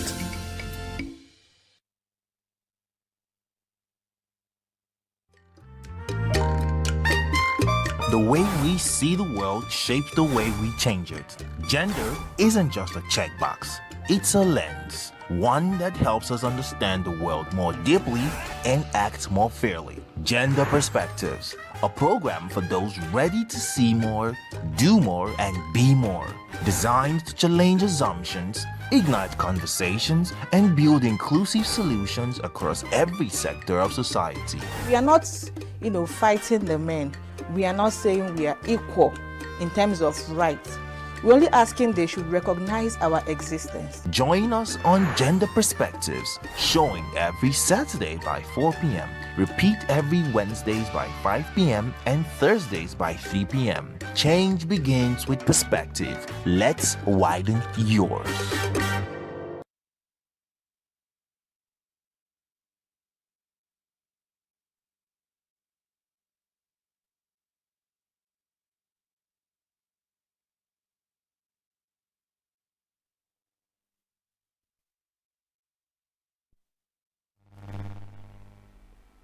Welcome back. Now into our first interview for this morning. We're discussing the resurgence of banditry and terrorism in Nigeria in light of all that has been happening, all the kidnaps, all the banditry cases. This morning we want to have an overview on the resurgence of these vices in Nigeria. And discussing this with me this morning is Dr. Babajide Babasanya. He's a public analyst and he's here with us this morning. Good morning, Dr. Babajide. Babatunde. Good morning. Right. How are you? Good morning. Good morning. How are you today? Thank you. All right. So we're discussing banditry and terrorism. What do you think is the driving surge? What do you think is driving the surge of banditry and terrorism in Nigeria in recent times? Well, if I'm going to say one factor that binds them together is the economy. Do you understand? Economy. The economy of insurgency is a lucrative business if you do it. And I'll give you an example. I mean, if you kidnap 20 people, and you ask for 100 million per person, by the time you are kidnapped 20 school pupils, it becomes a government of matter. And so you do 100 million. By the time you negotiate, talk, maybe at the end of the day, you go back to maybe 50 million. That's $1 billion, Easy. That's $1 billion. Tax-free billion. You know what $1 billion means? Yes. If you spend $1 million every day in $1 billion, you will have to spend it for 1,000 days to get it off. 1,000 days is more than 2.5 years. So $1 million every day for 2.5 years. That's how you get to spend $1 billion. So if you want to talk about the single driving force, it's like selling cocaine. All those cartels that are selling cocaine, that are selling heroin, it is the economy. It is a singular, profitable business. Make no mistake about it. Profitable. The only people that suffer are the people that you don't know and you don't care about. Those are the victims. So I have not had a scenario where a bandit has cared about the people that they are going to kidnap. In fact, they don't bother. So they just kidnap and they move on. So the people that sell drugs too, they sell drugs and then they just realize that if you sell drugs, their families don't go take drugs. No, they don't. It's somebody else's family that is buying the drugs. It's not their own. Even if, in fact, it is settled among the cartel. If you are a dealer for a cartel and you start using the product, they will kill you. Because automatically, you are no longer trustworthy. So, economy is the primary directive here. Number two, and this follows very closely with economy. You see, because with a lot of money, you can buy a lot of things. And that leads to what we have in Nigeria called impunity. In Nigeria, whatever happens, nothing will happen. So let me give you an example. Chibok, in 2009, they kidnapped 300 schoolgirls, secondary school girls that were waiting to write WAEC. Is that not the story that we had? Yes. That was the story that we had. All right. So now let's do the arithmetic together. If anybody had been to Chibok, I mean, these are northern stuffs. If anybody had been to Chibok, you realize that it's not like Lagos. It's not like Central District Abuja. It's not a place where there are tarred roads and all around that. No, there are bypass, footpaths, Okada paths. So, how do you kidnap 300 schoolgirls? Do you put them in a bus? An average coastal bus will sit around 30 people or less. Let's say, because they are small children, let's say it will sit 40. Let's say 50. Let's say 50, because they are small girls. They are not adults. So you can pack them like sardines. 50.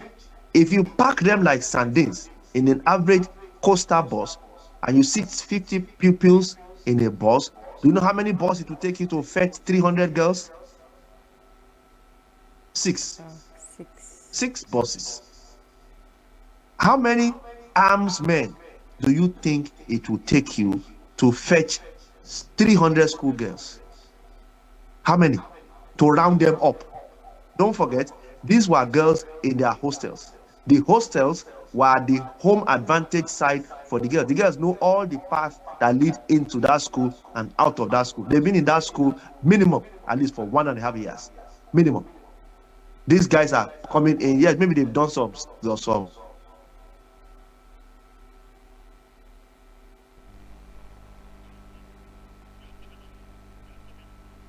of the community. So these Chibok people came. I don't know how many gunmen came, but they corralled all the 300 pupils and put them inside wherever they put them. And are you telling me that in Chibok, with no road, no major road, 6 buses, 6 coastal buses will move in convoy, led and followed and surrounded by, I will count at least 100 Okada. 100 Okada will take 200 armed men and 1 rider. So 2 people will carry gun, 1 person will be riding the Okada.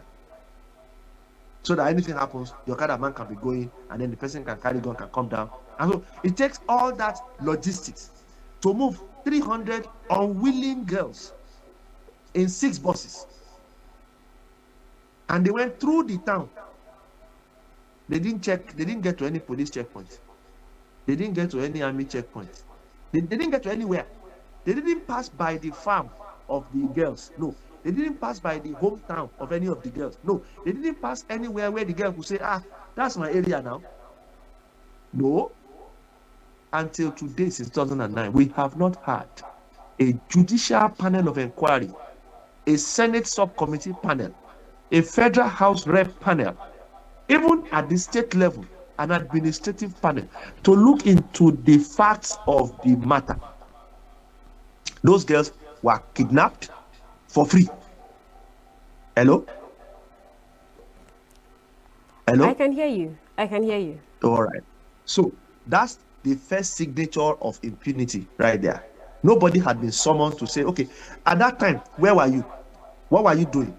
What were the provisions that were made for security? So let us now cascade quickly forward. Let's run forward. Governor of Kebbi State recently, after this kidnap that has happened,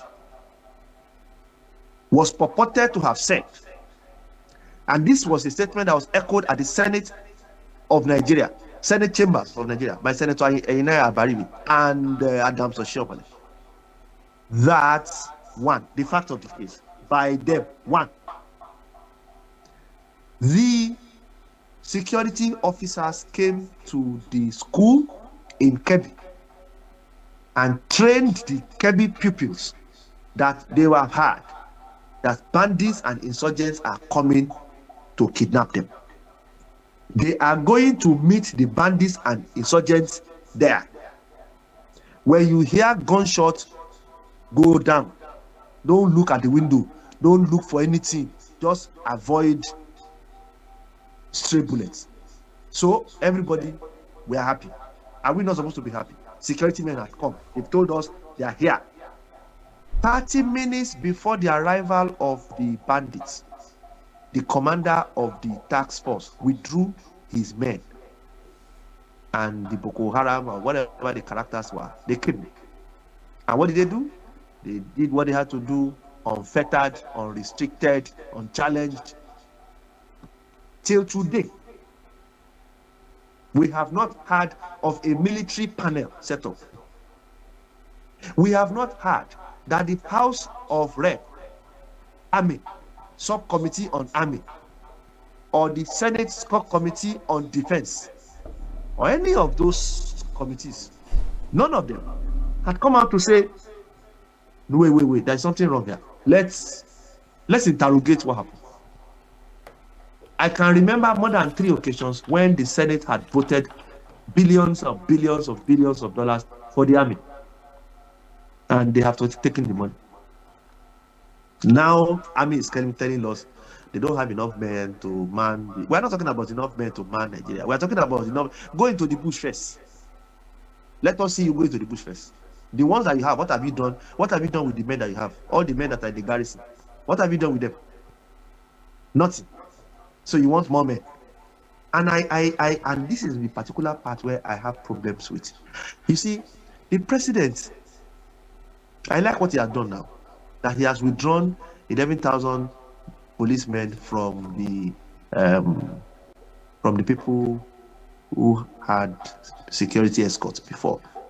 I like that, because so that everybody now should be normal. You don't get to go around feeling that somebody is protecting you while the rest of us are food for the cannon. No, let all of us have the equal probability that we can be kidnapped. So if I'm driving on the road, there's a probability that I can be kidnapped. If I've seen my House of Rep member driving on the road, I say, hey, you too can be kidnapped. They say, so it's one bullet drop. Now, if you like, don't go to the House of Rep and talk about the matter. Since you two know that you can be kidnapped, since you know that your wife can be kidnapped, since you know that your son can be kidnapped, it is now getting to that point. So I like what he has done. He has brought the matter home. My second problem, and this is what I don't like, is that when there's a crisis, there are immediate decisions to be taken to curtail and to prevent the crisis from moving further. You curtail and you prevent the crisis from escalating beyond that point. That is management of crisis. You curtail at that point. Yes, we don't want anybody to be kidnapped. We have failed in that matter. No problem. Now somebody has been kidnapped. There will not be a recurrence here. Then we will go and look for those characters. 2. 3. We will then begin to discover how to prevent future. Gather intelligence, make the people more whatever. We will do all that. The president's first word should not be that they are asking the police to recruit. If you recruit policemen today, imagine it is possible. Do the math. Again, this is where I don't like how the pressmen and the press corps run these affairs. We should interrogate this statement. It's not about just being very happy that the president has just... The president said he's not going to G20. That's his problem. That's not supposed to mean anything to me. You didn't want to go to G20 because they are kidnapping in Nigeria. Is that supposed to make any difference to the kidnapping in Nigeria? When Jonathan was told not to celebrate a national festival in the stadium because they will bomb the place, and he agreed, did that mean that they didn't bomb any other place in Nigeria? So don't just come and tell me I've cancelled. Yeah, you can cancel whatever you want to cancel. Your presence is not your effectiveness. Effective presidency does not mean that the president is visiting all the sites of the problem. Yes, you can go there because of humanity. It shouldn't have happened if you had been on your toes. The crisis was yours to prevent. You failed. So when you have failed, then you cannot now tell us that because of that, because I failed, then I will not. Whatever you have to do, your problem. If a pupil comes back from school and he failed, when I was growing up, I don't know what they are talking about. When I was growing up, if you come back home and you have failed your end of term at the end of the year, you will not have it easy at home. There is no story about it. It's not your issue of okay, I will not come. You will not come where. So the president has failed. concerning security. And don't forget, the Constitution of Nigeria says that the primary purpose, primary being the word that I'm trying to emphasize here, the primary purpose of government shall be the security of lives and protection of properties of the citizens. And if somebody fails in your primary purpose, if you fail, then you are a failure. First admit the fact that you are a failure. So you cannot patronize me by saying the president has stopped, has cancelled his trips to go for G20. If you are going to G20, what does that mean? So please, if you recruit 100,000 policemen today, you recruit 100,000 policemen today, what will happen? You will have to train them minimum 6 months before you deploy them. 6 months minimum. Same with army. If you recruit 100,000 military today, you will have to train them 6 months before you deploy them. So, is the president saying that the solution to our problem is in 6 months' time? Because we have not had one word about what are we going to do to manage what we have right now. So we have more than, at least I know in my head, that I know 13 GOCs of Nigeria, General Officer Commanding of Divisions. So it means we have 13 divisions minimum. Are you telling me that we cannot mobilize men from those divisions and then march into those jungle, supported by our Air Force, and take all the people that, all the naval forces, they carry guns. Let me be explaining the breakdown to you. Army carry gun, Navy carry gun, Air Force carry gun, Police carry gun, Mopo carry gun, Customs carry gun, Immigration carry gun, BSS carry gun. I have named 8. I'm not inside the security community. 8 people that carry gun. EFCC carry gun, 9. Who else did there? I'm sure there's one more that you can add. 10. They carry gun. They all carry gun. They all have men currently standing carrying gun. Can we not have a joint task force and move those men out? The 11,000 people that you have withdrawn from the population, these are what I call fat cats. Fat cats. Before now, those guys have been driving around in Hilux jeeps. The only job that they do is to pursue people from the road so that their principal can pass freely. And then, of course, they serve as valet for the wives and relatives of their principal. If you see photos on Instagram, on TikTok, on whatever, of policemen carrying umbrella, carrying handbag, carrying whatever, embarrassing the uniform. Policemen, security details, they have gun on this hand because they have to carry the bag of madam. They have to carry if they go to shopping, the police will follow them. If they want to carry the things back, that's what they have deployed our national police officers for. And the police have lost their destiny because of that. So it is those 11,000 people, fat cats, useless for any purpose whatsoever in security matter. Are you going to match those 10,000 people to Sambisa or to Kwara State or to Kebbi? Is that where you are carrying them? Those people that before today, they were 3 days ago, they were inside air-conditioned cars. The only thing they have in their mind was that when we finish, the guy will give us food, the guy will give us money, and we carry money, go home. That's all. So you're now telling them that they are going to go and be. So as at this moment, are we saying that we are not secure in Nigeria? Okay. So somebody should come and answer that question. Bring the chief of staff army to the Senate.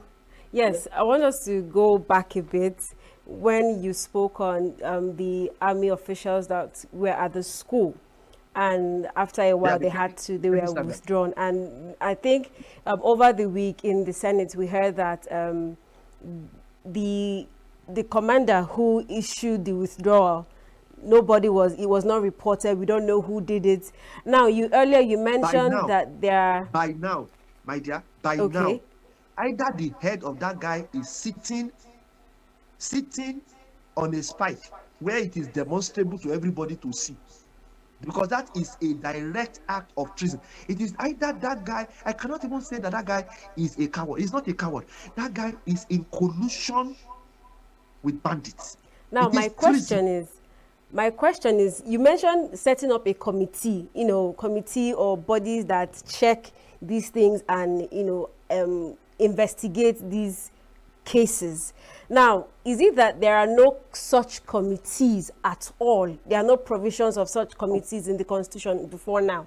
There are Senate committees of Army, House Committee of Army, of Navy, of Air Force, of Police. That is how they pass budget. If they bring the budget of Army to the Assembly, that is how the Army's budget is passed, because this is where the Army goes to defend their budget. And that subcommittee that defends that budget has oversight responsibility on the Army to dictate and to demand for how that money was spent. And it is that same committee that should call the Chief of Staff Army and interrogate him. So it was a case of neglect of duty or just an overlooking of that particular incident? Of responsibility. It's not neglect. Neglect is something that happens by mistake. Don't use sweet words to, you see, these bandits are not, they are vermins. We have an infestation of vermins, cockroaches, rats, bed bugs. We call an exterminator to help us. We don't discuss human rights activism. We just go there and exterminate. You don't discuss that with bed bugs. These people are like bed bugs. They are now uncontrolled. When bed bugs are threatening to chase you out of your house, you can burn the whole bed to tell them, I am in charge. I am in charge. I am in charge. There will be no room for vermins here. We will not tolerate these vermins. What the Senate and the House have done is to abdicate responsibility. I will tell you how. I will tell you how. The last time, and it's under the Senate, it was Obong Victor Akpabio that was presiding. The Senate wanted to approve some monies for the Army, because I was watching it on TV. And the Senate chair president said that we should include in our prayers, in prayer, that's at the end of the day, they send the bill, that's what they say, their prayers. We should include in our prayers that the Senate will oversight the disbursement of these monies, so that we don't hear tomorrow. I'm quoting him verbatim now, so that we don't hear tomorrow that they have used the money for those in favor, say aye. Those against, say nay. You will be shocked that the nays were more than the ayes. I was shocked because I saw that the Senate president himself was shocked. And he said, distinguished colleagues, let me take it again. He then repeated it again and said, those in favor, say aye. Those against, say nay. And you know what happened? The nays had it. So the Senate, as the senior member of the legislative arm of Nigeria, abandoned her destiny, because part of the statutory functions of the Senate is to oversight. They didn't even need to ask for ayes or nays or whatever. They just need to put it there that we will oversight this, because that is part of their constitutionally provided responsibility. Oversight of all executive divisions, including Army, Navy, whatever, to subordinate the Army, Navy, the military to the civilian authority. That oversight was made to include a carte blanche oversight. On that night, the Senate abdicated responsibility, and they've never gone back to take it. So all the noise that we are making now is not a negligence of duty. It's an abdication of responsibility. I don't know whether it is a desire to please the president, because I heard Ashomale saying that the Senate president and the president of Nigeria has tried. We must commend him. And I was like, what are you commending him for? He did not go for G20. And so what? I too did not go for G20 now. Did the word? By not going for G20, did G20 not hold? Did they know that you are not there? What is this purpose of he didn't go for G20? He didn't go for G20. And so what? There will be another thing. We are not even a member of G20. Even if we were, we know that we are just doing interim, we are just doing FIDE government there. So let us first make ourselves statutory member first, before we now be talking that somebody did not go for G20, he didn't go for G20. What is it that you didn't go for G20? What does it mean? So we must put the things proper. ENUGU should, as a matter of urgency, have a broadcast and give us a timeline. I'm quoting what I think he should say. In that, if I were him, this is what I would say in my address.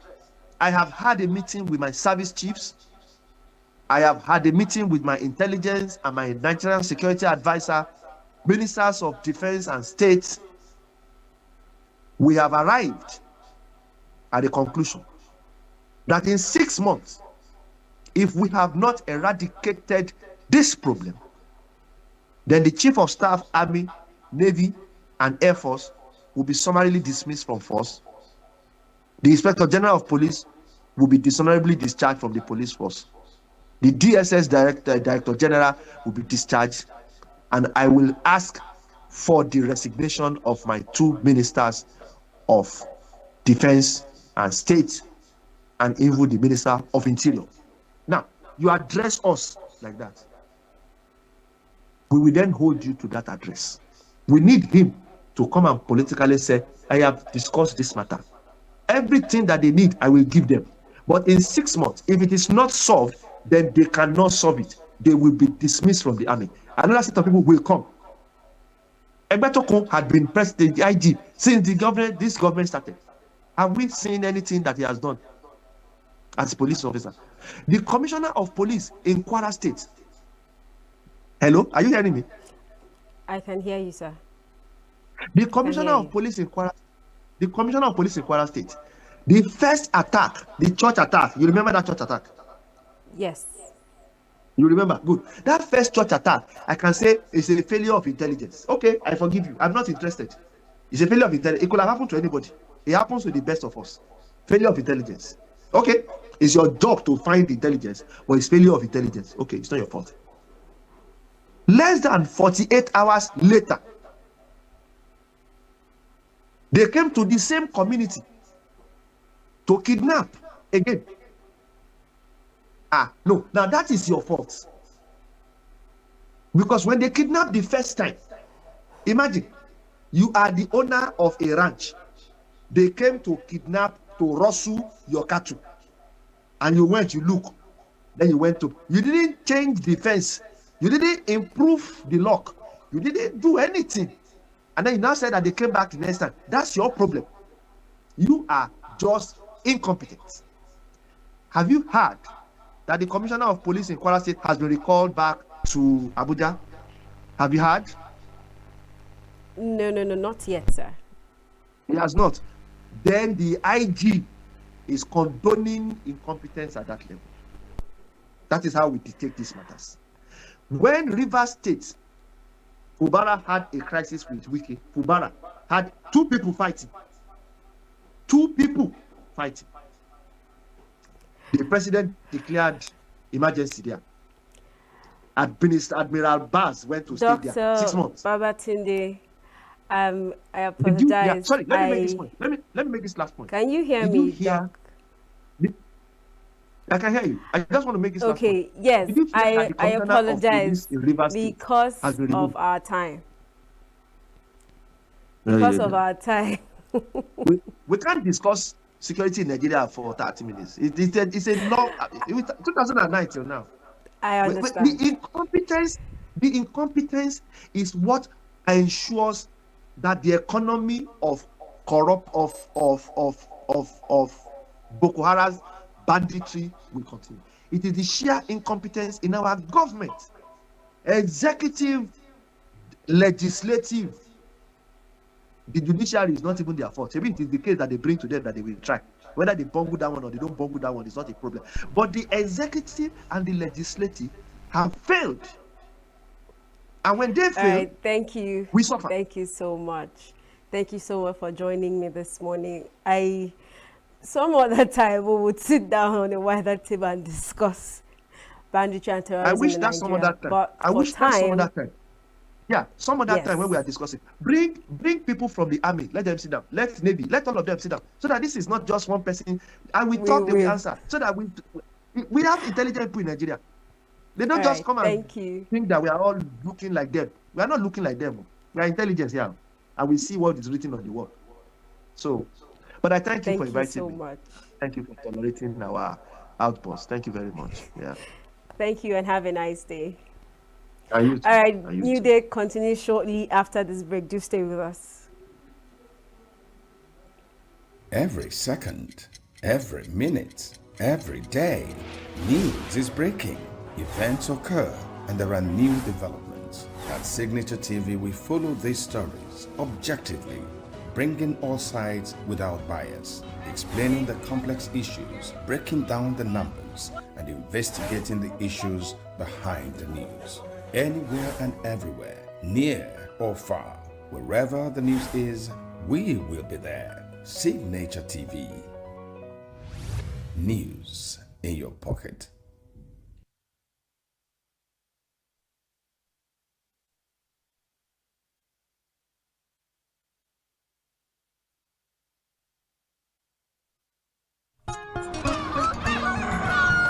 New every morning on Signature TV, we open the day for you with needed energy, information, and required vibes to shape your day. From sizzling snippets of stories in various areas of life to intriguing conversations with net worth guests. When you have people who have no track record becoming your leaders, you have a problem.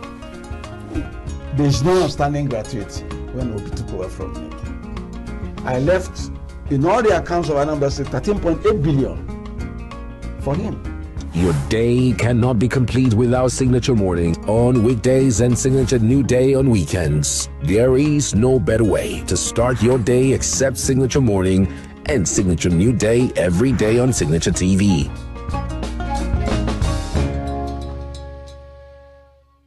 Popular Nollywood actress Wunmi Toriola has apologized to veteran filmmaker Aviz Owo following their heated exchange on social media. In a now viral video, Wunmi approached Aviz, knelt down and apologized for insulting him. The two actors reconciled at the movie premiere staged by actor Odunlade Adekola. Aviz, who initially tried to avoid Wunmi, lifted her up after she went on her knees and hugged him. Wunmi Toriola had 2 months ago publicly criticized Aviz for discussing her character during an interview on the African A-List podcast. Aviz had said the actress' roles in films were similar to her character in real life, adding that violence is her comfort zone. In response, Wunmi, in a now deleted video on her Instagram page, berated the veteran actor, describing the interview as rubbish. Many social media users criticized the actress, insisting that Aviz's assessment was accurate. Following the online backlash, Wunmi Toriola was reportedly admitted to hospital.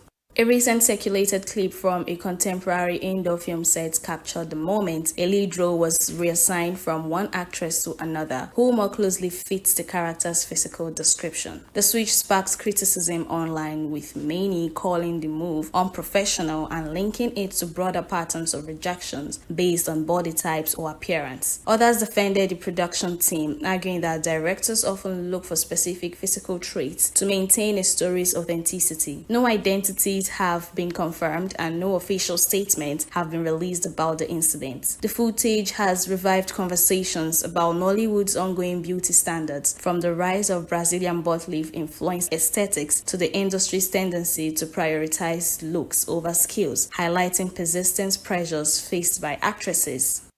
The Miss Universe beauty pageant was hit by a fresh scandal days after it ended, with the Mexican co-owner of the contest accused of trafficking drugs and arms, and his Thai counterpart charged with fraud. This year's Miss Universe contest concluded last week in Thailand with a win for Miss Mexico after a pageant replete with drama, including a public bust-up between the eventual winner and the competition host. A Thai court official told AFP that an arrest warrant had been issued the day before before for the media mogul and co-owner of the contest, and Jakapong, for alleged fraud worth $930,000. A plastic surgeon accused Jakapong of fraud and concealing information with persuading him to invest in her JKN Global Group, which co-owns the contest. The federal prosecutor's office in Mexico said the other co-owner of the pageant, Mexican businessman Rocha Chatu, was under investigation for arms, drugs, and fuel trafficking. The agency added that arrest warrants had been issued for 13 defendants but did not identify them. Mexican media reported that Rocha was among those sought by police. Local media have also accused him of alleged business dealings with the father of the newly crowned Miss Universe, Fatima Bosch. Bosch's father, Bernardo Bosch, a senior executive at state-owned oil company Pemex, denied any connection to Rocha. And that's the entertainment news. I'm Queenette Mokonta, Signature TV News.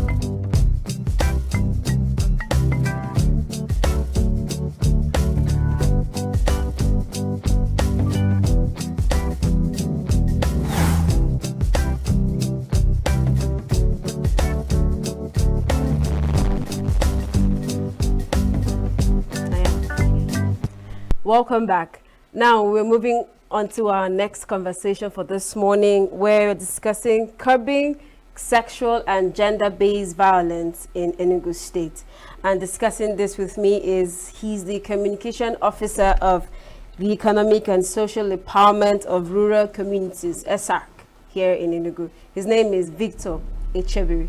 Good morning, Victor. Thanks for joining us. Good morning. Thank you so much. All right, so we'll get right into it. Curbing sexual and gender-based violence here in ENUGU. Yes. How do you think we need to, with all the awareness that it has been going on over the week, and then this week we had the International Day for Elimination of Violence Against Women, gender-based violence.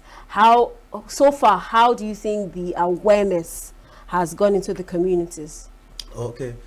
So far, the awareness has gone into the communities because in the sense that now we have this issue of gender-based violence, in short GBV, as something that has come into a very deeper level of affecting the society. And the fact is that the subject matter is not far-fetched. Every day, even in the society, even in ENUGU State, people are undergoing GBV, especially on the women's side. So, and the awareness of this particular issue has led to the movement that we have on ground.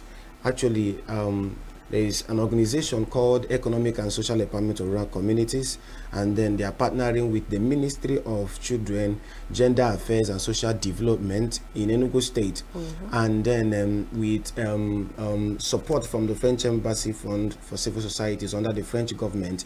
They are moving because it has been inaugurated, the GBV Task Force Committee and members. So they are solely responsible for ensuring that GBV cases are reported, GBV cases are addressed, and survivors are linked to the appropriate services, and then perpetrators are remanded and brought to book. In fact, on the 8th of December next month, the task force committee will be officially launched, and from then activities can commence. Yes. Okay, because thankfully you've mentioned the task force, because earlier this week we had a case here in Enugu of a man marrying a 13-year-old young girl. Yes. Now, with this task force, do you think I'm sure it will go a long way in curbing these activities? But why do you still think we have the prevalence in this century and time where basically everyone should understand, everyone has the knowledge of that the violence against women or anybody at that is a violation of first human rights, but somehow it still goes on and unchecked. Why do you think that is so? Thank you so much for that. The first thing you must understand is that what you just pointed at now is exactly what this task force have come to deal with. In this ENUGU state, we have found out that GBV cases are ongoing, but the reporting is very minimal. In fact, the one you know is the one that you are told. What about the ones that were never shared? And that is why we are here today to say, okay, the reason why it has been prevalent is because people don't know that you can actually report and something can be done. People, okay, are thinking, what if I report and it becomes a stigma to the family? What if I report and nobody is there to defend me? What if I report and then they take up the case and I don't have the resources to tackle the issue? Let's say a lady that might be raped or that is raped, let me use the word that is raped. And now the family are looking at it because the perpetrator that raped her came from a wealthy home. And they know fully well if they engage this person, the person may have extra hands that will support him or her. And then here now and then, the GBV task force are standing in to ensure that such perpetrators, they are brought to book, because we are working with Ministry of Gender Affairs, we are working with the Ministry of Justice, we are working with the Ministry of Health. Do you understand now? So this is an agenda to ensure that GBV reporting increases in the state. If GBV reports start increasing, what will happen is that people will start being aware that perpetrators will be remanded and survivors will be assisted. With this, there will be an increase in reporting and a decrease in GBV issues. Because once people know that, okay, this thing, once it is found out, it will be tackled, and if it's on the wrong side, people will start withdrawing from it. But if nobody is talking about it, if 15 people get raped and nobody reports it, then how are we going to say that this case can be settled? So that's the first thing. But I would like to say this before we move on. If you want to talk about GBV, you find out that in this part of the world, people have this idea about it, that they don't believe that is something that everybody should know about. Of course, you discover that there is this sentiment people have about it. Nobody wants to talk about that they raped their daughter. Nobody wants to talk about that the husband is beating her and she's dying in silence. Now, we want to ensure that poor reporting is dealt with. Poor reporting should not be again. People should go. In fact, immediately that task force is launched on 8th of December, a flyer will be released and it will be advertised. It will be surely advertised. Call the phone numbers. Immediately, services will be rendered, because we're working with the Ministry of Health. The survivor will be taken to the Ministry of Health for proper checkup. And the Ministry of Justice, we are working with the police. They will go to the perpetrators and they will get them for them to be called to book. Now, we speak so much of sexual. Can you highlight the other forms of violence that has been meted out against women in recent times? Very good, thank you. When you talk about violence against women, there are different types of violence. Sexual violence is one, emotional violence is there, denial of assistance is there, in terms of financial assistance, undertaking and being responsible is there. A female genital mutilation is also a part of GBV, because that one is not someone assaulting. Instead, it's someone dealing with a female in a manner that is without her consent. There are some parts of ENUGU as we speak that are still practicing female genital mutilation, and we have been on the hunt to meet out to these people to show them that these are not the things that should be done to female, because when you deal with them in that manner, it has future effects. So we have FGM, which is female genital mutilation. We have early child marriage.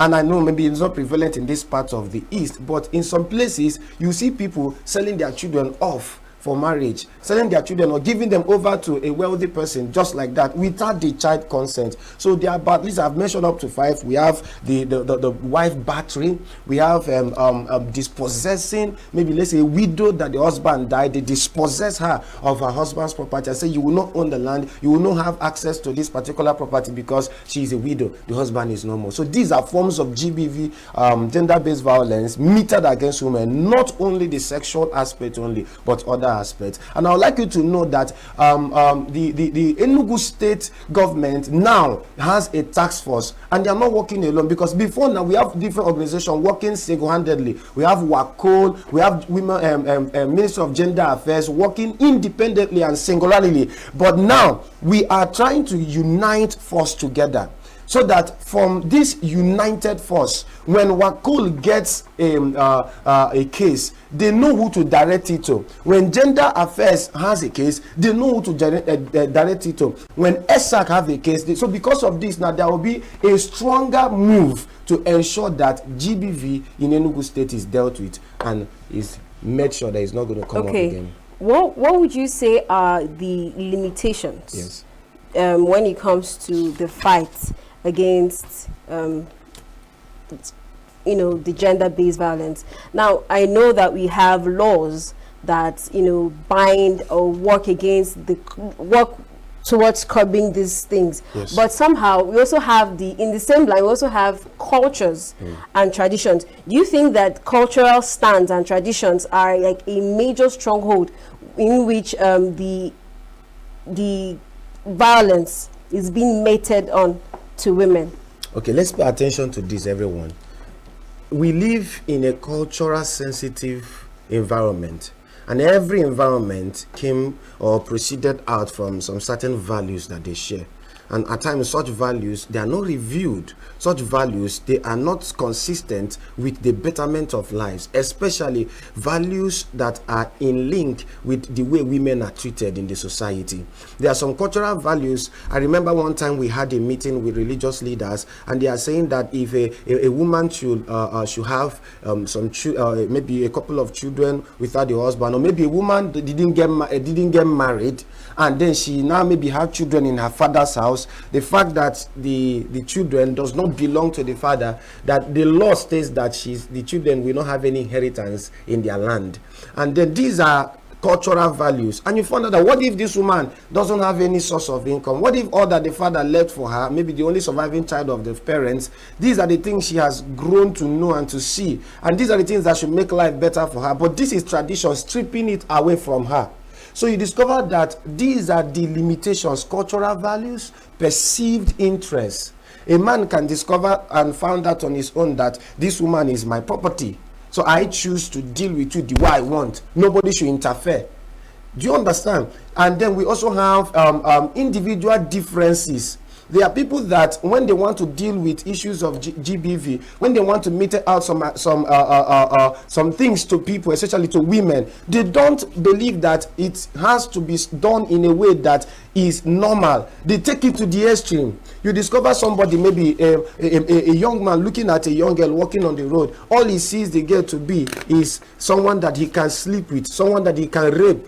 These are individual differences and perceived interests. Do you understand? So these limitations are the things that we see on a daily basis that limits GBV. And then when these matters are on ground, remember this, it will make the fight against GBV not to be consistently increasing, because when cultures refuse to be reviewed, when individual differences refuse to be addressed, when perceived interests refuse to be brought to book, then we'll find out that people will not heed to that call to start dealing with GBV. Remember, we want GBV reporting and we want referring to services to increase in the state. When there is increase in reporting and then increase in services, there will definitely be decrease in GBV cases. Okay, now the perspective you're coming from is men's perceived notions and all of that. What role does women, the gender women, play,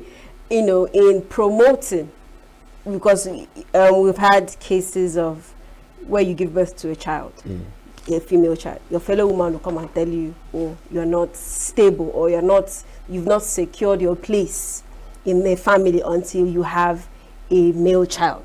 Now, how does this affect the curbing of women, of the violence against women, seeing that there are also women who subtly promote this same violence that we are trying to curb? Thank you so much. Remember also that GBV, or gender-based violence, is mutual. It happens to men, happens to women. Okay. So in fact, to cap it all, in the totality of it is that there are some women that molest their husbands. There are some women that abuse their husbands. There are some women that beat their husbands. In fact, when a GBV case is linked to a woman being the perpetrator, it's very difficult to deal with. Because the man himself, no matter what you tell to him or what you tell him, he will not want to report. He would even want to give you access to things that are going on. So cases where maybe in general a woman is the one that is metering out GBV or gender-based violence to a fellow woman or to a man, then this is another thing that we do. We ensure that the same way you deal with this is the same way you deal with this. Because all these ministries, they function to ensure that every survivor and every perpetrator is brought to book. Remember, the law doesn't know a male or female. A murderer is a murderer. The only difference is that this one is kept in a different custody, this one is kept in another custody. Do you understand? So when a woman is the one that is that is metering out gender-based violence against a man or a fellow woman, we want that case to be reported. Remember, we will not know the extent of the issue until it is reported. The public, this is something that we are saying, report GBV cases. If you see something, say something. That's our slogan. In economic and social empowerment of rural communities and other places, we unite as GBV organizations that deal with GBV cases. If you see something, say something. We will not know the extent to which the issue has gotten to until somebody report, until somebody start talking. So from today, start talking. Say no to female genital mutilation. We even found out that in the villages, people that are chief and champions of this female genital mutilation are mothers, are old and aged mothers, not men. They are the ones that have that thing in them moving forward. So it's beyond a woman dealing with an average woman, a woman dealing with a child. There are some there are some women that are living with children and they are maltreating those children to the teeth. They are dealing with them, and these are things that we want it to end. So the hallmark is, if you see something, say something. That's it. What are the role? What is expected in this fight to curb sexual and gender-based violence? And then you said that the task force will work together with some agencies in ENUGU. What are the roles? What is expected of the religious bodies in Nigeria? Because we have cases where, oh, you are getting maltreated by a husband, then you go to church or you go to the mosques, and then they tell you, oh, keep quiet, pray over it and all of that. What should be the attitude of religious bodies towards these violence against women? Okay, the thing is, because of time, it's not just religious bodies only, but we know that we live in also a religious sensitive environment. Yes. Okay, so the last time we had meetings with the religious leaders, and when you talk about religious leaders, it's not just the Orthodox or Christians. You talk about Muslims, you talk about the Pentecostals, the Christians, the traditional worshippers, or these are also religious leaders. So we make sure that they understand the effect that this thing deals with. Because at times, if they refuse to preach, because when they teach and when they share these values from their place of position, it reinforces and solidifies this message we want to pass across to the people. We cannot enter every nook and cranny of Enugu State at once. So we need to link up with all these people, religious leaders, wherever you are, gathering your people, teach them on the dangers of GBV and gender-based violence. Of course, on the 8th of December, an MOU will be signed by different bodies with different ministries, a memorandum of understanding, and not just religious leaders. Now, I just want to tackle this, but other ministries will be working hand in hand to ensure that gender-based violence is dealt with. I also want you to listen to this, that we want to achieve in this particular GBV task force. What we want to achieve are 3 key things. Others are more, but these are the 3 key things. 1, we want to achieve the idea that we have the issue of GBV, but we do not know to what extent it has become. So we want it to be reported. We want people to access every form of maybe services or ministries or repository platforms where they can share their stories, share their issues. Then secondly, we also want people to increasingly understand that we have agencies that will assist them, linking survivors to the necessary services and places that can assist them. For instance, someone that is in need of a lawyer will be addressed to the Ministry of Justice. A girl that is raped, that needs urgently emergency health attention will be linked to the Ministry of Health, and so on. So then we also have SAC centers in Enugu. Thank God for the Ministry of Gender Affairs and the government of Enugu State. They have SAC centers where people that are dispossessed, maybe all these ladies that are used as sexual prostitutes or merchandise in foreign, when they are brought back, places where they are kept. So we have centers where people are kept until matters that concerns them are dealt with. And then lastly, we want to also tell that through this task force, perpetrators will be remanded. They will be called to book. These are the three agendas, and much more that this task force will do. Increase reporting, ensure that survivors are linked to the services, and then perpetrators are remanded. With these three cardinal points, GBV in Enugu State will become a small news, and a little of it and less of it to even consider in the few years to come. Okay, now moving forward, I just have this one question. Yes. There is a discourse that, the concept of bride price, increases the chances in some way. It makes women vulnerable to violence. I paid money over your head, so you are my property. What do you think the role or the notion around bride price and violence against women should be? Do you think it's something that needs to be addressed or removed, so that the impression that it creates in the minds of people and men will be eliminated? Okay, of course, you understand that bride price and wife dowry for a bride, they are unique. They are not general. In fact, there are some people also that have their own preferences towards it. There are men that are proud that they paid heavily for their wife because they can afford it. There are also men that are not happy because the wife's parents, they actually sapped him all his resources in the name of getting married to their daughter. So these are uniquely perceived experiences. But in general, my question is, why sap a man of all the resources that will be used to train and take care of your family, especially take care of the children that will be coming from that relationship, from that marriage relationship? Why drain the man dry because of he wants to get married? I'm talking to the public, all of you watching and listening. So these are things that you should consider. And I don't think there is any place it is stated in law, I don't know about culture, that if so and so is not brought into place, that a wife or a woman cannot get married. So I'm discussing that if we are here today saying we want to ensure that gender-based violence is dealt with on that angle, it is based on people's unique perception. So if you discover that you are a man, and because of how much you paid for your wife's dowry is the reason why you want to beat her, is the reason why you want to rape her, is the reason why you want to deal with her as a trash, that is not consistent, because your reasons are not consistent with that which can make life better.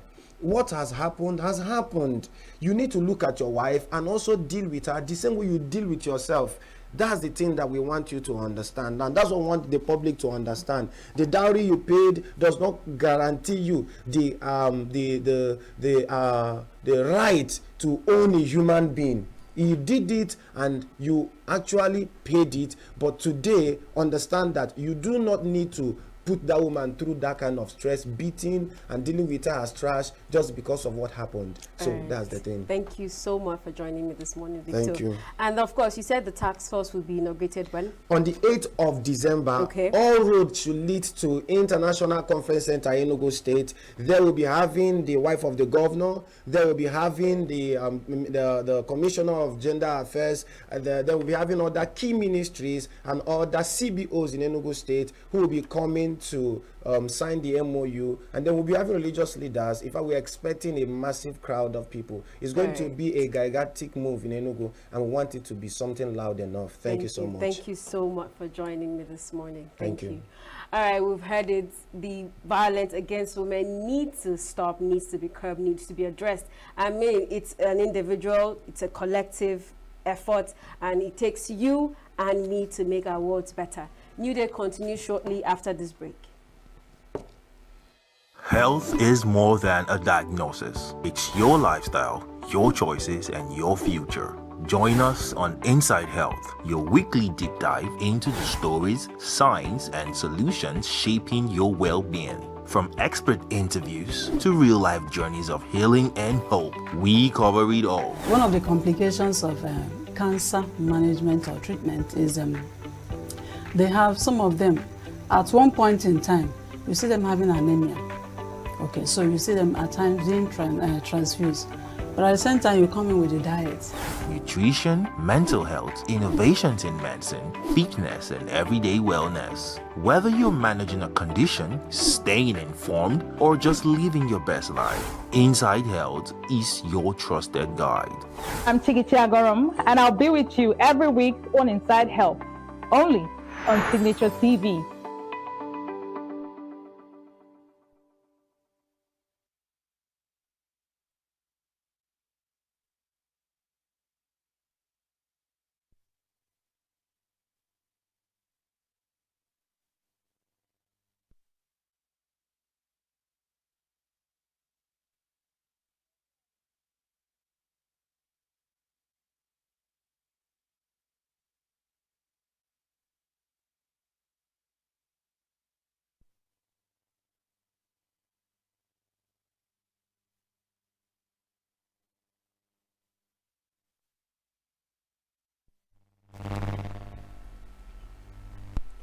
Welcome back. Now to our final interview for this morning. We're discussing media handling of insecurity in Nigeria. We're still discussing insecurity, we're discussing terrorism, discussing banditry. Now we are looking at it from a media perspective this morning. And with me he's a broadcaster and a public analyst, Treasure Simi Dari. Good morning, Mr. Dari. Yeah, good morning, and thanks for having me. All right. So we're discussing media handling. How does the media handle? How do you think the media so far is handling the, announcements and reoccurrences of insecurity and kidnaps and terrorism in Nigeria? Okay, so well, it's I don't know where to start from, but of course.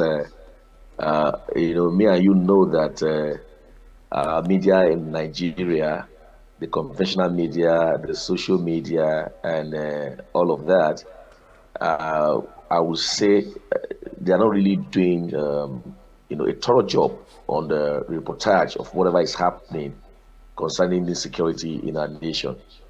Just yesterday night, one of the platforms that I belong to, my community platform, I saw a video that I have seen like 3 months ago, circulating again. Somebody posted it and said that's happened in Lokoja in Kogi State. And I was wondering because I saw that video about 3 months ago and it didn't happen in Lokoja. So I would say that social media has taken a negative toll on the report that we get. Concerning the conventional media also that TV, radio and all of that are also give a report. There's no balanced report in whatever is happening concerning insecurity in the country. Sometimes you hear people defending what the government is doing and people going against them. There's this back and forth on the issue of insecurity.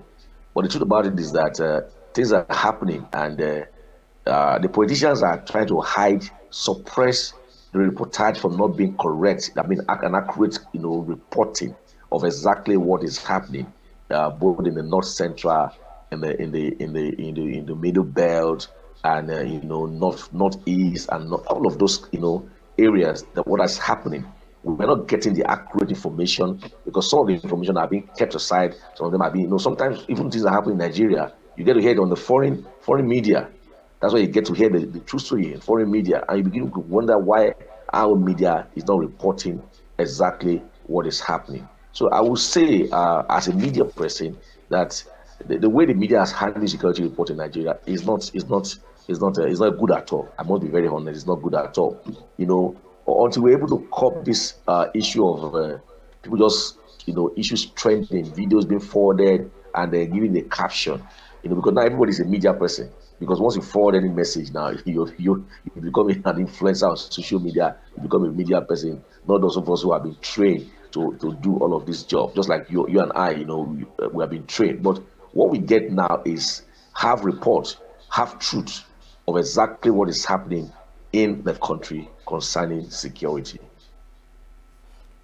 So seeing that we have a whole lot of half-truths that that are being spread, or maybe like you mentioned earlier, the circulation of an old video, how do you think we should, as an established media bodies and journalists, how do you think we can help curb the spread of all these half-truths, false informations, fake news that are circulating in the media these days? Yes, what we can do is, immediately I saw that video yesterday, I had to quickly come out to say, no, this video is not correct. Because if you keep quiet, if we keep quiet as media practitioners, we see half-truth being spread around, and we don't talk, we don't speak against it, we don't talk about it, it becomes an issue. You understand? So, but for me, I had to quickly debunk and say, no, this is not true. This has been in circulation for like 3 months, and it didn't happen in Lokoja. So many of us that are, core media practitioners, were in the system, radio, TV, online, print, and all of that. Once we see any report that is not true, we need to come out and openly debunk them so that people will know that this is not true. Because people just get information on their phone, the group they belong to, and then they don't even wait to verify. They just forward. And what I always do is I pick up those messages and I go get facts and I debunk them on any platform that I find myself. That's what I do. And when I do that, people say, oh, thank you so much. I believe you because it's coming from you. And sometimes many of these, national media houses have not carried the story. And you are beginning to spread the story. You're spreading the story up and down because you just really want to see that you are forwarding messages and all of that. They want people to see you as being current. You have not verified the messages, not verified the report, not verified the news story that is circulated around.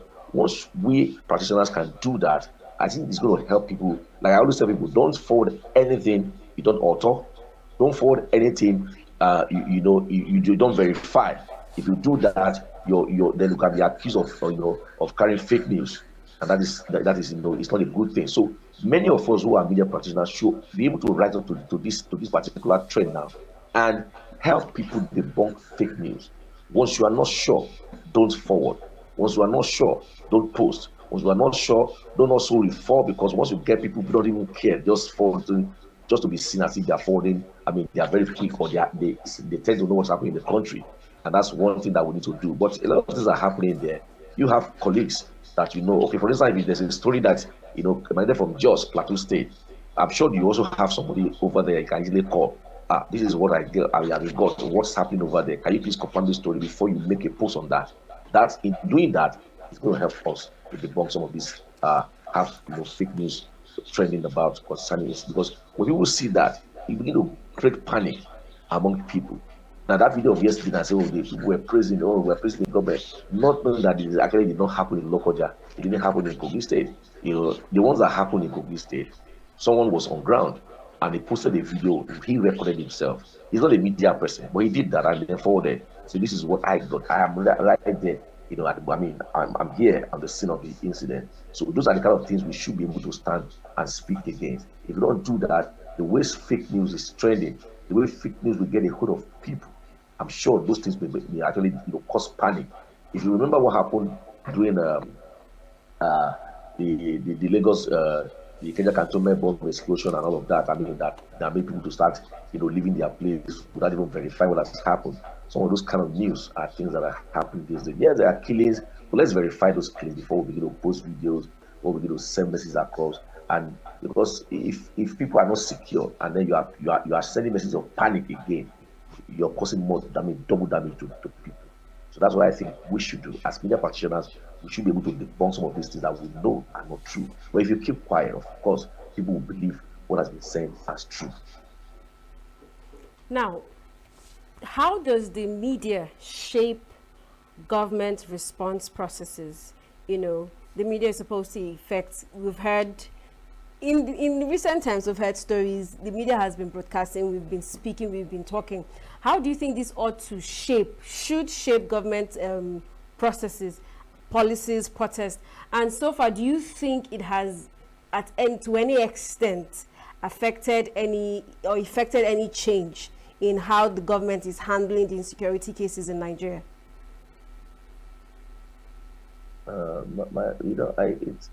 Nigeria has become a place where before you talk, you have to be very careful the things you say, so that they will not pick you up that you're speaking against the government. That's what people do. Our democracy, the question is really democracy we are practicing in Nigeria? Because it's a situation where this thing happened, and because you want to paint it, you don't want people to get to understand what has happened. You paint it to favor the government. You paint it to make it look as if the government is doing something. For instance, there are questions to be asked about the abduction of those girls in in Kebbi State. You need to ask questions. For instance, who gave the information or who gave the command or the order that the military men should vacate that school? And we were told that they left, and after 45 minutes, that incident happened. They came to kidnap and even shot the vice principal, so. Now, look at those kind of things that happen. And then people will be those people. But somebody will go and start defending the government because they have gotten back the girls now. You're putting aside what actually transpired and happened. And if you don't get this fact out, someone gave that order. Who is that person? Is the person that approved the law? Those are things we need to put together and understand. So many times, we look at media information because we don't want the government to be angry with our media, especially the private media practitioners. Because if you look at the government, of course, the government own practitioner media houses, we always defend the government. We always say things that will really go with the government. But the things we see, in private practice, we must be able to speak out.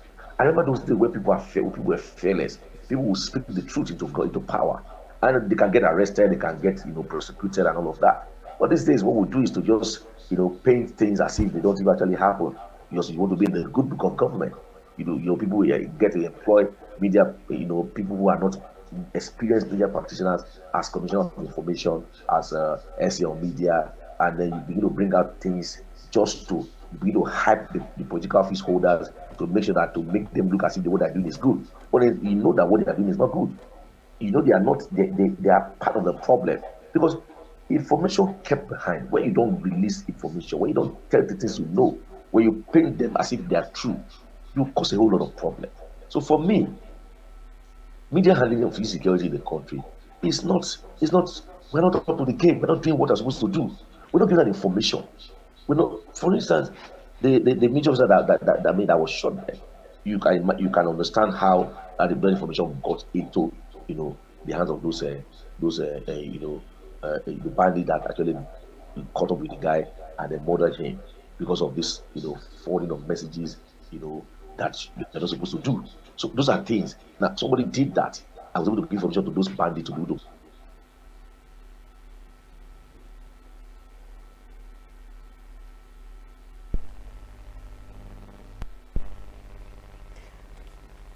Mr. Dari, can you hear us? Can you hear me? Things that we must understand. I think he's having some. That's what I want to say. Go ahead.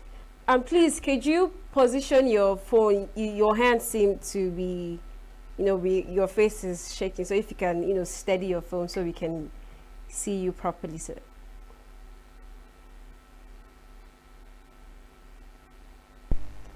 Can you hear me?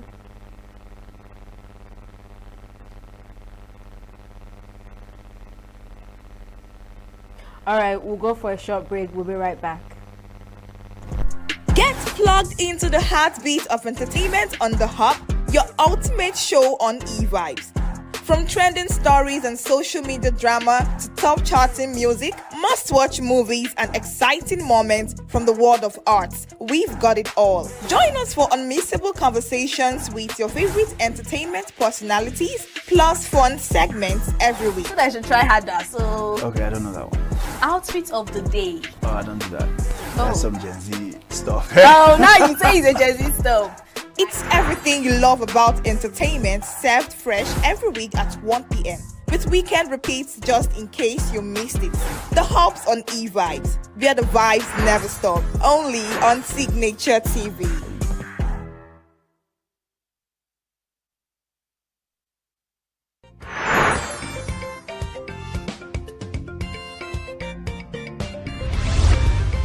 Signature TV. News in your pocket.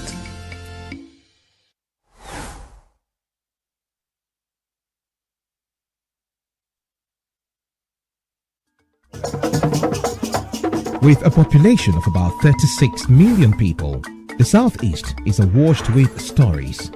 Every day on Southeast News, we tell the peculiar story of the Southeast and her people. Our Southeast should be the Silicon Valley of Nigeria. Their successes, achievements, and daily challenges. Do you have a Southeast story to share? Community achievements and challenges, completed and uncompleted projects, bad roads, water scarcity, erosion, flooding, insecurity, or even disagreements? Bring it on to Southeast News. On Southeast News, no story is too big or too small. Southeast News. Let's tell our story. Showing on Signature TV every weekday at 4 p.m. WAT, 1600 hours GMT.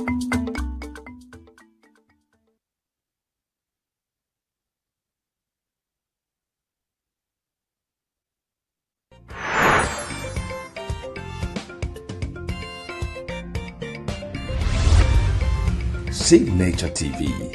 News in your pocket.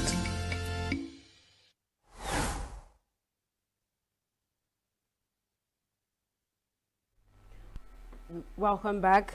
So we are discussing media handling of insecurity in Nigeria. Our guest is joining us back. Mr. Can you hear me? Can you hear me now?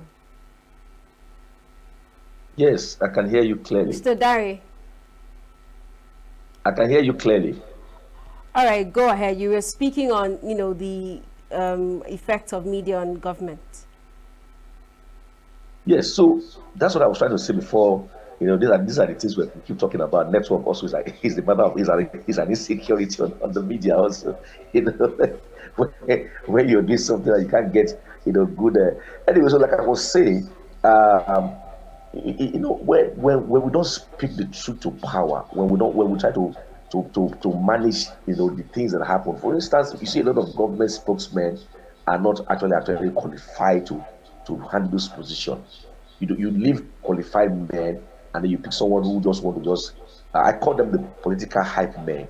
That's what I call them, the political hype men, because they're just hyping the government. They're just talking about just to be in the good book of the government. You see what is wrong and you're not speaking out, you're not saying it. And then how do we move on? How do we do what is right in the country? How do security become? Look at everywhere now, people are even scared of traveling. This is Christmas period. People are really not willing to travel to waste their life because of these bandits and kidnappers everywhere. So we must be able to speak out. Let the government employ professionals, not just hype men, not just those that will speak in favor of the government. If the government is not doing well in some area, we should speak out. We will speak out, we call them to order. But this kind of government that we run in this country today, it's difficult to be able to speak the truth. Even when you see some press releases, you just wonder, is this signed by a media professional or what? A lot of press releases that people just bring out now these days is trash. It's trash. So we need to really go back, to having experienced and professionals handle the media arm of any government. For instance, a Minister of Information should be a thoroughbred, media person who understand the workings. Just like that, even the state government also and the local government area. But this they have people who don't even understand what media is all about. Just answering media in, SEO media, senior advisor of media and publicity, and those not even understand the role they are handling. So when you have people, quacks, who doesn't understand this role, you bring out information that are not correct, information that can even cause panic, to the entire populace. So I believe that we should be able to go back to our drawing board, because the way and manner this insecurity is operating around the country is becoming something else. So we pray that, like we always do, that God's going to give the president and the governors of wisdom to be able to tackle all of these serious menace ravaging the country. Now, we've discussed the effect media ought to have on government's implementation and processes. Would you say there is, in the view of what you just said, that there is an absolute press freedom in Nigeria? And can you put us through some NBC regulations that, hinders this freedom? As much as we want to say everything as it is, do you think that we are experiencing absolute press freedom that is separate from the government? Of course we are not. Of course we are not. We're not expressing press freedom. I just said waited to you that, sometimes because of the kind of people that handle such, offices to the political office holders, so what do you expect? When you're not qualified to speak, you wouldn't understand the things you're supposed to say or not to say. I'm talking about the NBC code, of course, on politics and all of that. When you have people, thorough people who understand all of these things, as a matter of fact, many media people have not even seen the NBC code. They don't even understand what the post do. What is all about. You don't have that. A lot of people are not saying it. And yet they came to the media men. Now, if you don't understand the rules of engagement concerning the industry that you are, how do you do things how do you give the information that is correct to the populace? So many media houses, whether public, whether private, should be able to keep training their staff, keep training those that speak on radio, speak on television, write for the print media, to really understand the things to say and what not to say. I'm one man that I'm not afraid to speak truth to power, because when you understand that you are not doing what is right, you need to speak out. I don't believe in hyping people who are not doing anything. I don't believe in just hyping, just talking about someone who doesn't understand what he or she is doing. And then you keep talking to people, and then after 4 years, you come back, you want to repeat the same cycle. So for me, NBC also should conduct regular training for media practitioners.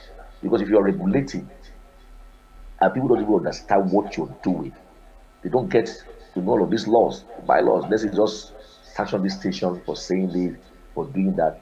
When you don't have thoroughbred practitioners in the industry, you equally don't have thoroughbred practitioners in the regulatory industry, then what do?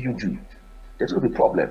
So I'm recommending that the regulators, which is the NBC now, should be able to put together several trainings in all the zonal offices, several trainings for media practitioners, educate them, teach them what to do, how to do their job, how to report, not to bend things, not to cover up things. So now you hear that you go for a press conference and then the people speak, and the way you report it in your station is just people who do things that favors the government or favors whoever is speaking. You don't say the thing the way it's supposed to be. And that's why our media in Nigeria is not meeting up. And that is the truth. So for me, I will always say that regulators should organize more training.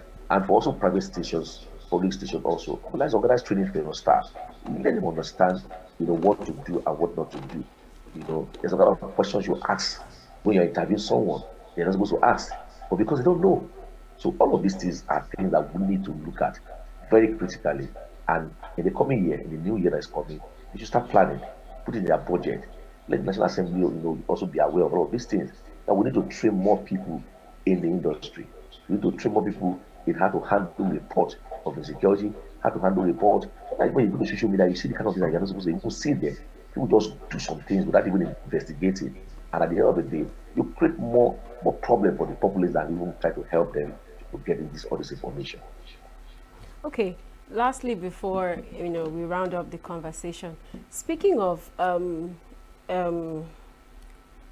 propagation of information, news, fake, half-truths, and what have you, let's talk about deep fakes, graphic contents, AI-generated videos, and all of that. How deep do you think it has gone to, destroy, if I do say so, the authenticity of the spread of information in Nigeria? I think if you want to talk about AI, we'll use maybe a whole day to talk about that. The effect of AI on media.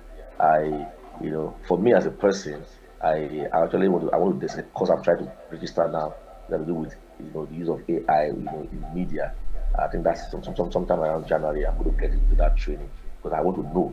But I'm most petty with AI now. Anything can happen. Even what you're interviewing me now, what you did not ask me, they can put you that you asked me. I'm sure you know that. What I didn't say can be said that I said it through the AI. But like I said, training will help a lot of us do our job well. Training will help us, a lot of us, differentiate between an AI generated broadcast and then the normal broadcast. Like what we're doing now, it can be turned around and what we didn't say can be said, I will say it. But for me, once I see, because I'm a trained person, when I see what is not correct, I know this is AI generated, I know this is not correct and all of that. So it's talk about training. It's talk about training. We must train our media people to understand. And if you're not careful, this AI that has been introduced, I hope it does not destroy the media completely. I hope it does not take away the truth about the secret of our industry. I'm afraid. But of course, it's also a good thing. We're advancing in technology and all of that. But we should be careful with this AI thing because a lot of things are happening. You see a video that will trend on national television, and then the next thing you hear that it was AI. It was it was AI. The video was doctored and all of that. You don't even know the one you're going to believe anymore. So these are my fears. But I know that we can get along if people are properly trained, in doing their job as a media practitioner. Now, in 30 seconds, 5 seconds, what do you think is the future of media, in Nigeria in the coming years with what we have now? And like I said earlier, everybody's a media practitioner now. Everybody's a social media influencer. Once you have a Facebook page and then you have followers up to 1,000, you have become an influencer. And then anything you post on your page, people tend to believe or to react or to comment whether it's true or it's not true. And that's what we must look at. You can't be a media person without being trained. I'm sure what you're doing now, you were trained to do that. Am I right? You were trained. You have gone through one training school or the other to do what you're doing. But people are not trained just because you can use AI. They just go there and put. But so the future of media in Nigeria is still very, of course, those of us who do real media work, those of us who were trained, those of us who started from the beginning, who started well, and we're still looking for information, we're still trying to get trained, despite what we already have the experience. For people like us now, I am trained in the radio, talking about electronic media, talking about radio and TV, also the print media. So it's someone that has gone through the whole thing. The way I will practice my listing is different from somebody who just started doing something like 2 years ago, 3 years ago. So I see a bright future but like I said, we must continue to be trained. Get training for people who are in this industry so that they will do the job without, making errors and mistakes that will give issues to the station that you work for. If you go and do something now against the government, you're private, and maybe you're a private practitioner in your state, the government can just decide and just seal up your media house because it's feel that you are against him or her. But if you do your job thoroughly, I'm sure nobody can come to shut you up and say don't talk again or don't say this again. So we keep training, regulation, bring out the laws, everyone understand what and what is supposed not to do. And if you put all those laws in practice, everybody will be careful not to do what is wrong. That's my advice. All right, thank you so much for joining me, Mr. Treasure Timi Dare. It was a pleasure having you with me this morning. Thank you. Have a nice day. And thank you to everyone. Thank you so much. All right. Now that's our last interview for this morning. Coming up next is a week in retrospect. Do stay with us. We'll be right back. Health is more than a diagnosis. It's your lifestyle, your choices, and your future. Join us on Inside Health, your weekly deep dive into the stories, science, and solutions shaping your well-being. From expert interviews to real-life journeys of healing and hope, we cover it all. One of the complications of cancer management or treatment is they have some of them at one point in time, you see them having anemia. Okay, so you see them at times being transfused. But at the same time, you come in with a diet. Nutrition, mental health, innovations in medicine, fitness, and everyday wellness. Whether you're managing a condition, staying informed, or just living your best life, Inside Health is your trusted guide. I'm Signaturetv, and I'll be with you every week on Inside Health, only on Signaturetv.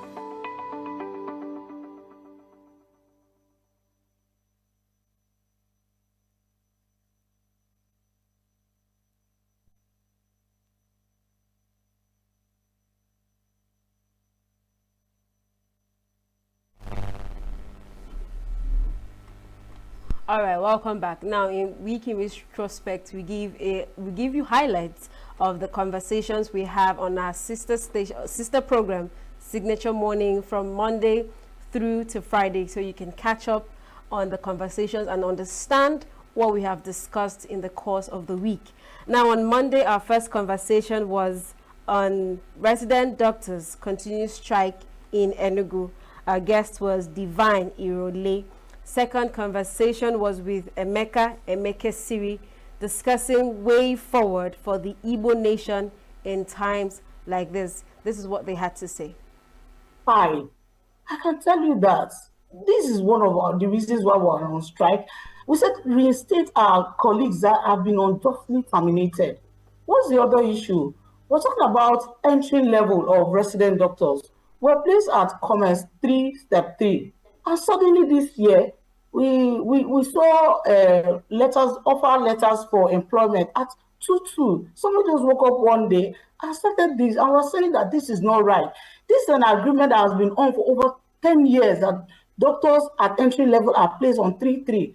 And suddenly somebody wakes up and places us new resident doctors on 2-2. And that, I can tell you, has affected the salary significantly. Just imagine taking about 100,000 naira out of a doctor's salary. What are you telling the doctor to take home in this economy? So that's another major problem we have that has not been addressed. Another issue that is burning is arrears that have been owed over the years.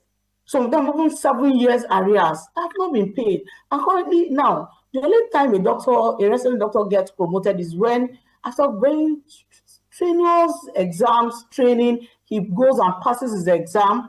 And after passing, there's supposed to be a seamless upgrade, meaning that promotion in the real sense of civil service. And this, after you're promoted, you're supposed to get the benefits. But these resident doctors are not getting. Some of them have been owed, even personally, up to 5 years, being owed arrears that should have come long time ago. And that's one thing that's on the table. And currently, what we're having in the agreement is that let us have a way out. Tell us, give us timelines when you're going to pay this. And these agreements are not kept. In this negotiation, we have had 3 reconciliatory meetings. And in these meetings, we agreed that some of this timeline is within 1 week, 2 weeks. The deadlines have even passed. And you can see we're still on strike, and these are the terms of agreement that have not been met. So you can imagine if we had even gone back to work, it means that we're going to keep the problems burning, and at the end of the day, we'll come back to the table. That's another problem we have. Now, another burning issue is, we'll talk about the entry level, and the entry level is at the office of the head of service of the Federation. She gives the waivers for new doctors to be employed. So we're saying that this entry level was wrongly placed, and the Minister of State for Health has written to her. That's what he told us. And we were even surprised to hear that she has not even received that letter. So how are we going to avert this problem? So these are the burning issues at the table. Now, there's also another burning issue. We write the West African College of Physicians or Surgeons as an exam. Now, during this exam, at the end of this first phase of the exam, we call it part one, you're given a membership certificate. And that membership certificate comes with an entitlement, a specialist in training.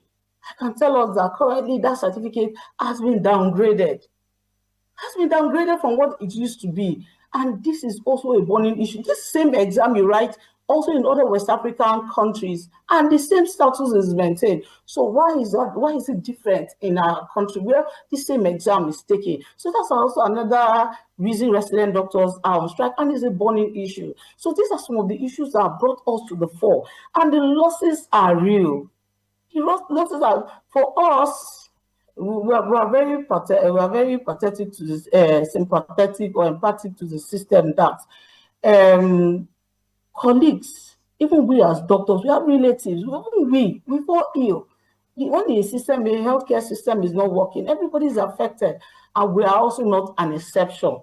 So that's one loss. That healthcare is being grounded. I know that health is wealth, and health is life. If you're not living healthy, you can't live to achieve those things you intend to. So the losses are both on the doctors, both on the healthcare system, and on the country as a whole. Healthcare issues are issues of national security concerns. So the grounding is real, and we are not happy at all about it. We want it to end. In fact, our plan was they came up with, we agreed, and the MOU was to be signed. Last week, we came out on Saturday. Mr. President, our President, Dr. Usman Suleiman, went with us to sign that MOU on a Saturday at the Federal Ministry of Labour. Getting there, we saw that some of the things that we agreed on were not even written, and dates were changed, timelines were changed. So we want sincerity on the part of government. We want to say that if we sign an agreement, as important as health is, we should show seriousness. When this doctor go back to work, who does the follow-up? Who monitors the processes, so that these same agitations are not brought to the table again? That's why you see the same issues reoccurring over time. That's our major problem. That the government officials, they argue that they've released, money to address most of these issues, like the welfare areas and some of the other issues that the NAD, are complaining about. So what exactly would you say is the reason that these gaps still remain? And, why does NAD feel that the government's response as well is insufficient? Well, we saw in the media where we were told that 19 out of our 20 demands have been met. You can attest that if 19 out of 20 things we asked for are met, we'll not be on this strike. So, say some monies have been released, and yes, some arrears were paid. That's salary arrears. That's just one part of many problems were brought to the table. 19, and even those monies that were paid, it's about 60% of our members have been paid. The 40 are still being waited. They said they're waiting for like the 25, 35. Mostly many people didn't get the August arrears. Those that were in comments 3, 4 and below didn't get that arrears. And they said they need to get a report from remitter, then to correct the processes, then to pay. We're still waiting for that remitter report.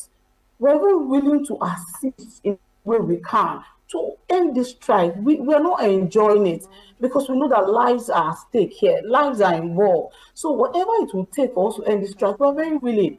So the payment is just an insignificant amount.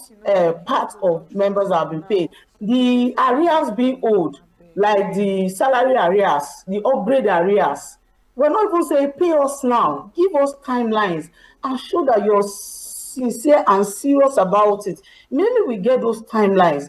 We are willing to call the president, who was summoned by the Constitution, the National Executive Council meeting.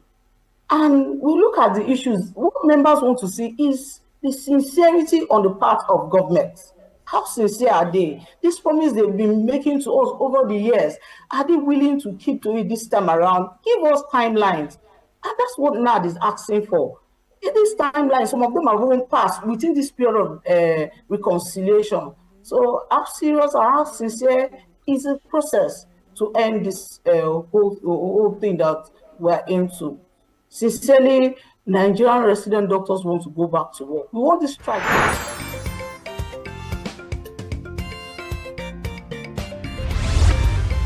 Signature TV, news in your pocket. Every person is on his own. Although we have organizations like the Apex Igbo organization we call Ohaneze Ndị Igbo, but Ohaneze Ndị Igbo appears not to be able to control the people, to be in power, to be in authority, in power and authority, having power and authority.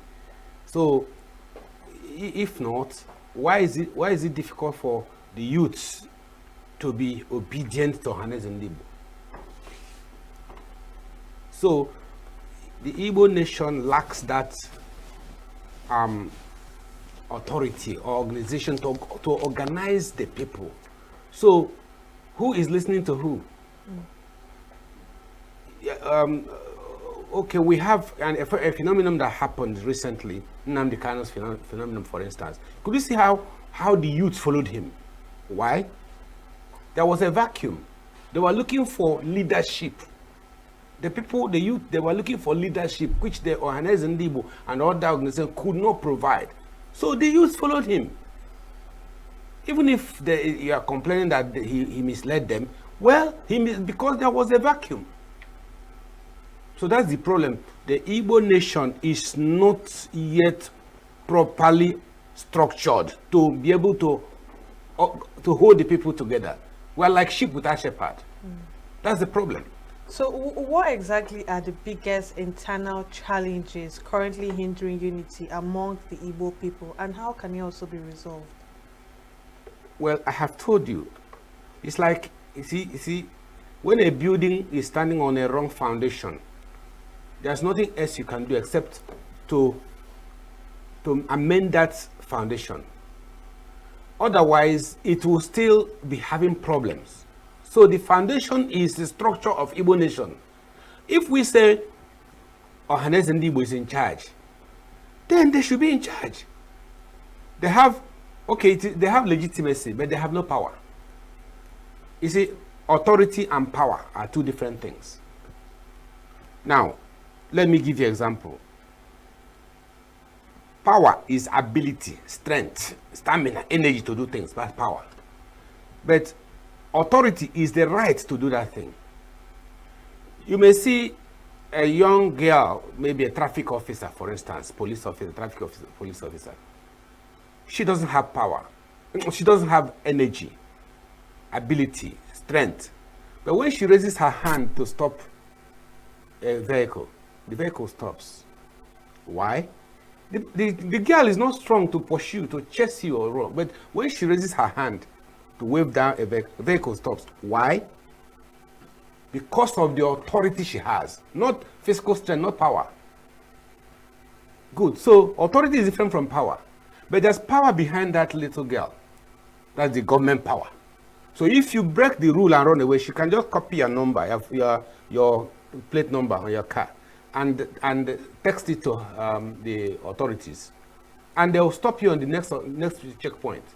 Then they will not discipline you, either punish you, penalize you, or whatever. So there is power behind authority. Now, but if an armed robber has no authority, but because of the gun, he has power. He grabs power, and he can kill, but he has no right to kill. He can steal your things. He has no right to steal your things. Now, so authority is the right to do something. Power is the ability to do it. Now, Ohaneze Ndị Igbo has authority, but there's no power to enforce their rights, to enforce governance in Igbo land. So any person can do anything. So first, get it right. When you get it right, the unity comes. You now tell people what to do, and they will do it. When we talk about unity, somebody has to be in charge to say, do this, and they will follow you. So unity is very easy to achieve if we have a structure that can say, do this, and we do. And we have said that Ohanaeze Ndigbo should be or is the apex Igbo organization. It should be, but it's not acting like that. What the youths are asking for is not what Ohanaeze Ndigbo is talking about. So, Ohanaeze Ndigbo is not singing the song that the people want to hear. So that's why they believe that Ohanaeze Ndigbo is not helping us and our politicians. I'm even talking about, I'm talking at the level, at the customary level, cultural level. I'm not even talking about Nigerian politics. Because Nigerian politicians, they have more allegiance, they pay more allegiance to their political parties, not to the people.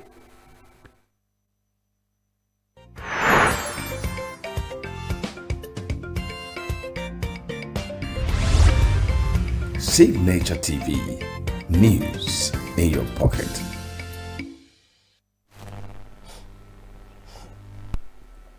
The resurgence of kidnapping and killings in Nigeria was our first topic for discuss on Tuesday with Emeka Umar Balase, and also discuss the relevance of Igbo methodology in modern times with Izu Chibu. This is what they had to say. Indigenous Christian population. If you go to Southern Kebbi, Southern Bauchi, Southern Gombe, and what have you, you will see the activities of combination of Fulani herdsmen and the Fulani bandits. This is the setting. Then in Niger State, you see the activities of combination of Lakaruwa, Wulo Wulo, Bororos. These are Fulani of Fulani origin, terror groups, and of course Boko Haram and Fulani bandits, including the interior part of Mr. Umar Balasi. Now, I understand, what you're saying, but I also want to ask a question. Now, these resurgence of kidnappings and killings comes after the United States designated Nigeria as a country of particular concern. And the federal government has accused the United States of that designation as the reason why, these killings and kidnappings have started coming up again in the country. So I want to know, do you think that response by the federal government is accurate? Do you think that it's because of the designation that these resurgence of killings and kidnappings, has started again in Nigeria? I don't think it is. It will be useful to us. I think what it is, we are better served for the interest of the generality of our vulnerable members of the Nigerian population to concentrate our program on from the non-state actor perspective. Bringing in the state actor perspective doesn't always go down well with us, because those who are in charge of state actors in Nigeria, or state actor brigade or camp in Nigeria, have minuses in terms of being sincere. We are not discussing fiction here. We are discussing facts and figures and realities on the ground. But when you now try to bring in federal government, maybe anyway for purpose of escaping from state censorship, it is understandable. But for us at inter-society as it is now, we don't waste time listening to the federal government. This government has come up with more than 50 narratives. All of them are false. The other day, they were nearly humiliated at a certain show hosted by Morgan. I think is somewhere in the US or Canada or something, where Nigeria's Minister of Foreign Affairs was called name. And Nigerian Minister of Foreign Affairs is representing the central image of the country. And a former lawmaker in Canada called him out and called him a liar, saying that Nigerian government is a lying government. This is the same minister that went there to say that in 5 years, it was only 172 Christians that have been killed in the past 5 years. We have the 32 churches destroyed. And you are talking to people that have followed the patterns and trends of all the attacks on religious ground, or religious ground for a period of 10 to 15 years. And this is what we are telling them. So I don't know, the same Nigerian government will tell you, if Trump, the reason why Trump wants to intervene in Nigeria is to begin to mine Nigerian mineral resources and all that, begin to divert Nigerian mineral resources. Meanwhile, under the roof of the same government, Chinese government has an airstrip, a mini airport in Boko Haram, I mean, Fulani bandit insurgency ravaged area of is it Kogi or Nasarawa State, mining, and that place is inaccessible, it's ungovernable. Yet the Chinese company is mining natural resources, and with the reason for having an airstrip or speedy airport here. So it's better we use our time to discuss issues and whereby Nigerian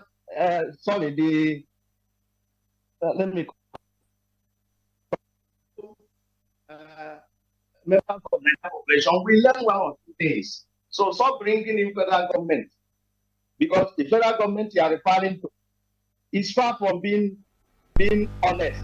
All right, then. So let's look at another extent to which corruption within the security agency also hinders effective response to situations like this. How can that also contribute to this particular concern? Let me repeat. Somebody, a caller was distracting me. He said corruption did what?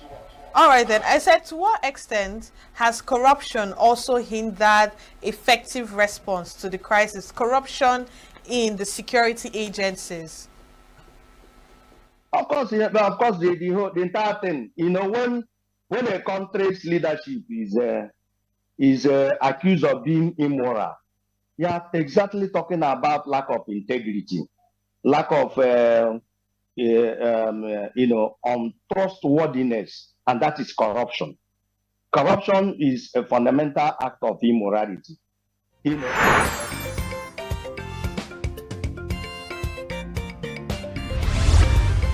Signature TV, news in your pocket. And before we, historically, I'm a historian, and most of the African and Igbo history is written by foreigners who began our history from slavery, but we had their history before then.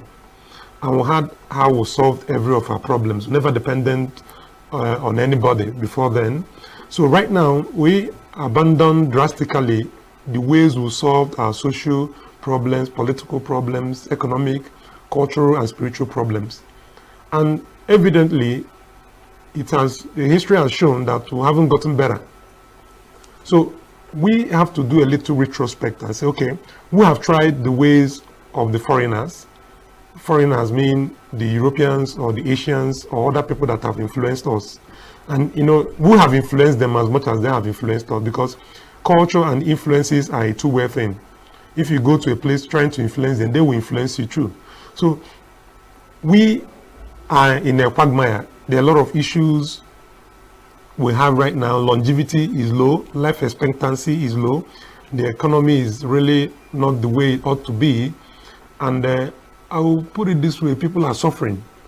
Now, I have tried I was raised in the Western methodology, and I did the experiment. I tried, okay, I have a lot of life challenges as a person and collectively, and then I did an experiment, and I've been doing that for some years now, trying to solve any problem I have with the way Igbo people will solve their problem, whether political, economical, cultural, or even scientific.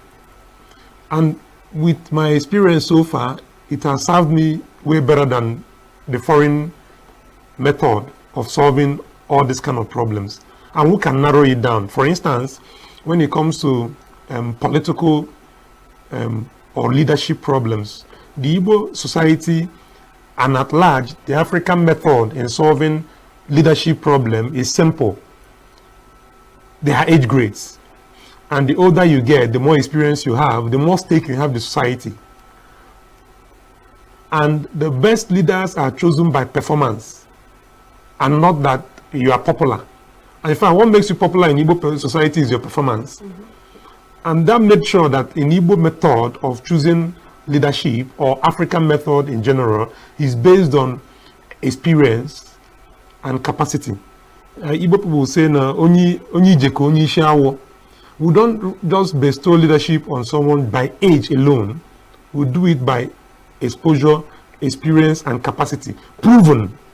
Not that someone chooses you and said, okay, go and win an election. Thank you. Wow, okay, so you've spoken about, the political context. So let's look at the economic aspect of it. Let's break it down one by one. You've talked a bit about one. So now let's look at economy, and how do you think, looking at Nigeria's economy and how it can be solved using the Igbo method? Good. The Nigerian economy, if we want to talk on an individual basis, as an individual, there are many things beyond your control. You don't control government policies. You don't control many things. You don't have the capacity, like leadership. If you're not the governor, you're not the president, you're not in the House of Assembly, these people influence how business can go for you as an individual. So as an individual, what do? You try to control that which is within your reach. And in the Igbo method, one of the most proven and most successful Igbo apprenticeship systems, which has been discovered by other people. This is what we've been doing from time immemorial, where a young man, a young woman is raised in a particular craft by a master who teaches him the nitty-gritties of that craft, and who guides him until he becomes a master of his own. And then we'll have more non-known, non-conventional Igbo method of solving your economic problem, because whenever you come into business, you're going to face challenges. But we'll have many other ways Igbo people cope challenges. For instance, most people call it Igwogu or Ichwaja. These are ways of driving away bad business decisions from you. And this could be a bit tricky, because if, for instance, I have a business proposition that I needed to invest some amount of money, the average Igbo man in the Igbo method will first of all visit what we call Afa divination, which is very scientific anyway, and say, this business venture I want to enter, will it go well or will it have some challenges? Afa, for instance, will tell you, this business venture is wonderful, but it will have social challenges. What will I do to curb it? This is not religion, actually, but people think it's real, but it's observable truth, it's scientific. Because religion contradicts. My concept of God, for instance, is not the same concept of God of a German or an Indian or a Japanese. However, when it comes to science, what Igbo people do, what we do is pure science. Science is the same. If you say 1 + 1 in Nigeria, it will give you 2. Go to America, it gives you 2. If you add acid and base, it will give you H2O. Go to Japan, do the same experiment, the same thing. So science tends to collaborate. So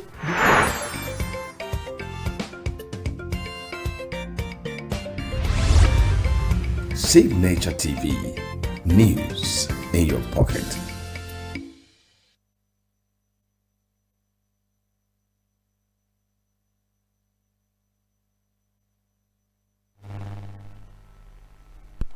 On Wednesday, we discussed the image of Nigeria Correctional Service in the eyes of the public with Chizoba Ugo. Let's take a look.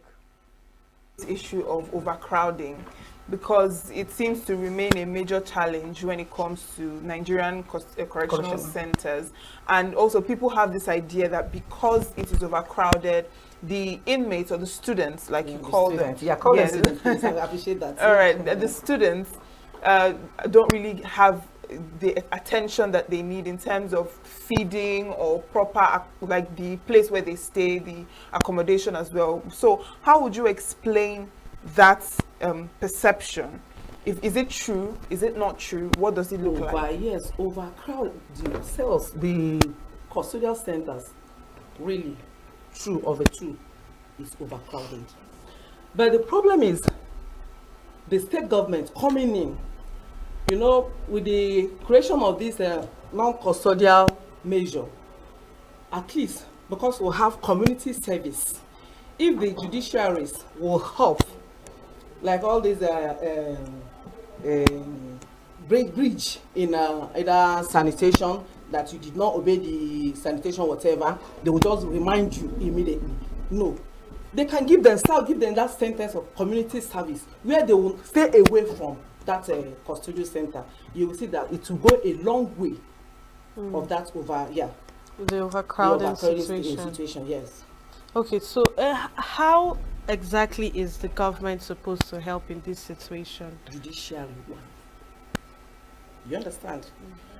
When you have all these minor cases that are not supposed to be reminded, like those that are supposed to serve their sentence for 2 months, 3 months, give them community service. They will go by that. They won't even smell the custodial center, whereby the non-custodial staff will be monitoring them. They will take them to where they are going to serve the community, either the church, the market square, the court. Just name it. Yeah, I think the government should come in that side. It will go a long way. Okay. Now let me ask you about the issue of infrastructure and funding, because while we are talking about the overcrowded spaces and having this community service to reduce the number of people inside there, what about the state of infrastructure in these facilities and the funding as well to take care of these students? If you come about the infrastructure, that is policy matter. So. No, but it's within your purview. Like you are there, so you see how it looks like, and you see how it affects. Right now, in that case, I don't think it's something we just discuss on a lighter, because infrastructure, what it means. Yeah, so that's why I say that's a policy matter. Maybe when we come to that, I will now go to answer that. Okay, so what exactly are the major challenges that could actually prevent the Nigeria Correctional Service from functioning as a true that is why I say center? Stigmatization. We invite the general public, like I am a correctional officer. We go to churches, social media, just like here now. Tell them that custodial center is not a shrine. No. That place is comfortable. You relax. You eat your food. The government are really doing their best in feeding the students there.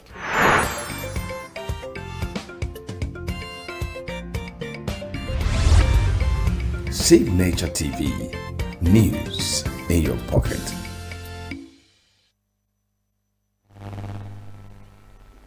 Now, moving into Thursday, we had a lineup of conversations. First, we had challenges of managing private universities in Nigeria with Emmanuel Umezinwa. Also, we had, we discussed with Pat Onukuli, the Igbo nation and Igbo agenda in times like this. And lastly, Ikechukwu Ebono took us on the Igbo nation after the conviction of Nnamdi Kanu. This is what they had to say. What the students pay, and that takes care of salaries, that takes care of maintenance, and that takes of capital expenditures. And this is not easy. So it's not difficult to find out why the tuitions are usually higher than what you find in state and federal universities. But the truth of the matter is that we keep saying it. The Nigerian government needs to understand that these students in private universities are Nigerians who will eventually work for all Nigerians and work in Nigerian companies and in the business space. So it is not easy for parents to afford what the universities, some of the universities. I know some universities who come up with a lot of ideas and incentives like scholarships for students. Presently, I scout for scholarships for my students. I just got 5 last week, scholarships. And I know about Adeleke University, where most of the students are on scholarship, as a social responsibility, which comes from the proprietor. So this is how they try to navigate the problem. The income power of most of the parents whose wards and children are here is not much. But what do you do? How do you pay? You need to retain your lecturers. You need to retain them. Otherwise, they will be there. elsewhere for greener pastures. So it's important for everyone to understand that getting this is not just the making of the private universities. Okay, Prof. Yeah. All right, Prof. Just before we go away, what strategies can these private universities adopt in order to improve their financial sustainability without overburdening students with high fees? Well, everybody knows that the business climate of the country is not wonderful at the moment. So investing in things that can yield returns for the sustainability of programs in the university is even a dicey one. And some private universities are looking outwards, looking for services and products they can market outside Nigeria to attract foreign currencies. And they are looking abroad too for support, establishing foundations abroad to attract sponsorship. And so these are the things they can at the moment do. There are some who go into enterprises and businesses like production, small scale productions for table water and all of that.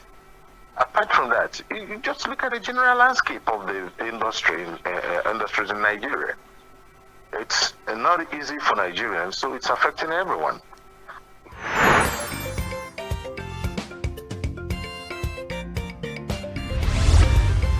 Signature TV, news in your pocket.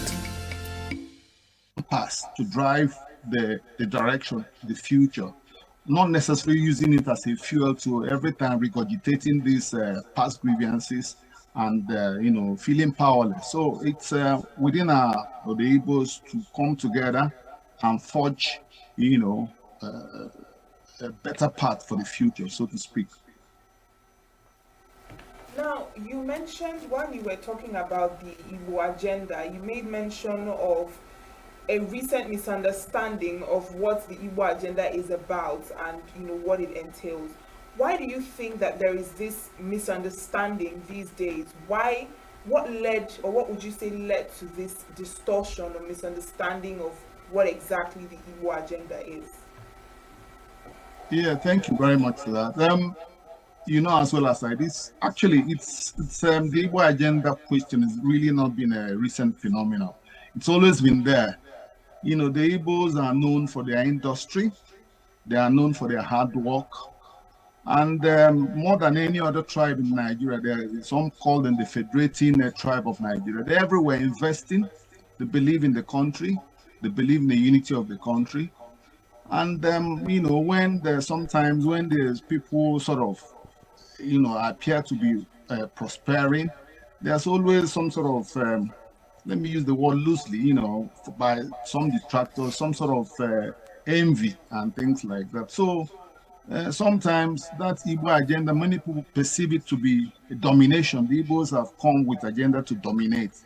But I don't think it is really the case, because the Igbo agenda thing is supposed to be a national, it's an Igbo question, really is a Nigerian question. The Igbos are, genuine members of this country called Nigeria, and they're everywhere. They believe in Nigeria, they're investing even more than in their homeland. So some people see that as agenda, but lately, there's been some restiveness, over time, and some youths and other people are now becoming restless. They are now trying to demand by demonstration and by, speaking out, because the so-called listen is, apparently clear, so it does appear lately that, there's some sort of heightened, push towards that Igbo agenda, towards that demand for more equality, more representation, more infrastructural development in the better routes for the Igbo areas. So and things like so, it's not necessarily something that has been it's always been there. But lately, some people have started speaking out And some perceive this to be something that is very recent, but I don't think so. It's always been there. All right, then. Insecurity has been the order of the day lately in Nigeria. So how can the Southeast overcome rising insecurity in its region? And what role should the community leaders as well as the state government also play in this particular situation? Yes, thank you for that as well. Insecurity, like we know, it's been pervading the country lately. Let me say in the past 10 to 15 years now, it's been there. And sadly, there's very little, even the state governments they could do a lot, the state government, but, security comes largely under exclusive list, largely. By that, I mean the police, the army, is under the control of the federal government. So the federal government at the end of the day has the big stake, in securing the lives of people across. Not that the states can't do enough. The police is under the control of the federal. So we've seen lately, I don't know, the lack of political will to really target the issue of security in Nigeria.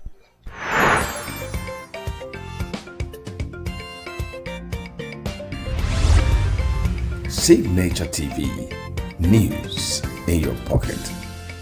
They've not been found in our own country, where the military men positioned to keep the students in Kebbi were given the intel, but eventually were withdrawn before the kidnappers attack. Until now, the person who ordered for the withdrawal has not been found. So if you look at the system, the way it is going, the borrowing that is happening every day up to trillions of naira, and the system is somehow destroyed from the inside. You see Chinese taking our resources from the north and going back. You see France people in Sambisa taking lithium and all kinds of things going back. And these things are in the clearing of all of us. But nobody can say that because you may not be able to, you're not in government, you don't have the figures, there's nothing you can do about that. So based on that, that's why this young man is agitating. Imagine they have given from what he told me, they have promised him heaven and earth. He refused to accept any compromise because he feels that we are not animals. We should live better. We should be ahead of the European world, according to his own statement. So if Igbo leaders will come together now, I mean, whoever the chairman of governors of the Eastern Nigeria, in fact, Southeast, should come together as a people and they approach the presidency and let there be a political solution to this matter. Because I don't think that is really legally any case. I'm not a lawyer, but having inquired from some lawyers, because of the rendition that spoiled the case, and certain things filed repealed law, and where the crime was said to have been committed, there are a lot of questions of jurisdiction. So if we really want to do justice in the court, he will be released to go. And of course, appeal court had released him before, discharged him in this matter. High court also did the same. And then I don't know what happened in Supreme Court. So you can see that legally, following procedures in the court, there may not be any solution because the judiciary seems to be determined one way or the other to do one. I don't know. I'm not a lawyer. But I think that Tinubu is a wiser person who understands that he needs every part of Nigeria. And holding this young man is creating more trouble in the East because he has people believing him. You can see that almost every Igbo man, 80% of Igbo people love him. So it's like the leader, a kind of, a social leader in Igbo land. In every nation of the world, you handle such people with care. If you don't handle them with care, it will create more problems for the people. So our governors, ranging from Soludo in the Anambra State, to Hope Uzodinma in Imo State, to our brother and a very wonderful governor of ENUGU State, Peter Mba, and a governor of Ebonyi State, Governor Oti of Abia State, and even Fubara. I mean, all the governors in the southeast should be able to come together and plead with Tinubu to see this thing from an eye of justice and try to see whether we can find a solution around it politically and have some agreements, some what we may call consultations and dialogue, and be able to come to terms so that we can get this matter off. And then we'll see what next will happen. That's what I think that will happen. Even if they cannot commit another crime after that, they can arrest him. But for now, let them release him if it is possible. But they cannot release him when Igbo leaders are the ones, from what we gathered from the grapevine, though, allegedly, who are the ones who are saying that it should be held. I mean, our governors, and some of the politicians, like you see also Okalo the other time, is saying that, saying one kind of nasty thing online. I don't know. He was talking like somebody who has been sold out or somebody who has sold his mind out. I don't know. Because you cannot hear a man talking like that about his brother. I can't hear now someone talking like that about his brother. Reverend. However, Reverend, now that Nnamdi Kanu has been convicted, does the Igbo nation also need a new strategy for pursuing the political and economic inclusion in Nigeria? And what could that strategy actually look like? I think in the Igbo nation, the strategy I think that we should look at may not be something I can really say online, but let me bring the ones I can say online. Number one, Nnamdi Kanu is there, his own case is there, but I think the Igbo leaders lack one thing: unity. There is a place where Igbo leaders should be able to come together in unity and working with the church, because Igbo nation is probably majorly Christian domain. Working with the church to enlighten our people so that we begin to talk about inclusion. It is so bad that in this republic, no Igbo man has any serious position in the government, and we have no place in government. And even the Igbo businessmen are being marginalized in different ways. I will not be able to say here. So the Igbo leaders should come together and start discussing strategy. Now, that unity is the first strategy that we need. I think we have discordant voices, both in the church and in politics and in other places, because in the church you have Anglican, Roman Catholic, saga. You have Pentecostals also in their own cases. And then in the government, even Igbo and Anambra and Imo may not be able to agree in certain things. All right? And then Imo and Abia can't agree. So we must see ourselves as a people and come together to think of our common good than individual good. The moment we're able to kill self-interest, that's the first one. The second one is that we should be able to decide who rules us in Igbo land. Because it looks like most of the governors in Igbo land, not all of them, were given. They were not elected by our people. So they are serving those who implanted them. So they have not interest of Igbo man in his heart. So the Igbo should be able to say no to this and stand to decide who rule them at any given time the election is happening. So that nobody will buy his votes, nobody will buy the position, but we elect who we want so that we can have reason to ask him for account. These things are the things we will do. So that when we send somebody to the house, like Habari being in there, you will see him talking for us. But others are not talking because they have been planted, either through the court.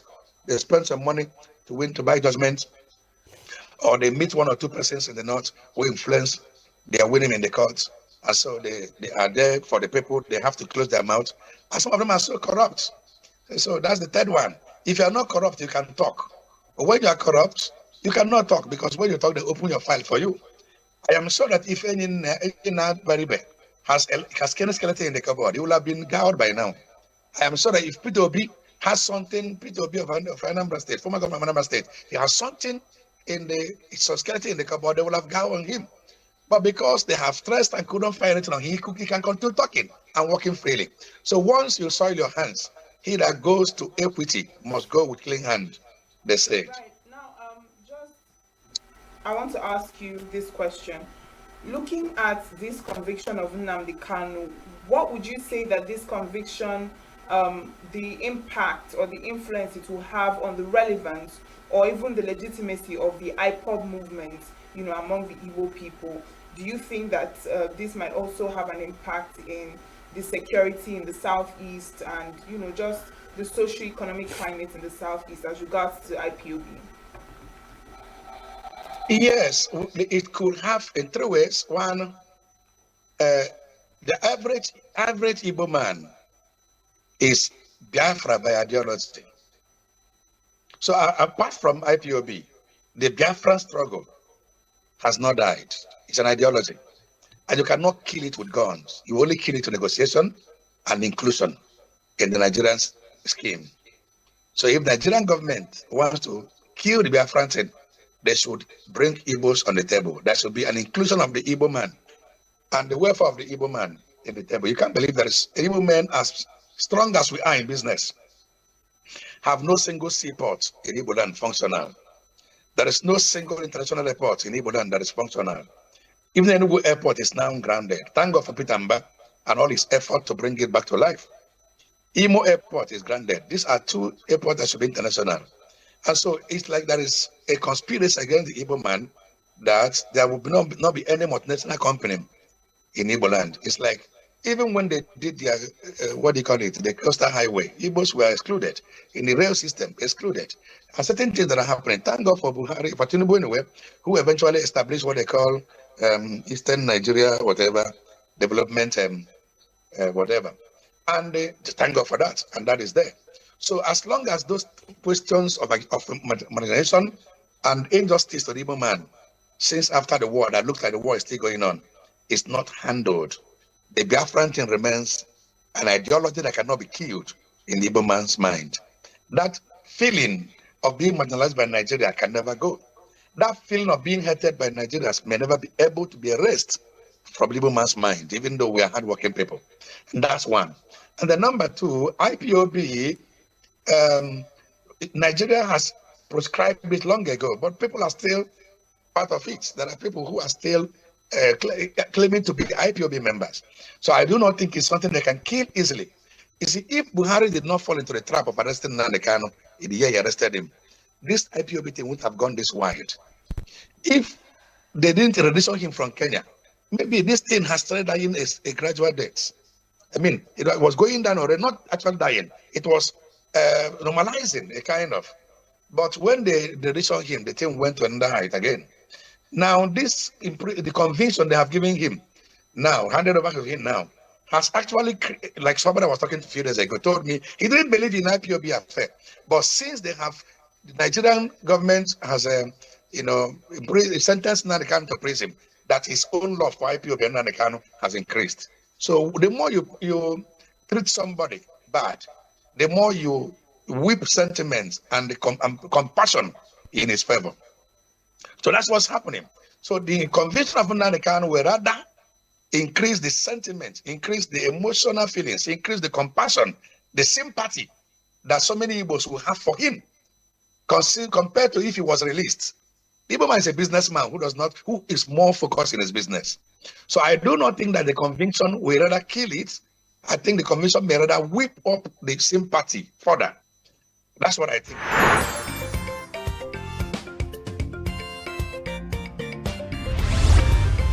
Signature TV, news in your pocket. And lastly, on Friday, we discussed Discovering Southeast Economy with Stan Ukeje, and also we had Panacea to Southeast Economy Recovery with Dr. Ifediora Amobi. This is what they had to say. Okonano area, there's a street linking Amechi Street to Abani Road. I think it's called Monaco, so I don't know what the actual name. There was an assembly plant there. Even the government set up a paint making industry because they were building houses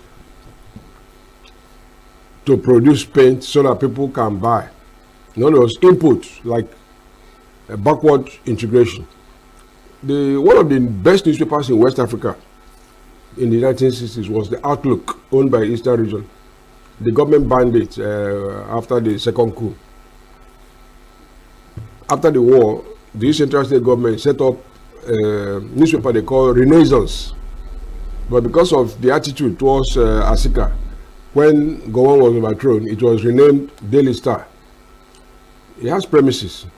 It's not working. People are vandalizing the property little by little. You can name it. Several things. Look at the railways. The tracks are there. It's being removed. It's not working. Even in recent times, ENUGU state government had built what you may call improved motor stations, but it's not being used because it is reserved for a particular company. So all the rowdiness you see at Market Road, Obara Avenue, Abani Road continue. You get it? There is a national inland waterway body. The river Niger passes through or besides Enugu, Anambra to Bayelsa, and its delta goes to Imo Abia. The Cross River flows from Ebonyi State. These are waterways that can be used for transportation. It's not being used. You get it? So, now come to the school system. In the past, CIC used to attract students from Sierra Leone, Cameroon, the Gambia. The Catholic Seminary, Bigger Memorial. If you know the number of bishops and archbishops who are not Nigerians who are trained there in the past. DMGS, CKC, Holy Ghost College Owerri, St. Teresa's in Nsukka. These were outstanding schools. You never hear of their name now. Because either the owners don't report performance or people don't care about them. If you go around town, you will see people going to school by 10 o'clock. Children going to school by 10. Improperly dressed. Before 2, some of them.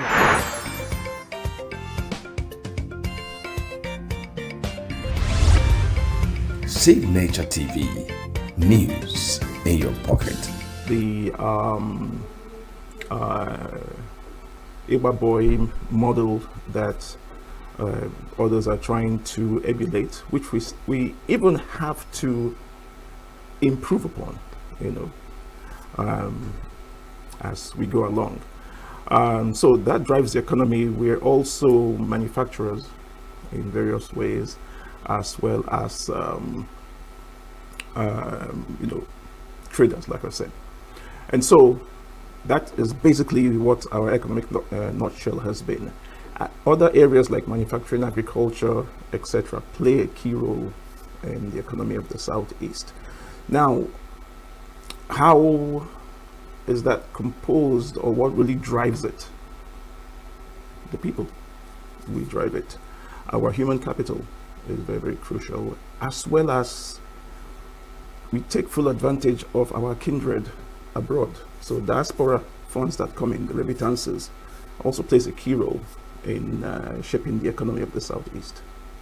So what about do you see any issues in our economic system now, like with how the economy is, the way things have changed and how it has impacted our economy positively and negatively? What would you say are the issues that we face that need to be addressed? Well, in an ever-changing world, and the world is changing, the Nigerian landscape is also changing. Nigerian economy, which is a larger reflection of the Southeast economy, is undergoing changes. We're introducing new areas like,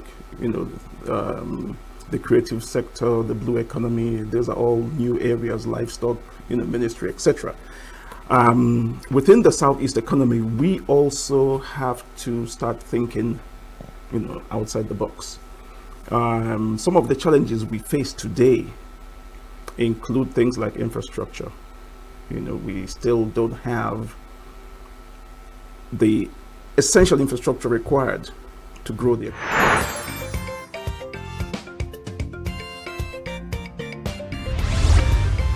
Signature TV, news in your pocket.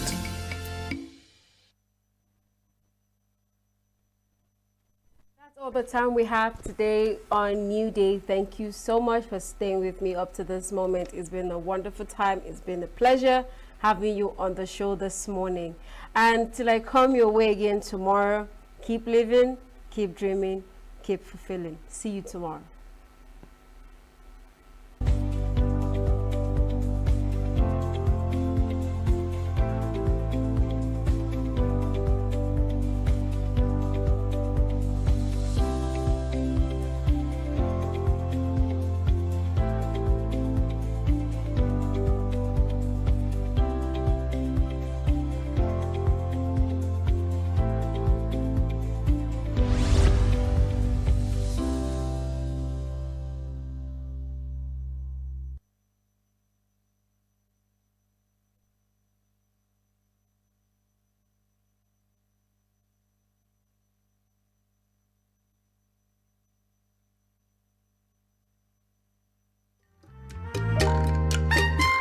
The way we see the world shapes the way we change it. Gender isn't just a checkbox, it's a lens. One that helps us understand the world more deeply and act more fairly. Gender Perspectives, a program for those ready to see more, do more, and be more. Designed to challenge assumptions, ignite conversations, and build inclusive solutions across every sector of society. We are not, fighting the men. We are not saying we are equal in terms.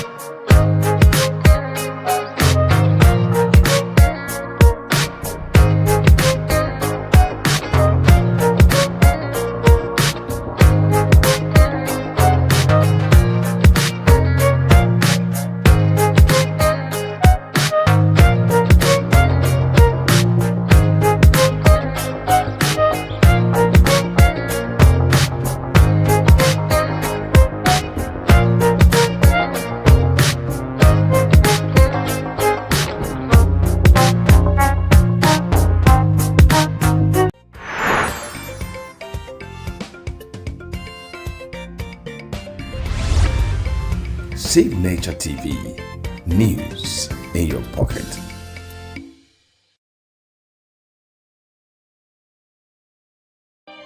Me and you are the same person. Now just this system, we focus on this system. Last year, my guest announced to his social media followers that he had been involved in a ghastly accident. When you see the images of that accident, you will wonder how he came out alive. So don't push blame on me. Why did you protect yourself? And he says that happened just as his career was entering another level. His name is Kelechi Udegbe.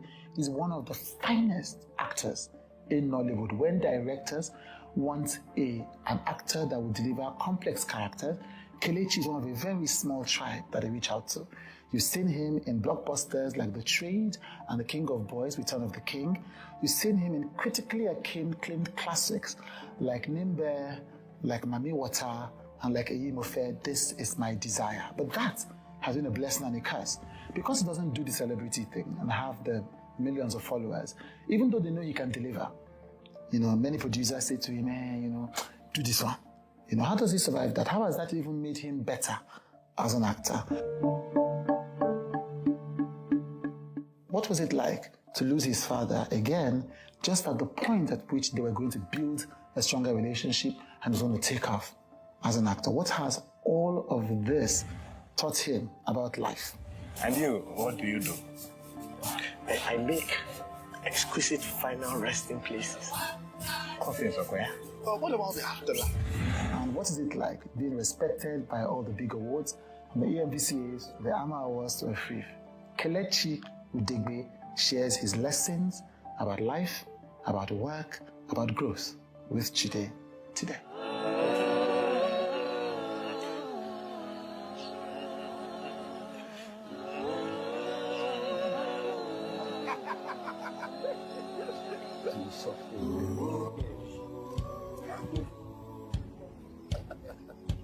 Come for me.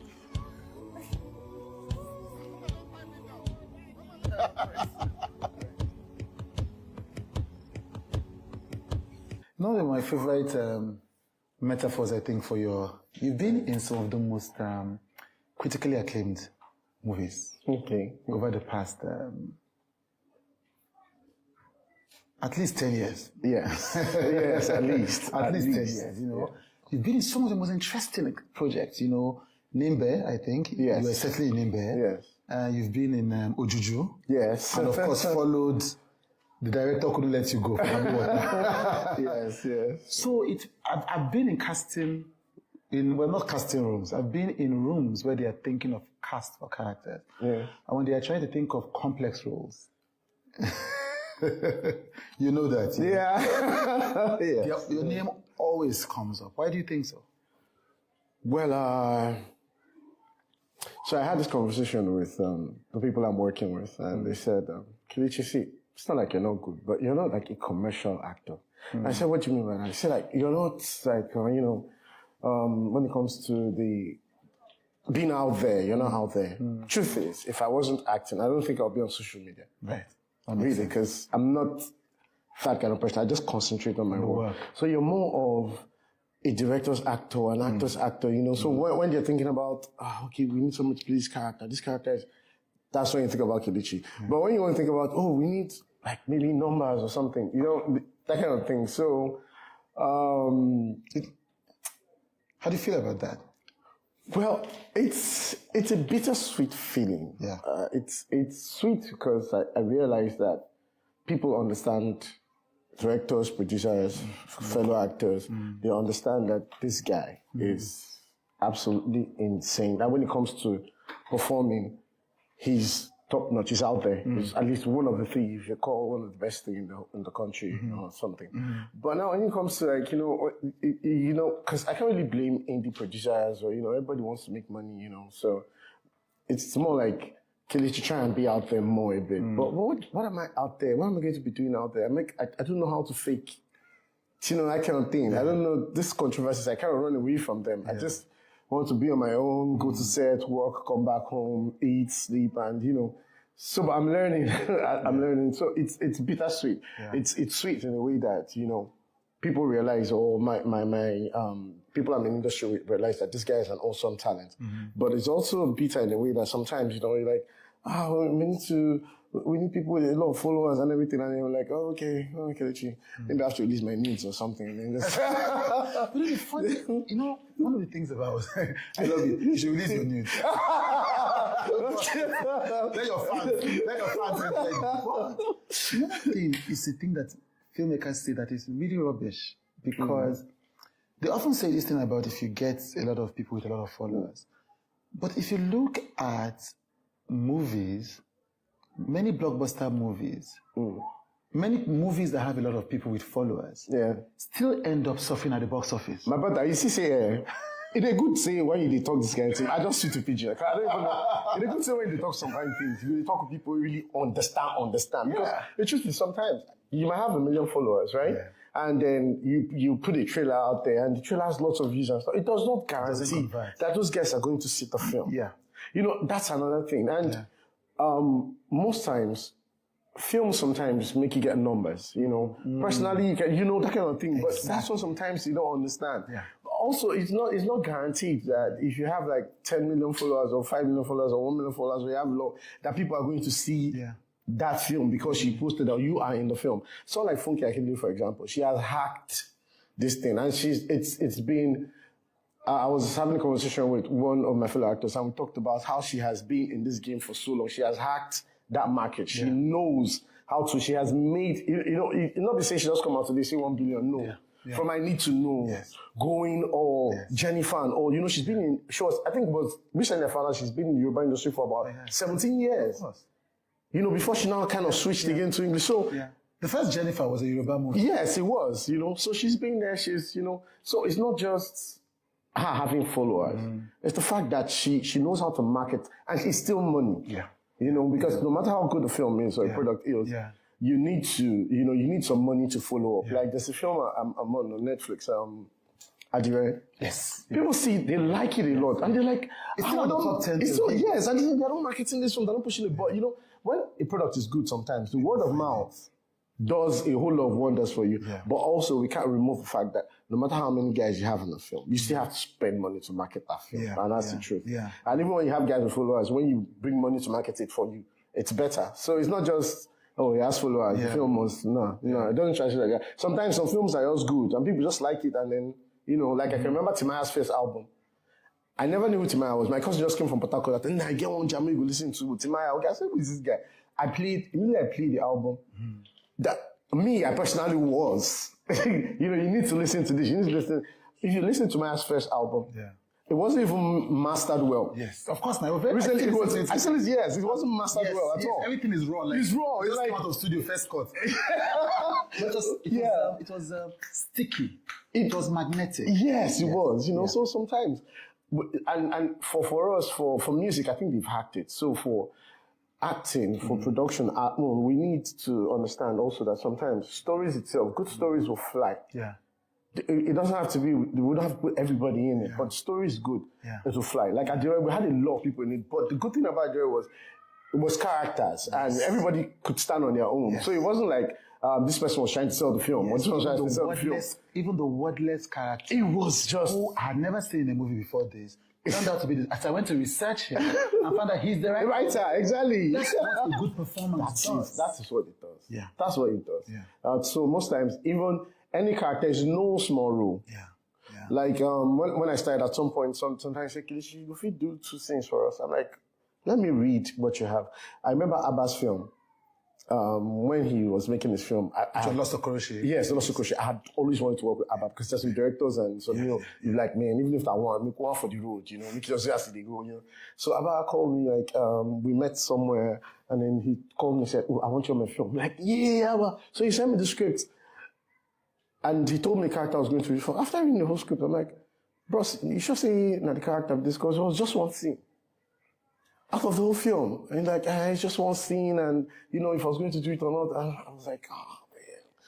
I took that one scene, I looked at it again, I'm like, no, there must be something here. There's something I'm not seeing. Because the first time, I was just reading because I just wanted to go through the story, understand the characters, and see what I was playing, and I'm like, no, I need to read this thing again. So I read it for the second time, I read it, and I kept reading it, I stayed looking for, because I just had one scene, like Eminem's song, you just have one chance to blow. So, so I read the scene, and then when we were going to shoot, my God, after the scene, there's some people that saw it, I'm like, why is it just one scene this character had in this film? So actors need to understand that. Sometimes it's not about screen time. It's not about playing. Sometimes being a lead character of some things will mess you up. Because you might not be strong enough for that. And then, for that. Yes. So, sometimes, like Samuel L. Jackson in Coming to America, it was just that scene. And then from there, they're like, okay, who's this guy? Yeah. That's it. Yeah. So for me, it's how you perform. It's how you deliver on the road. So sometimes they say, Kilishi, it feels also... It's somehow like when it's bittersweet, sometimes they don't want you to be like the lead guy. They want you to be like the support, or at the end of the day, I'm okay if I like the story and I like the character. But one thing I know you would know is you will think I am the lead or I own the film. That's one thing I will make sure I do. Yeah. So I advise when people want to come into the acting or something, like, don't look at any role like small. Like what you were saying, the guy who wrote Adire, I still look at him and I'm like, wow. Like, maybe because he wrote it, had enough time to but it's not that. If it's not there, it's not there. So. Yeah. Collision Course was a departure from that norm, because in Collision Course, we were one of the leads of Collision Course, essentially. Yes. And that caused a stir across the internet. I think it was nominated for several awards. Yes. The ENVCAs. Yes.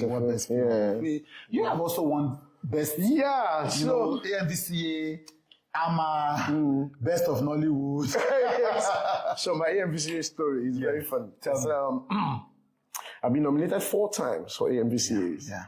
And I've won nothing. Because I was thinking of myself, I was like, see, for my profile, I would just put most nominated AMVCAs. I think one of the things about AMVCAs, for me, like with Collision Course, I won Best Actor, Afri, won Best Supporting Actor for Ama, the Collision Course, because they are jury awards. So me, I always prefer jury awards because the time for please vote for me, I don't know, and I feel I tell this guy, say today, I beg you, let me vote. You just okay, I will, and then man, Nigeria issues too much. If you just turn around and something has happened, so you understand, and then how you spending all the kind of 5K to vote for me, and so sometimes for me, voting awards are okay, they are awesome, but for me, I don't, it doesn't really work for me because. Well, it doesn't work for me. I just prefer jury awards. Yeah, of course. So AMVC, I nominated 4 times. So the first time I was nominated for AMVC, I was so excited. It was for Humphrey Day with Stanley Ohikwaye. Humphrey Day, I was so excited. I got there and then, I didn't win. I really felt bad because it was my first major nomination and, that kind of thing. So second time again, I was nominated alongside False the Bad Guy. So, I was, False the Bad Guy. I realized I didn't go in because, then he won because he had more, they had crowd, they had people and all. Yeah. So the third time I was nominated, I said, just give me a quote, rookie. Give me a rookie. I was like, give me a rookie, my flex. I don't come again. Go. Yeah. Because I knew I wasn't, I tried to go. I told my people who vote, I didn't know the same thing. The fourth one, I beg you, how would they flex a quote? For me, that's just it. Because being nominated for me, AMVC, I feel like a winner also. Yeah. You know, so for, Collision Cause got me an AFIF award. It was one of AFIF got me, He got some other, Bolanle also Peters. And how I got that role was very crazy. I was filming with Michael Pankes in Ikorodu. We were doing a film together. And me and Michael were just bonded. Because, you meet some people and you just feel like, you've known for like forever. Yeah. So just for and he said, okay, after this, he was going for, he was supposed to start a job with BAP. I'm like, BAP, wow, she's doing a film. I was like, cause BAP now, I'm like, oh shit, And he said they've been doing an audition reading since, it's been long. So I said, man, this one nothing. So, but I was on that set the next day. I got a call. I got a message from James Amuta. Yeah. Like, come to read for BAP, come to so for read. I'm like, Pankes, this is not the same job you're telling me about they're supposed to start. He said, yes. I said, okay, I'll go read. Okay, fine. So, that job in Ikorodu, we didn't finish on the exact day we were supposed to finish. And that's one thing about industry work. That's why I don't promise people, I'll come to your birthday, I'll come to your this. You never can tell what happened on set. Yeah. So we didn't finish. I had to call James. Look, we didn't finish this. I can't say I want to cause when Ikorodu. I can't do this shuffle. Yeah. So he said, okay, he will talk to BAP and stuff, So later, James calls me and says, she says not to worry that, people, cause a lot of people had read, not to worry. She said she'll just pick somebody out of people had read and stuff like that. Oh my God, I was feeling bad. Next thing he calls me again and says, she says I can still come in. I'm like, okay. So I came back from Ikorodu that Monday, on Sunday, Monday. So I went to it on Tuesday. Got in there, I read, I was like two pages or something. Like, oh, okay, we're fine. 2 or 3 pages, like, fine, go. So I left. I'm like, okay. Got a call. I think it was the same evening or the next day from, because I'm sure they were already planning to film. Yeah. From, what's his name? Culture. Oh, please. Joseph. Joseph, forgive me. Big Joe. So I got a call from him, like, so it was, It was surreal because I was supposed to be part of the process, the first place, because a lot of people had read for, but like BAP, that's one of the reasons why I respect her. She has an eye for talent. Yep. She doesn't do, okay, this person is face, this one is, she just goes for, this person fits what I want to do. Yeah. So it fits what I want to do, So it was awesome. And working with her also was, because sometimes, in the industry, it's harder for females. Not as actors, but as maybe directors, crew members, producers and all. So, while we were on set, at some point she looked at me and like, where have you been? How come I don't know you? I'm like, it's my mission. I now know. You're also a man of God, weren't you? No, I wasn't. I guess I was a man of God. Yes. Yeah, so she just wanted. Yes, so she was like, and that scene where the last scene where without the accidental discharge. Yeah. It was fun because, the script, they didn't say accidental discharge. Right. It was like, guy was shot, but she was, a director follows the story. She followed her, I'm like, she doesn't really, because this is not really what she's trying to, So she was like, I and Daniel should go to our friend's house, somewhere I like phase one. And we just got there. I'm like, oh my brother, I like F4, man. And there's this rice on the farm. I'm like, oh my goodness, what's going on? So we talked about the scene. Yeah. And that's to tell you the kind of director she is. Yeah. If no matter who you are in the industry, it's teamwork. You see, that production assistant could have that idea.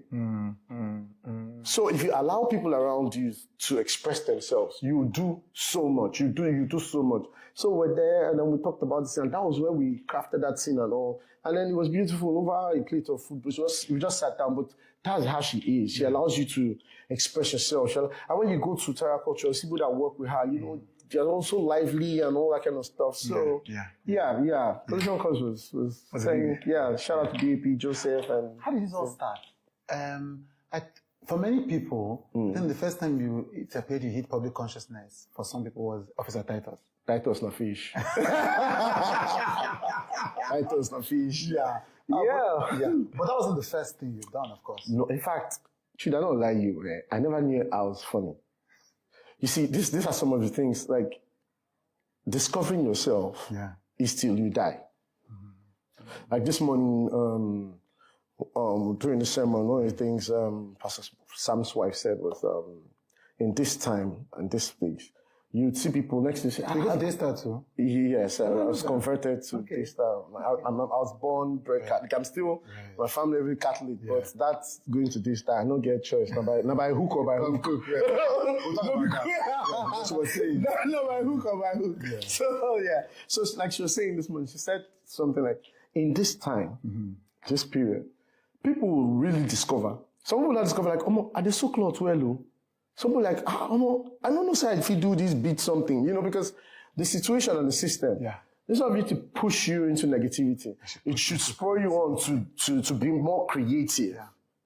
So like I say, discovering yourself now until you die. In fact, so that's why people say, I will never do this, I will never do that. Wait. Give yourself some time. You might find yourself in that position and everything you thought you knew about yourself, go out. You know nothing about yourself. You realize that, oh my God, so this is who I am. Nobody is born today and say they want to kill. Nobody wants to become like an armed robber or something like that, When we're all growing up, so what do you want to be? I want to be a doctor. What do you want to be? Like, nobody says, I want to be you understand, I want to rob, I want to kill people. But at the end of the day, sometimes people find themselves in such situation. And then they just realize after they've done the deeds, my God, I just killed somebody. So don't lead us into temptation. I did not know I was funny. So when I started acting, I know, because, this is highly recommended. You feel me? I'm squinting because I'm short-sighted. So most people just see me like, they either feel like I'm very high or something. You're a bad guy. Yeah, a bad guy. Or like, I like your eye. You're sexy. Sexy. I mean, try see. In fact, I want to put out a disclaimer. Like, I don't get problem with people because when I'm not wearing this, I can practically pass you. Like this, like you shouldn't say, I feel not pass you. Like you also kill each other, like, shouldn't know you. I get that. You get, so it's caused issues between me and a lot of people. But they don't know. It's people that understand. Someone, in fact, on my street one time I was passing, then someone was telling the woman that was selling something. My family was like, this boy said, no, wow, something, the greets, they just do like saying so. I say, he not see you. You can say, how is it possible? Person just pass. He say, wait, when did he pass back? So I was going back now, so I looked at that direction, but I didn't see the woman. I saw the woman, but I didn't see the woman. Yes. So I don't want to pass. I said, hey, what's this? How far? Yes. I like him, like, greeted her, then, she not told the man, in front of me, like, what's I tell you? And the guy was like, I know so much, bros, now you? You see, you been here when I pass. I say, I know. Right. So that's the glasses is recommended. So it's very recommended, So then my glasses were like, this guy. Now you go be the guy we key that person, and now you go be the bad guy. These people that then go rape this girl. Now you go do that. They look, it's always or the lover break person heart or something. So it's never because there's a lot of stereotype in the industry, and so nobody had ever seen you as a comic actor. Yes, you can't even blame them because people want to put their money where their mouth is. I don't want to bring out money and lose.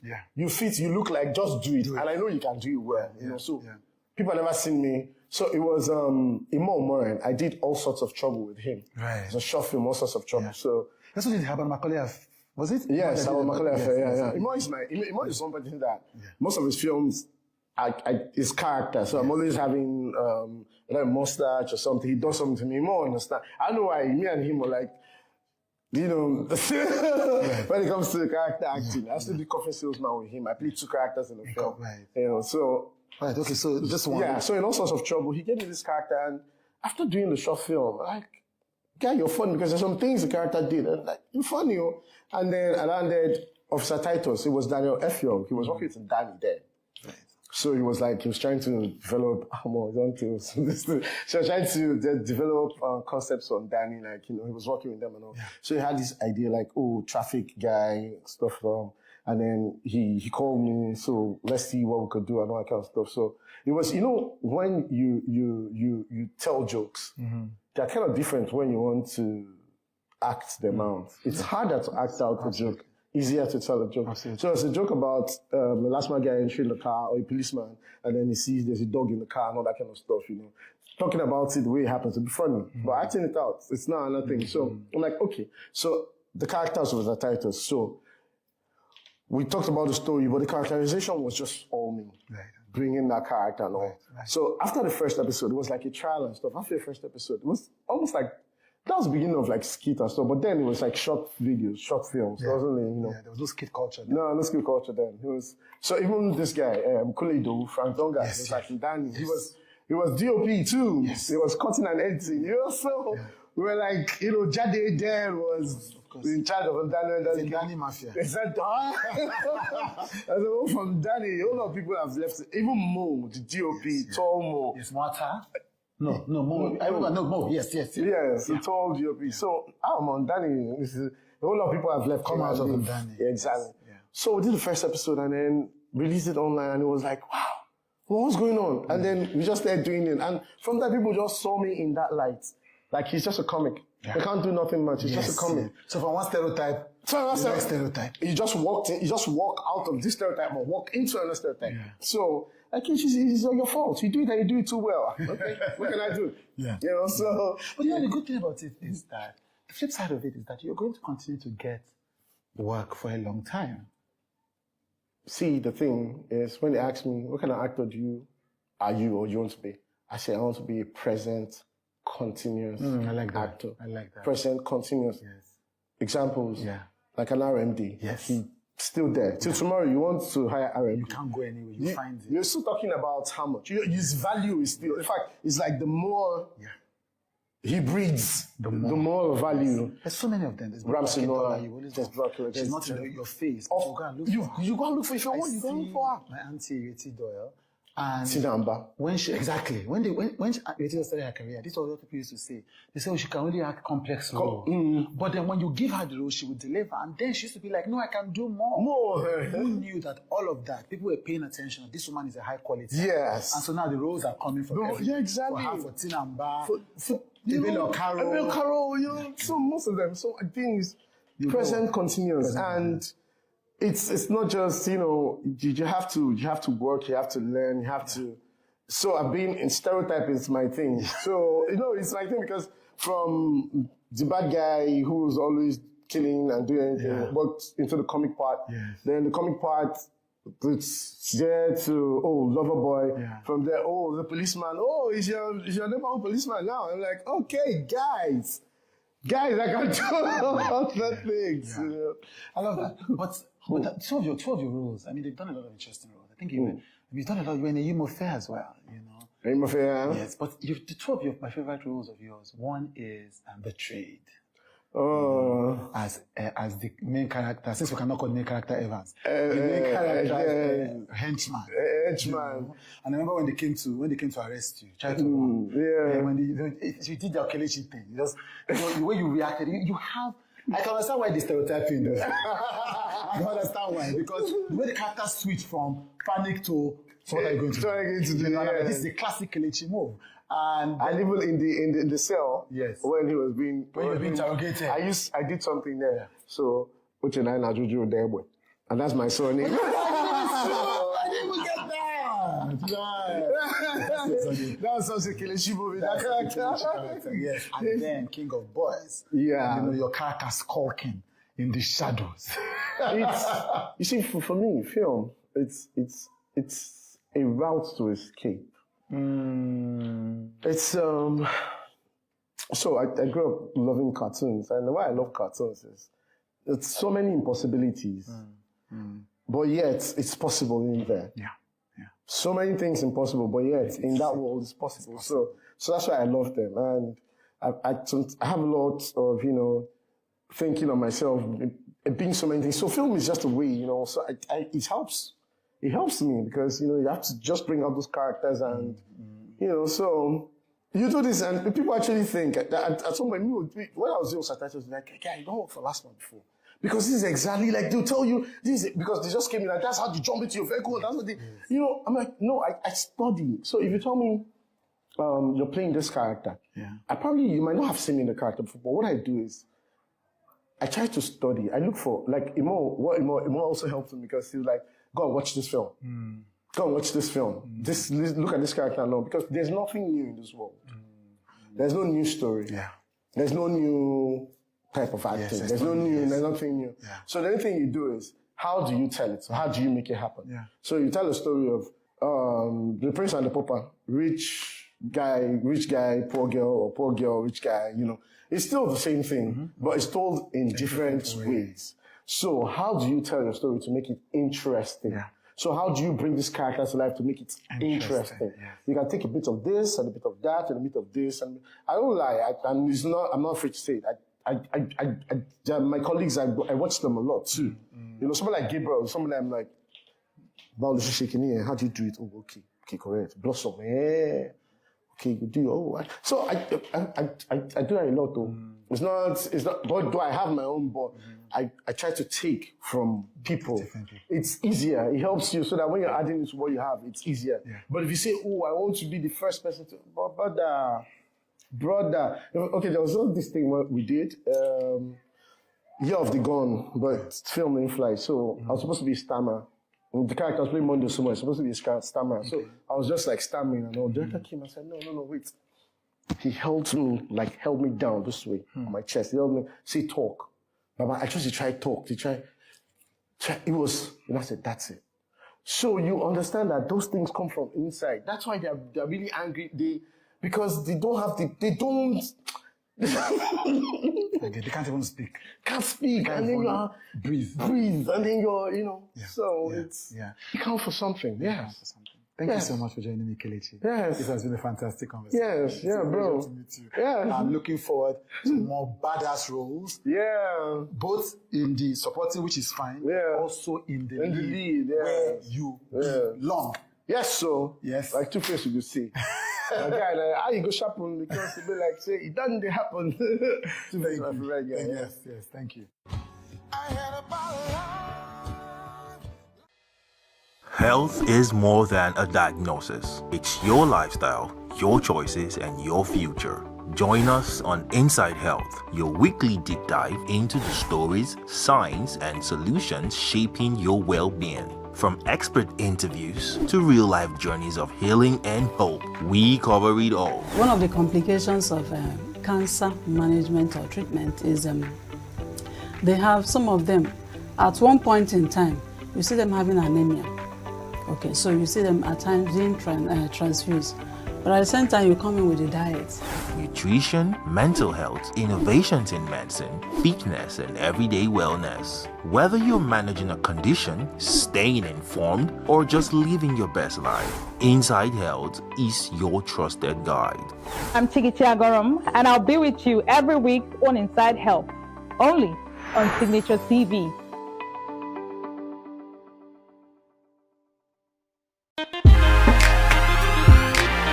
For your best music and entertainment, log on to our website, www.hitlistencruising.com.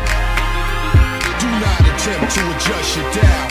www.hitlistencruising.com. Let's go! Hello, Nigerians. Welcome to your show. The best TV show in Nigeria that celebrates Nigerians, the most rewarding TV show in Nigeria, Hitli's and Cruising. My name is Mosti Adenoy. This week we are in Lagos, Nigeria, and the lucky one is waiting for his goodie. But first, enjoy the e-cruising. When we come back, you see where we are. Hi guys, my name is Beverly Osu. Shout out to Hitli's and Cruising. Don't touch that dial.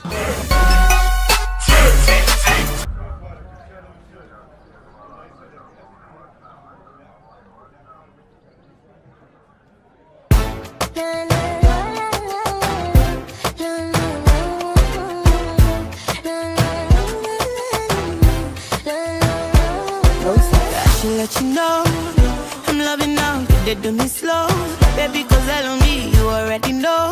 Got every head turning, I see the press coming. So what you telling me now? Who's that girl? Who's that girl? What's popping? Bad girl, there's no stopping. What's coming? Feeling the energy, adrenaline rushing. Real talk, now real talk, they wanna know. Yes, you never heard of me, I'm popping out like confetti. Love it, give me energy, cause I'm the one they wanna see. Guess you never heard of me, I'm popping out like confetti. Love it, give me energy, cause I'm the one they wanna see.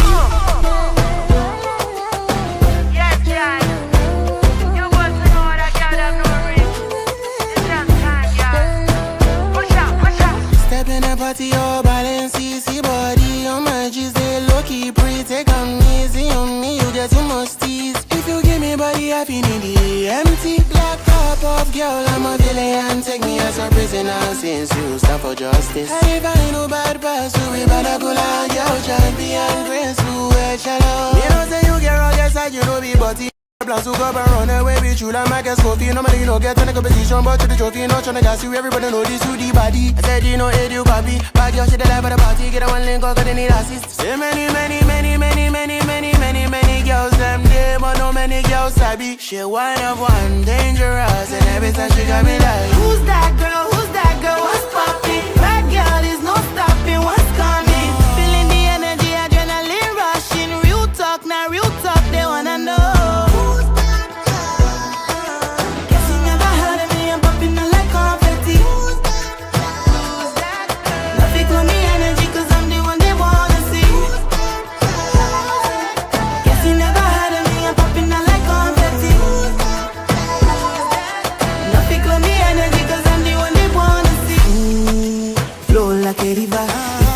Peter, they won't panepita. Ooh, Santa Monica. I they motivate like cancer, we were. Not the line moves, fire like zoos. Carry my tools. If you get in mind, fire back. If you get in mind, fire back. So what you telling me now? Who's that girl? Who's that girl? What's poppin'? Bad girl, there's no stopping. What's coming? Feeling the energy, adrenaline rushing. Real talk, now real talk, they wanna know.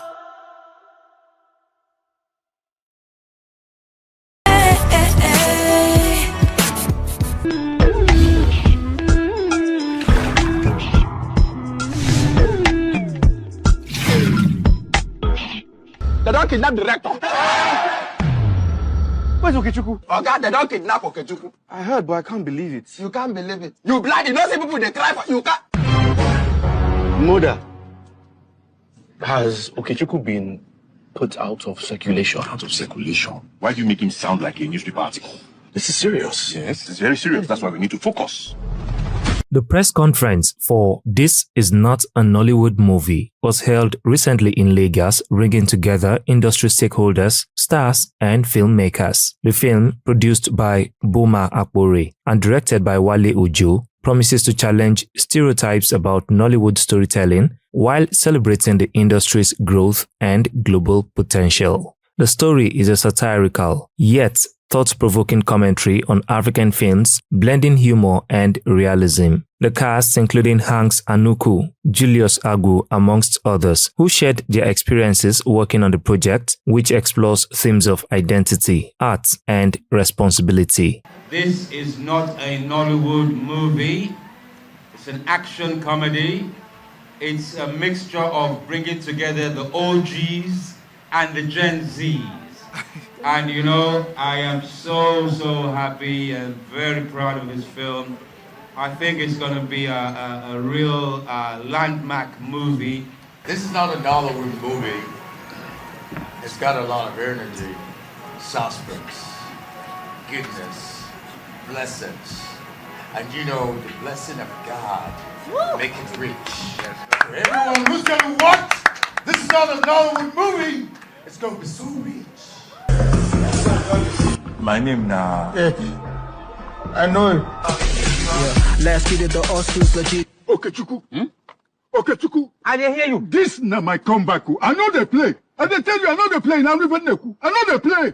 This is not a Nollywood movie. It's set to redefine how audiences view African films, and the anticipation is building. I played the role. A big role. I was a big man in the movie, yes. This is not a Nollywood movie. I grew up watching these legends on TV. So imagine me picking up the phone and saying, my name is Boma Akpore and I want you on my film. They're like, who are you? What are you saying? Hey, what happened? I beg you, Oga. Look, we discuss.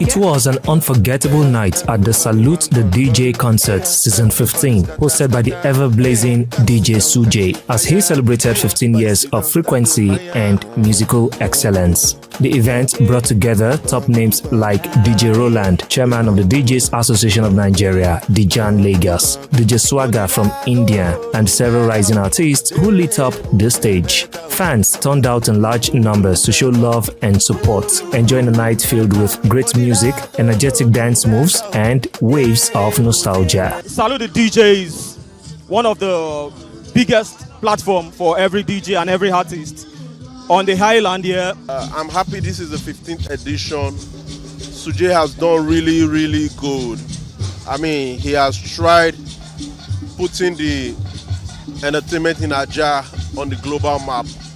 I've counted so many editions and I've lost count, but I'm here tonight to support him. Nothing more than the best. That's what I expect for tonight. This is DJ Swagger from India. So yeah, I love Afrobeat. So the day I heard Afrobeat, I was like, no, this is my genre. I'm supposed to.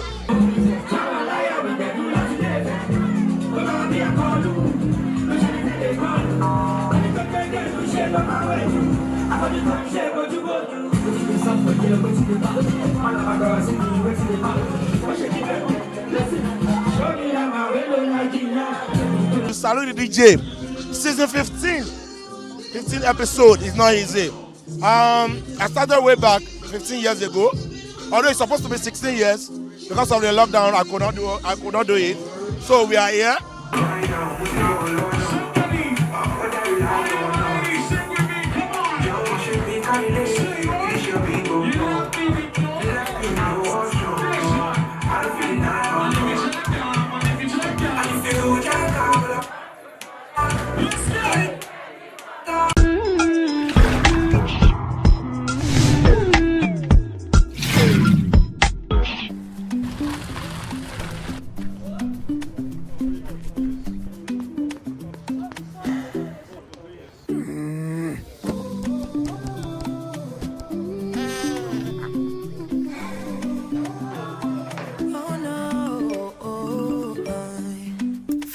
To imagine a world with no boundaries.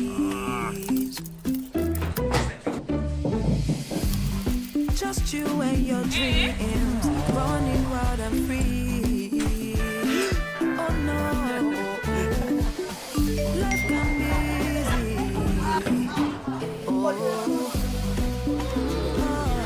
Smooth connection with the correct.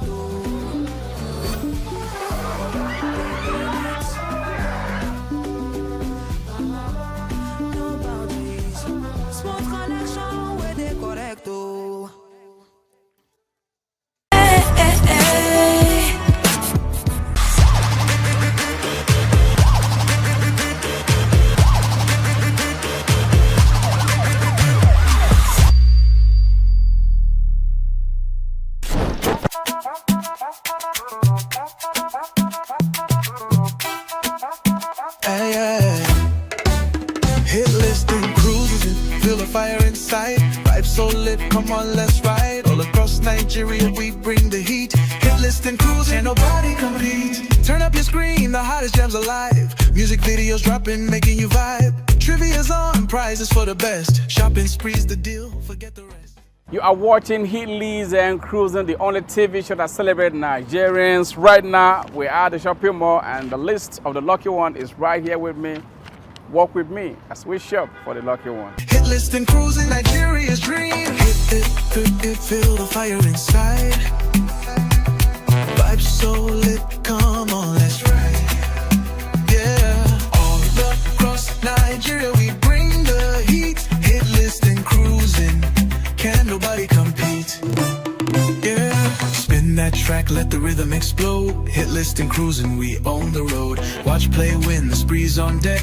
Hit list and cruising, cashing that check. Hit list and cruising, the only show that celebrates Nigerians. Now you know, today we're in Lagos to cruise the winner. Hit list and cruising, the ultimate beginner.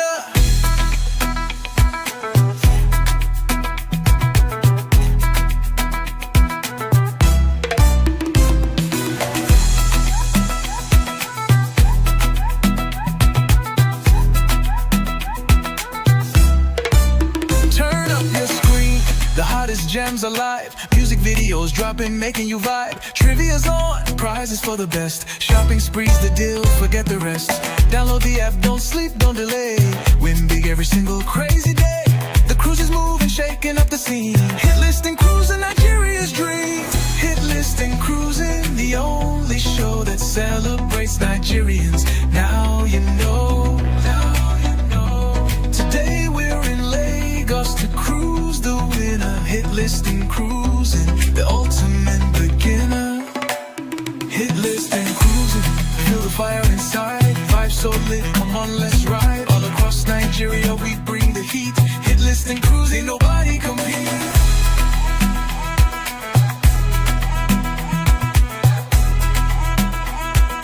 Hit list and cruising, Nigerians dream.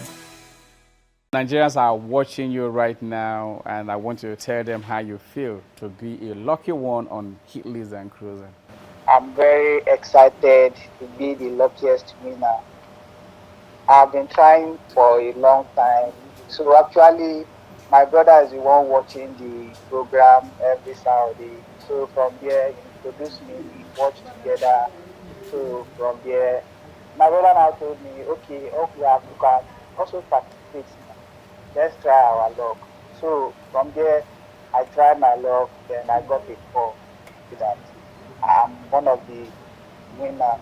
So, and I'm so happy. This is how we celebrate Nigerians on Hit List and Cruising. What you need to do right now is download the app, that's Hit List and Cruising app. Answer the question. If you happen to be the lucky one, we will call you and then celebrate you just the way it is right now.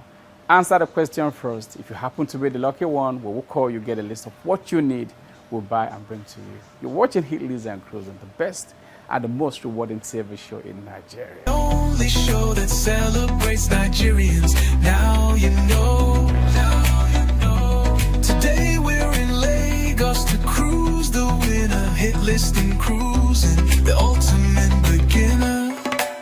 Hit list and cruising, feel the fire inside. Vibe so lit, come on, let's ride. All across Nigeria, we bring the heat. Hit list and cruising, nobody compete.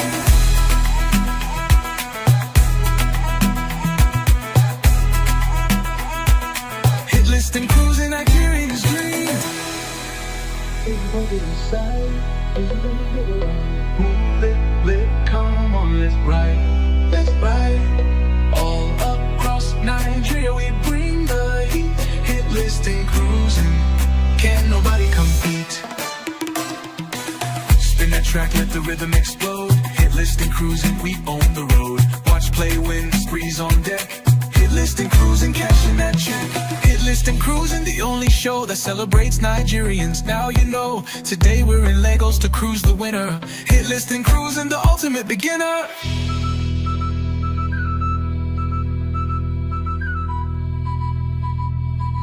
Hit list and cruising, the ultimate beginner.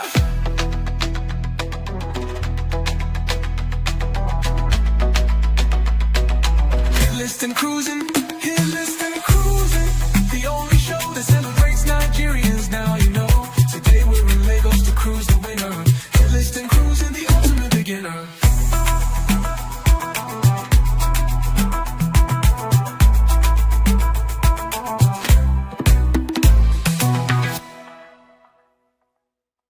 You download the app and then you answer the question and you got all this from a TV show. It is really an exciting thing. It's just like downloading. Most opportunities come from something you never really put mind into, and you download the app, get to follow the instructions on how to play the game, and after playing the game, to have a very good call like you are the winner for the week. It's really something so exciting, and I'm really happy to receive all this. So to the Nigerians, Hit List and Cruising is really making people happy, and I'm like I am right now. I'm so happy. So I'm telling you Nigerians to also keep playing this game, so you can also be a lucky winner like I do. You can hear from my lucky one, he is very happy, and he said, and I quote, Hit List and Cruising is making Nigerians happy. Of course, Hit List and Cruising is designed to celebrate Nigeria, and that is why we take the pain crisscrossing the country every week to look for that lucky one that we can celebrate on Hit List and Cruising. Now it's late for you. Download the app, answer the question, and see if you can win my cruise.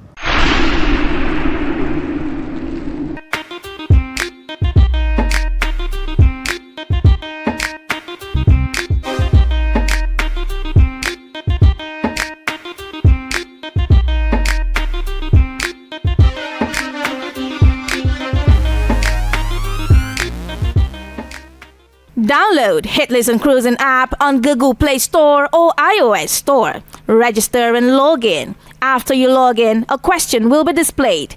Pick the right answer from the option and click Continue. You will receive a confirmatory email after you're done answering the question.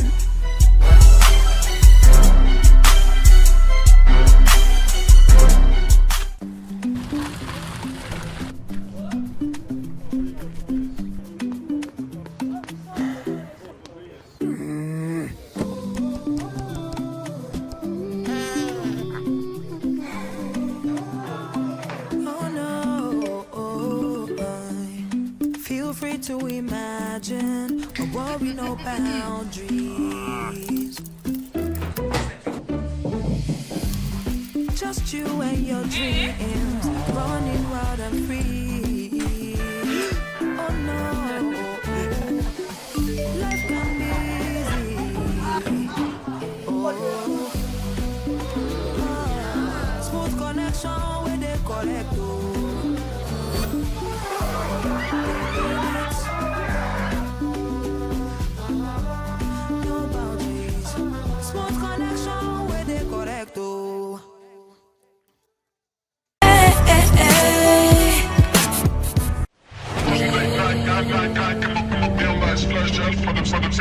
It's Young John, the wicked producer.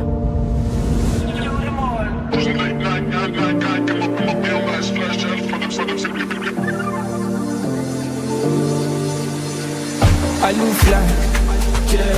I look good, good, yeah, yeah. I just smell nice, yeah. Everything, yeah, yeah, yeah, yeah. Money, I look fly, yeah. I look good, good, yeah, yeah. I just smell nice, yeah. Everything, yeah, yeah, yeah, yeah. God, you over, cover me. Tibanja, Liki, my boss, oh, deliver me for my frenemies.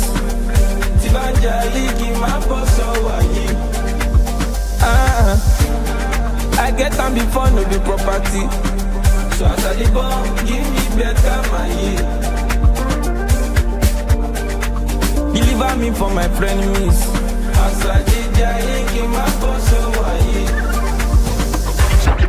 Pound sterling pẹ̀lú dọ́là kó wọlé. Tẹ́gbẹ́ mi bá náwó kí n má nọ́ra. Kí n má ṣakọ kí n má bùkà pẹ̀lú lọ́ntàlẹ̀. Ìṣàlù bá dé. Gaza kí n má Gaza. Feel good when I'm too fly. Praying alubarika everywhere good. Àgbà bọ́lá. Check me I smell nice classy. Check my new swag by me. Kápá ọ̀tá má kà mí. Olúwa cover me. Money and power, they make person down. Fuck all of that, pass it. Give me bad girl too nasty. I'm on my prime. I look fly, yeah. I look good, good, yeah, yeah. I just smell nice, yeah. Everything, yeah, yeah, yeah, yeah. Money, I look fly, yeah. I look good, good, yeah, yeah. I just smell nice, yeah. Everything, yeah, yeah. God, you over, cover me. Tibanja, Liki, my boss, oh, deliver me for my frenemies. Tibanja, Liki, my boss, oh, I get them before no be property. So as I the bomb, give me better my year. Deliver me for my frenemies. As I did, Liki, my boss, oh,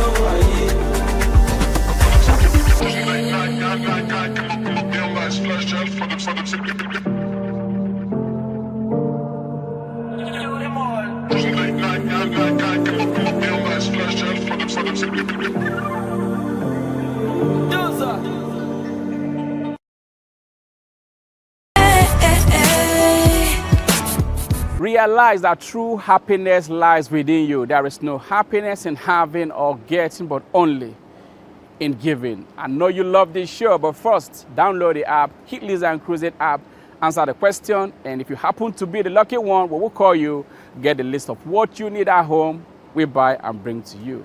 This is how we celebrate Nigerians on Hit Lisa and Cruising. Don't forget the time and don't forget the TV station where you can watch the show. My name is Musty Adenoy. I'll see you next week. One love. Supreme Entertainment.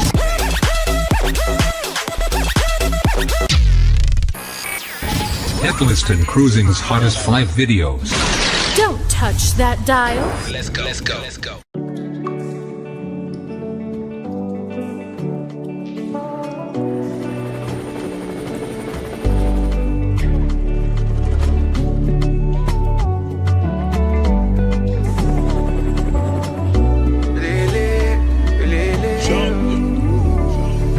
She gets if you know me now. Me with a king party, oh, you know me now. Oh, I know the fit just if it be gold digger.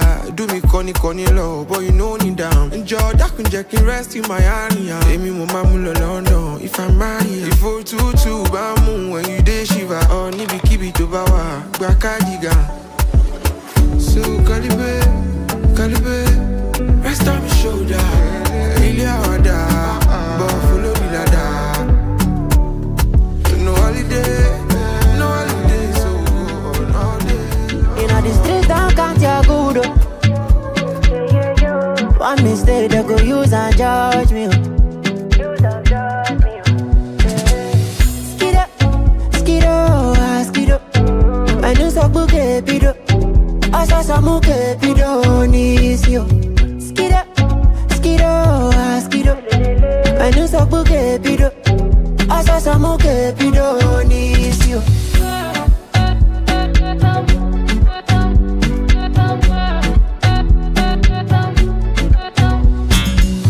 Every day me I stand in the ground, me no they reluctant, stubborn like militant. If you know be money, me no want you to chat me the credit all up plenty. Feed the account, me not showstopper. Mogomba, but I no get it, I no stopper. My dream big, my pocket filled with green salad. MIA, me I can't give you my AT&T man. No time for beefing anybody, no be waiting, bring me come here. I know like that. Better pass me my cup. I just want to have fun. I know I worry too much. I don't gather my funds. Me and my guys they on soft. If they hate it, no be my fault. Better wait for your turn. Yo, I'm dripping. Below water Fiji, Balenciaga Ricky. Girls no one leave me. Show money for my guys like I be in this case. Willie T. Push your piece on low key. Don't play with me, I do this. Oh yo. Give me love, my money. Say na kele we go search you. Spread the moolah for a party. Sometimes me I realize I need a woman for my life. Money matter make you come alive. I go always stay online. Look yak but then they my side. You know say me I know the lie. If you try if you shut down, you go collect don't know the lies. Only won't leave me bow. Oh long bow when they leave me move. Okaraton spitting fire. Then this me I go retire. I said the boy jump my own. Bounce on my body, baby. Fred boy, I'm a giant low. But don't take for the game. We stubborn, and I know if you tell you all the mouse, man don't run. Now I'm a giant you, I'm a man non stop. I'm on a giant place, I'm a no I say. Oluwale, live your life and enjoy. Over to you, assemble, all up in one. Signaturetv, apply knowledge, make you build your kingdom. Over to you, assemble, all up in one. I dey drop Kelly, I be for Ghana song. I dey support and every Casa, Migos, for the turn up. After the club, me, I must lie low. I go carry you, go.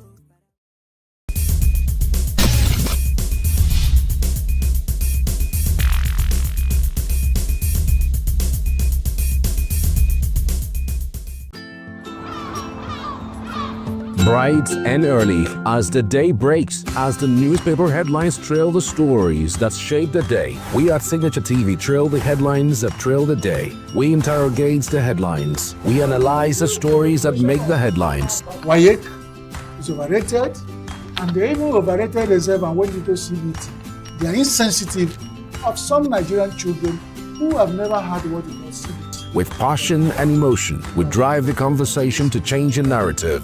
Let nobody be deceived by Nigerian high level of performing in agriculture export.